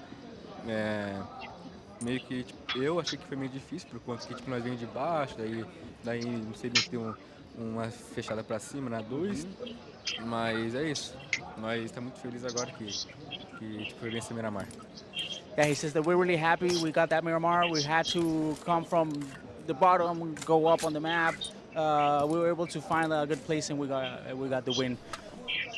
This tournament looks to be really intense to the end. A lot of teams up there on the top. How confident are you guys to keep that place? Quanto confiantes vocês estão agora que vocês vão ficar lá em cima? Muito confiante, né? Claro que é muito bom, não sei, vocês ganhar uma queda e tal, mas o certo é nós ter calma para nós saber jogar mais queda que vai vir para frente. Yeah, we feel very confident. We know we have some matches still to go, but we want to try and do our best. But we feel we have to be calm, have patience to get the matches and get the wins. Great interview, but the Wolves are now going up against Alpha 7, right? We will deal with that in a second, guys. This is a huge fight. And the one show! Takes out Squash. This could be a full battle Carrillo, though, immediately getting the thirst onto Coops. This is just dire straits for both of these teams. Yeah, it is. And at a time where they don't need dire straits. Both of them need to find success to break into top 3, and one of them's not going to have that opportunity after this fight is concluded. It might just be Alpha 7, who's down to 2. Baton, Mafioso, opposite of each other. Doran also rolling in. Wancho coming through as they start to close in on Mafioso. Has no choice but to run away into the corner, but he's not going to go down without a fight. Mafioso fires back, gets it down, but it's not enough. Wolves will stay up with 3 players. Revo will back away, and Alpha 7 has no choice but to go into survival mode. Wow, Hot Jukes moving on up just like that. 3 eliminations. They should be able to get the pickup so they can at least, have 3 of their squad mates move into the mid to late game. So Revo, last one alive right now for Alpha 7. My dude can still get some things done. I don't know about a winner wear chicken dinner, but could maybe pull out a silence like we saw from last game and try to survive, try to get those placement points. That way come tomorrow, they're still within the top 5. It is going to be challenging though. Loops, 9Z, X-Force still alive, still thriving. I did see Revo go all the way to the cliff sides out there, those mountains on the west coast where you can't even play at. So Revo definitely going full on turtle mode right now here. Turtle up. Turtling it up here for the final game of the evening. Oh my gosh, what a play, guys. That it was a must-win fight there for the Wolves, and that's the team right above them. So, I mean, once they realized it was Alpha 7, they full sent it, man. They did lose Coops in the process. This is very typical of what we kind of seen today from them, right? 3 eliminations early on, and then kind of fizzling out. So I don't like this. I am actually really nervous to see it. But hopefully, after taking out Alpha 7 early, Wolves are fired up a little bit, right? Let's go. Yeah, I hope so, man. Look, North America, top 3 to finish the day. Could we ask for anything more? Yes, we could ask for X-Force to also be there, but I'll take it. We'll take our victors where we come again. Night and day, right, from spring as well as fall PMSL from last year, where North America was non-existent. We're talking not even, we were celebrating if they would break onto the top page, guys. And now we have a chance to go to EWC. Unfathomable. Incredible. I'm loving it. I really am. Wolves, 9 points away from breaking past the Influence Rage, but still a tall task. And as far as X-Force goes, they are in the blue, but they're going to be all right. They'll manage to get just behind that, a VIP up in the northern side. About to have a zone shift. Question is, where are we going, Dave? Let's check out the zone. El Pozo, dead center. We see Inco out there near water treatment. So Inco looking to make some plays happen. They might just decide to go right here. Third party, all this, get a couple of elims, honestly. But look at this, Hot Jukes. You were saying, wow, Wolves with the trio going to be having first dibs because, listen, reflections. This is what I'm looking at. Everybody down here in the south, man, just on the great migration right now. And you know who's sweating right here? Revo in the corner. He's hoping nobody rotates this way and spots him out, because Revo looking for those placement points here, fellas. Yes, he is looking for the placement points. And Hot Jukes, man, that's a lot of teams who have to go up north. I'm not expecting everybody to go up there unscathed. Someone's going to drop. If anyone's going to destroy Revo, it's going to be a VIP player. Those guys have like the same brain when it comes to rotation. So let's see if Hayuya does spot Revo here. That's going to be a crazy rotation, man. This is a tough zone for so many teams. I'm not shocked to see the Wolves try to move a little bit more north, because they know so many squads are going to be on that migration from the south. And right now you see, Revo, he's hiding. He is big hiding. He knows that VIP's nearby. You really got to hide. The Zarky boys. Zarky boys. But look at the intense game, dude. Intense game, big chilling. They have been getting great zones all day today. And this is not bad at all. They got so much high ground. Nobody's even near them right now. So we're going to definitely see them towards the late game. Definitely. And then we forgot about the smash points, guys. Like, this is up to them to really set that bar. Yeah. They're in first place right now. Definitely are. Remember, 10 points will be added onto the total.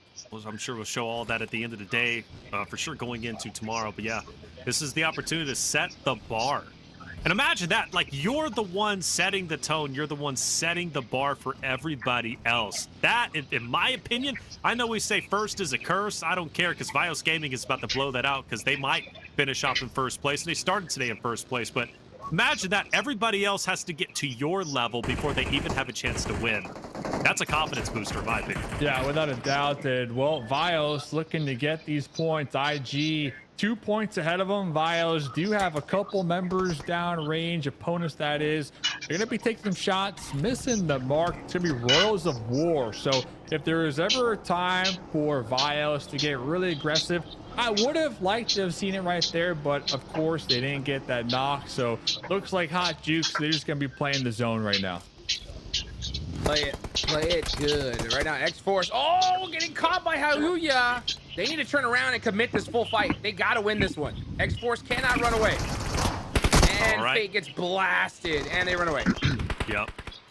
And they run away, but they're not running away this time, are they? They really can. I mean, it's up to 24K and alongside his other teammates, and man, I don't know. Are they even going to be able to get away safely? Sometimes in the buggy, it's a little bit testy, but he does. He does get away, and he'll be able to join Phallic. Or X-Force survival mode, they might as well be in the same situation as Alpha 7's in with their last remaining player, Revo, who is way off in the distance.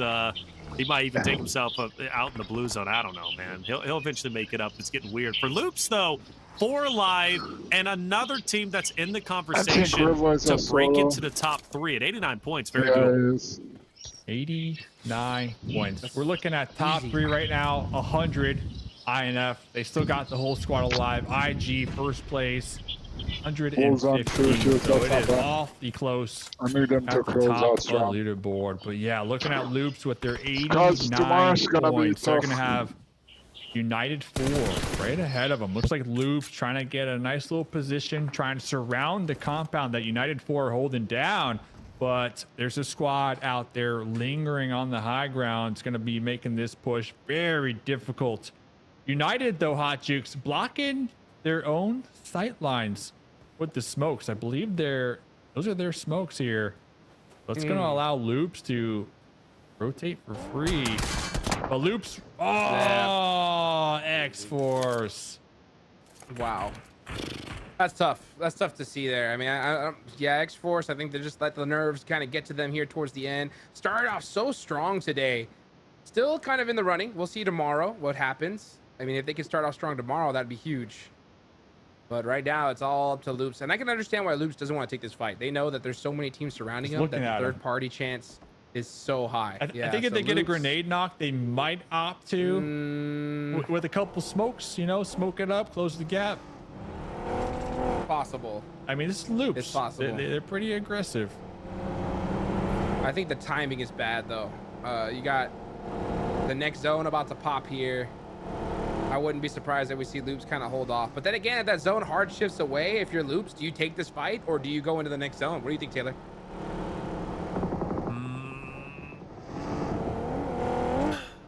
I don't know if I think you dip. I don't think you take this fight at all, in my opinion. I really don't.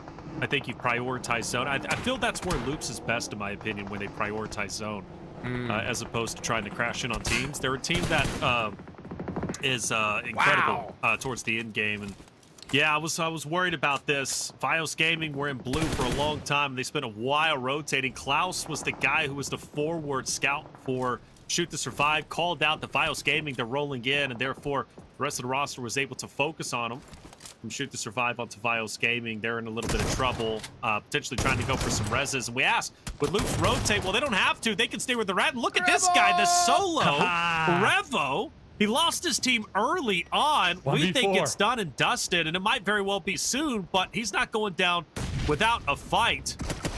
If that door wasn't shut, that nade was going to be cooked well. The good news is he's got a great choke point on top of the stairs, and Revel knows how to work these angles, and he's going to do it effectively, man. Royals of War, Tonka, David, 2 solid players, but Dave, 1v3. for Dave, I don't know. I wouldn't push recklessly. He's got this, though, man. He's got one more grenade, one more Molotov. He can toss in the stairs if he anticipates the push coming up. Tonka with the DBS, though. Urgot out there with the off angle through the windows. So if Ergon gets knocked out right here, oh, it's open season for Revo Hot Jukes. Revo trying to get him to burn all their util right now, trying to pull off some shenanigans. He does hear him pop in the vehicle, so he now has this angle to work with. Hops on over to that red dot. He knows he's going to be in that CQC fight. Let's see. Revo really needs a nade to open things up here. Oh, actually, or Milos. Milos getting a knock on a Tonka. That evens that fight up quite a bit. When it comes to 1v2s, makes things a lot easier. Will that nade do it? Oh, actually, nades himself a little bit. That hurts. That hurts. Yeah. Come on, Revo. Let's see what you can do. Let's see what you can do. If you're Rose of War. Oh, here he goes. He drops down. I was wondering. They stay. Revo hits the shot. Not enough, though. He will fall. Valiant effort. A valiant effort indeed. And I think he realized that Rose of War, they weren't pushing up those stairs. They weren't going to do it. And best case scenario, Revo stays up top. Rose of War rotate out, and he maybe gets a couple of pop shots on a player in a buggy. But yeah, that was his best play, in my opinion, to drop down. Now you got to deal with Milos, who did have an effect in the third party. We mentioned a little bit earlier, Rose of War have got him in his line of sights. But they also have the rest of the 9Z Globant roster who's going to be up ahead. And I'd say the rest, there's only one more player. But they do have the angles, and there's a lot of open space. So I wouldn't underestimate them and potentially even push it into loops. Loops. Let's see if they're ready for this. Let's see. Loops. Going to be find out David.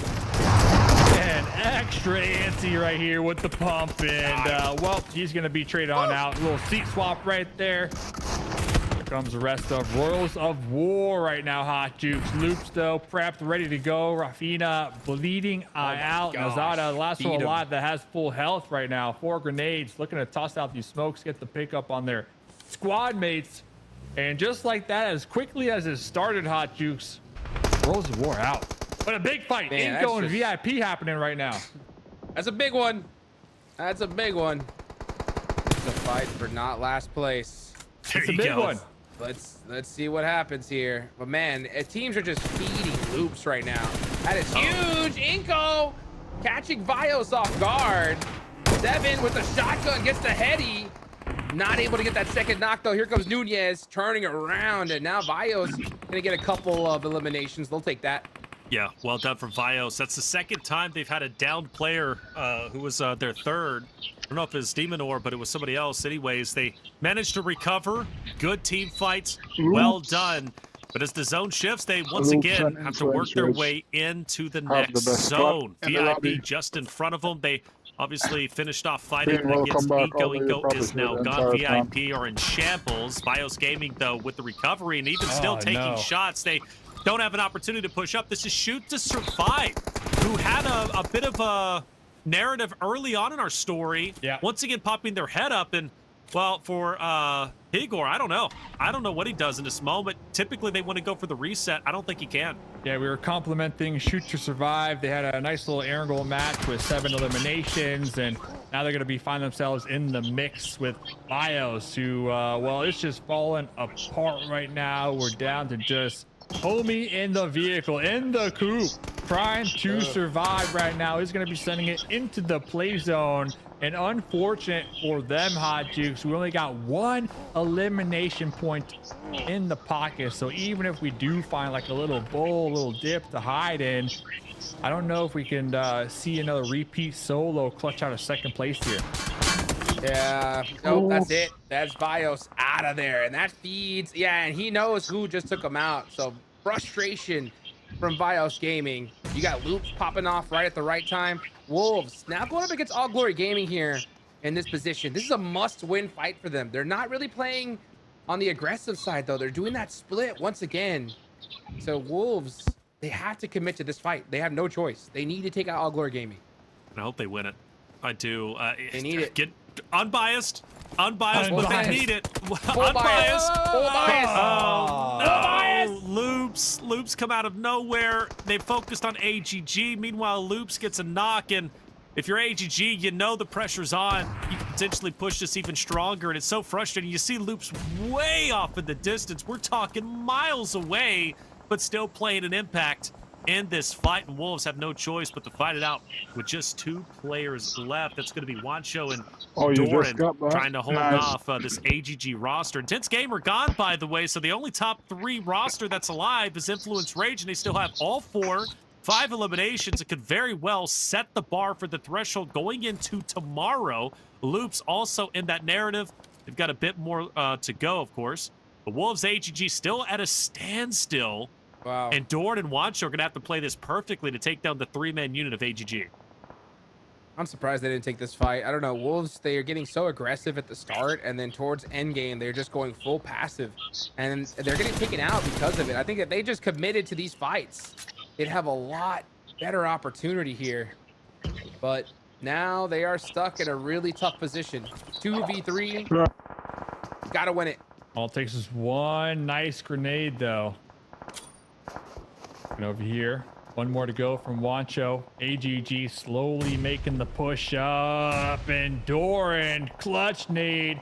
We're not seeing the full send. Doran trying to get the follow-up nade. Look at this, though. They're just out there in the open, not even in the cover. Wolves going to continue to stay alive right now. They are going to have to move, though, into the next circle, but they're sitting on 6 elimination points. So right now, Reflections, right now, Hot Jukes, I'm looking at INF, though. They are at the top of the leaderboards. They got the entirety of the squad still alive. They're currently in 3rd place, and they're sitting on 5 elimination points. So INF truly has the opportunity, if they get the winner chicken dinner, to end this night off in 1st place. That's right.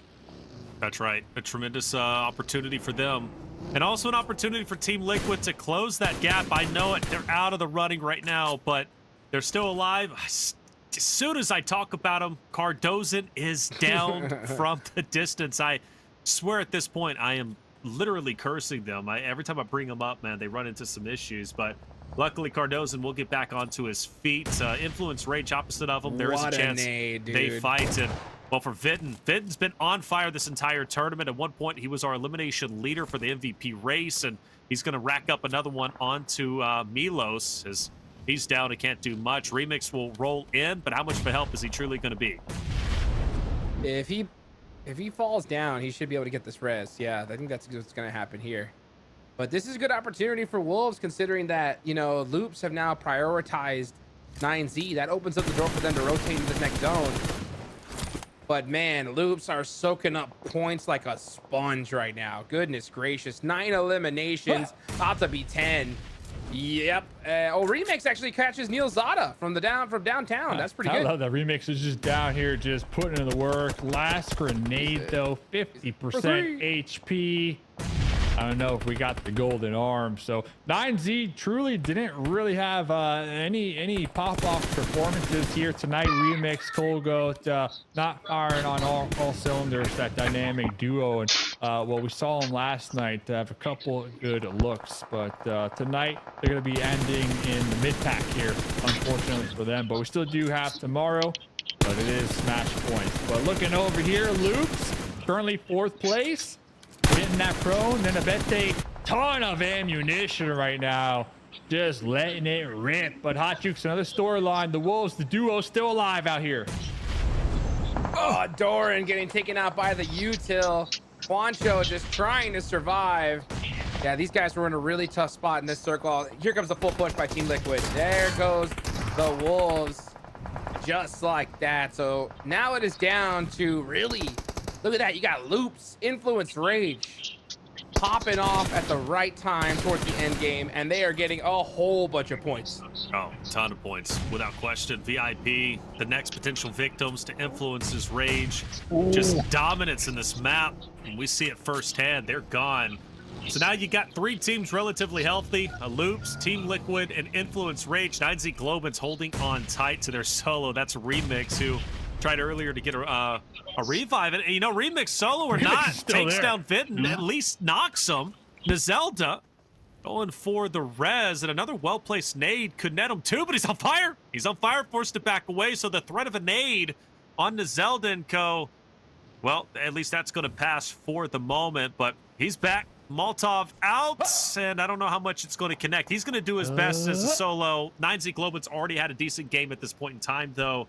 So they've done as much as they possibly can. Remix he'll back away. But, you know, again, as the And more he hurts uh, Loops, better the chance for Influence Rage and Team Liquid to take this game. And that's the thing, It's looking Remix like has gotten the tomorrow's attention gonna be of very Loops, and interesting. Loops are so focused on Remix down here Tomorrow's gonna be that very, Team very Liquid interesting, to be kind honest. of wrapping around the other side of that cliff side. So Team Liquid going to be in a nice position to really put a stop to Loops here shortly. Right now, though, Team Liquid are going to be looking at downrange right on top of Influence Rage, who currently have 8 elimination points. But little boy with the mini hot jukes the 6 times, looking for them heads, looking for them one tap dirt naps. Ah, Yala getting the heal off right in time. So 3 more teams left, fellas, in the possible final Miramar game of the grand finals. Let's see it. Let's see it. Who's gonna win this game? I think Loops and Influence Rage have already got a big dub right here, with so many eliminations lasting as long as they have, right at the right time here. These championship rounds, guys. One more day after this. Let's see who's gonna win this game. Team Liquid centering up in between 2 giants, though. Let's see if they can win this one. Let's see it. Big opportunity here for Team Liquid. Struggled all tournament long, but it would be a massive confidence booster to get this W, head into Smash Point tomorrow. It's not going to make it'll make their life a little bit easier, but let's not sugarcoat it. They're still going to have to put in a massive effort. They want to qualify for Esports World Cup, but this is at least a positive they can take away, and like I said, a confidence booster. For Influence Rage, they're already in top 3. And they have a real chance to take this game and set the threshold for everybody else. Here we go. Vinton's getting active.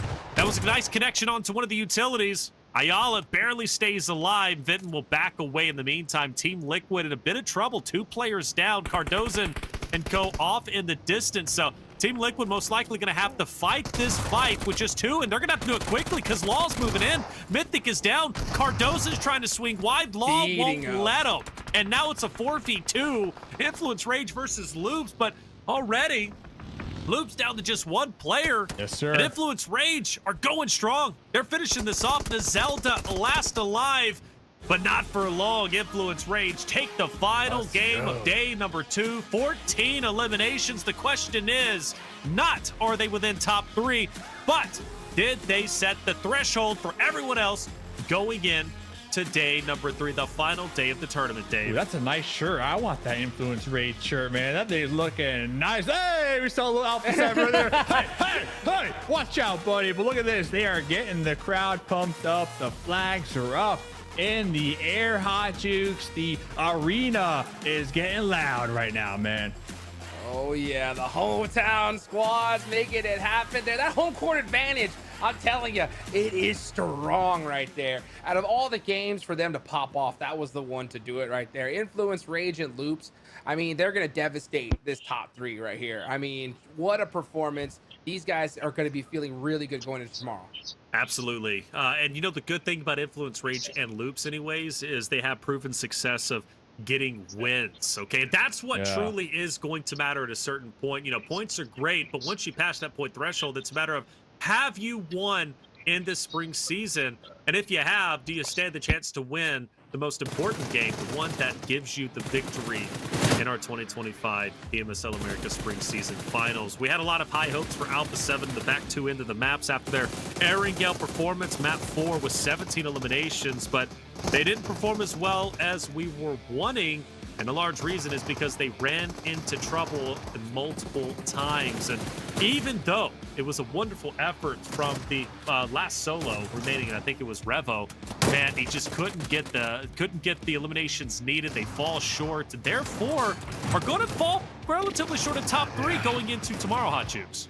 Yeah, that's going to be crazy to watch. I mean, tomorrow with Smash Point now at play, it's going to make things that much more toxic, right? I mean, I think you're going to have to want to stop some of the top teams from possibly making that happen. So I don't know what's going to happen strategy-wise. I think a lot of people are just going to try to play their same game. But after today, there's some squads that definitely need to reflect, figure out what went wrong, and are going to have to make some adjustments going into the last day. I mean, you got to be able to clutch it up.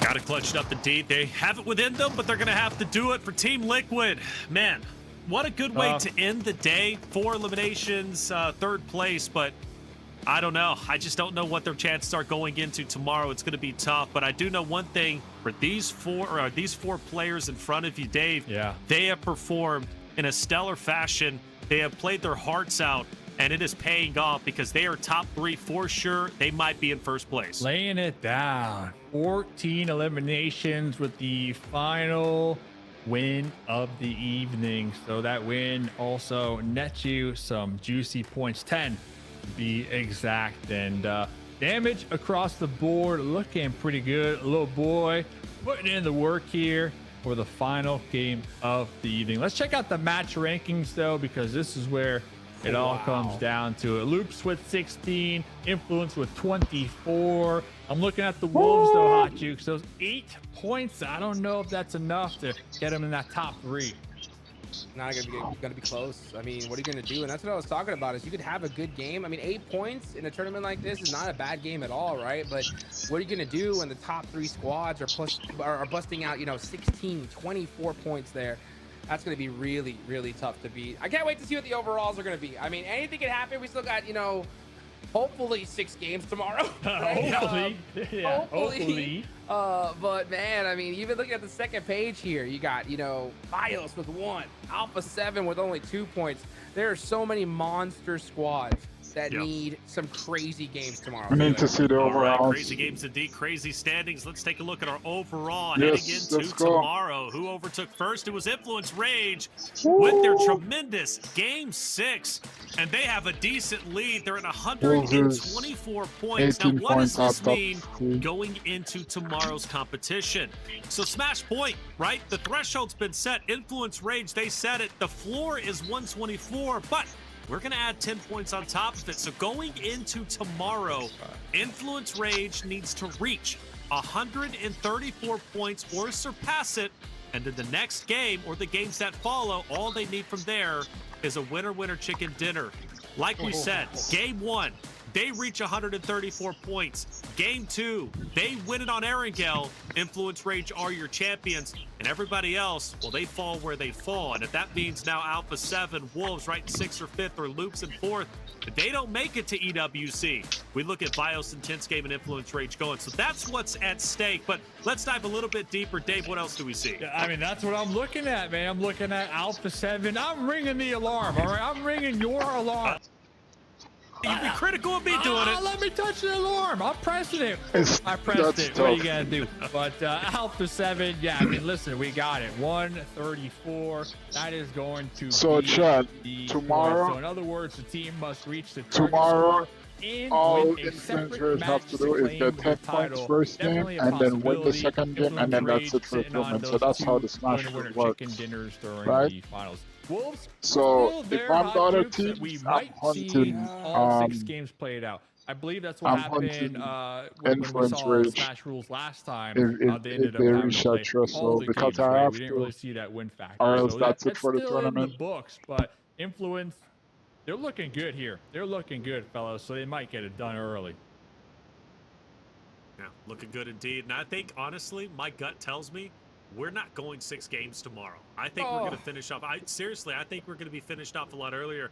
Influence Rage has shown that they can win it multiple times, and they nearly did it. Even map 1 today, excuse me, getting 3rd place. Before we head out, let's take a look one final time at our MVP race in terms of eliminations. It's been changing up quite a bit in our top 5, but Hot Chicks, what do we see? And we're going to see right now, Lorenzen, that is PB's GOAT right there, busting out 23 eliminations. What a day. I mean, I see a lot of Brazilian flags here, boys. These guys were not messing around today. You got Igor down there at the bottom with 17. A great day from all these squads overall, man. Usually I'm pretty good at being able to, like, try to get in the mind of an IGL and just think, like, okay, what would my strategy be going into tomorrow? And with this happening, I don't know. The strategy for tomorrow, you have to hunt Influence Rage. You have to hunt them. Do you hunt them down? Yes, I'm hunting Influence Rage to make it in the top 3. it's going to be a very, very difficult thing to navigate through. So at this point, it's honestly, how can you slow down these top teams? The lower Especially teams influence like rage. 16, Without a 15, doubt, that's a they'll tough probably hunt them conversation if they really have that the these. teams are going to have, and I think the conversation should already start, in my opinion, for those who are outside of the top 3 conversation who need to now challenge those top 3 teams. You've got to stop them at all costs. If you have to go 6 games, you go 6 games. Quite honestly, that's what some of these teams need. If this finishes after 2, 3 games, there are certain rosters, it's mathematically impossible, for at least from the performances in the past, for them to come back. So some teams will need all 6 games to get as many points as they possibly can. But for others who are already top 3, the quicker this tournament ends, the better off that they are going to be, right? Top 3, $3 million prize pool for EWC. That's a lot of money. That's life-changing. Alpha 7's already earned it once. They want to earn it again, but hey, their spot's not guaranteed anymore. It's not, simply not. And that's going to be a crazy, crazy proposition going to EWC if they do not make it. But a good day and a good 2 days of competition. Everybody's firing on all cylinders. Hot Chicks, I'll send it back to you. What are your final words as we get out of here? Come on, man. Tomorrow is a must-watch, guys. Make sure you mark your calendars, get your popcorn ready, because it's going to be a show. Trust me, my popcorn is ready for now. Let's get it ready, baby. I don't want to hear any of you guys chewing it, though, on camera. Come on. I've casted with somebody that loves to eat Apple Jacks on camera, man. I'll pass it over to him quickly just to mess with it, because I know he's got a full mouth of Apple Jack. Messes him up. Anyways, hey, Dave, always great working with you, brother. Good day of competition. Final words, we get out of here. Smash rules. I'm looking forward to it. It's going to be my first ever experience with this format, so I'm bringing the popcorn, man. I don't care what you tell. You're not my boss. I'm eating the popcorn, all right? But Influence Rage, though, I'm going to the locker room here tonight. I'm doing a VOD review, and I'm coming up with like 4 different drop spots, because you never know. These bottom teams, they might hot drop them. They might look to put a stop to their potential to be number 1, ending the tournament early on. So Influence Rage, good luck tonight, because tomorrow the pressure is on. Yeah, Influence Pressure's on for so many teams out there, including the legendary partner teams such as Team Liquid, Alpha 7. Nothing is guaranteed. Everything is gained. For myself, Taylor, Reflections, Noble, Mustache Dave, Hot Juice, our production crew, and you and thank you so much for being here. Hit that sub button if you haven't already, because we return for the grand finals tomorrow my at 4 hopes Eastern. are still in Wolves. Come on, Wolves. Let's get it. But they got to finish this fight very, very quickly. You can see Igor there. Oh, no! Nade! Mythic knocking out y'all. Third party this, so y'all pretty fiery. Horsemen's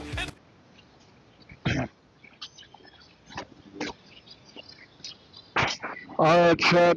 One more day. Tomorrow is the final day. That's it for now. Love Keyboard Queen. That username, Love Keyboard. Trust me. But anyways, Queen, Love Keyboard.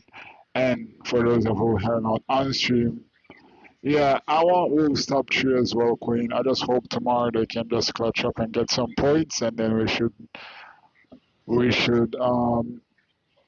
be good to go. But they have to do it quick. They can't afford to have a bad game 1. Let's just say that they have to come out swinging on game 1, which I'm jinxing it from now. They need, well, not jinx, but I'm saying it from now.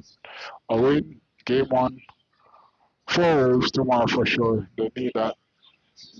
It's been an interesting tournaments all around. A7's not performing to the standard that they normally do, but hey, I just hope our NA team make the cut, which is Wolves. But that's it for now. Thanks for watching. Thanks for hanging out, Queen. Thanks for always chilling and staying the entire time as usual. And to everyone that are here and decided to watch it on over here. My mic's a bit scuffed. I don't know. I'm using my headset. I can't really use my mic because I'm streaming from my phone, so it's a bit technical. But that's it for now. Have a good night, good day, and good evening, wherever you are in the world. I'll catch you all tomorrow. Peace.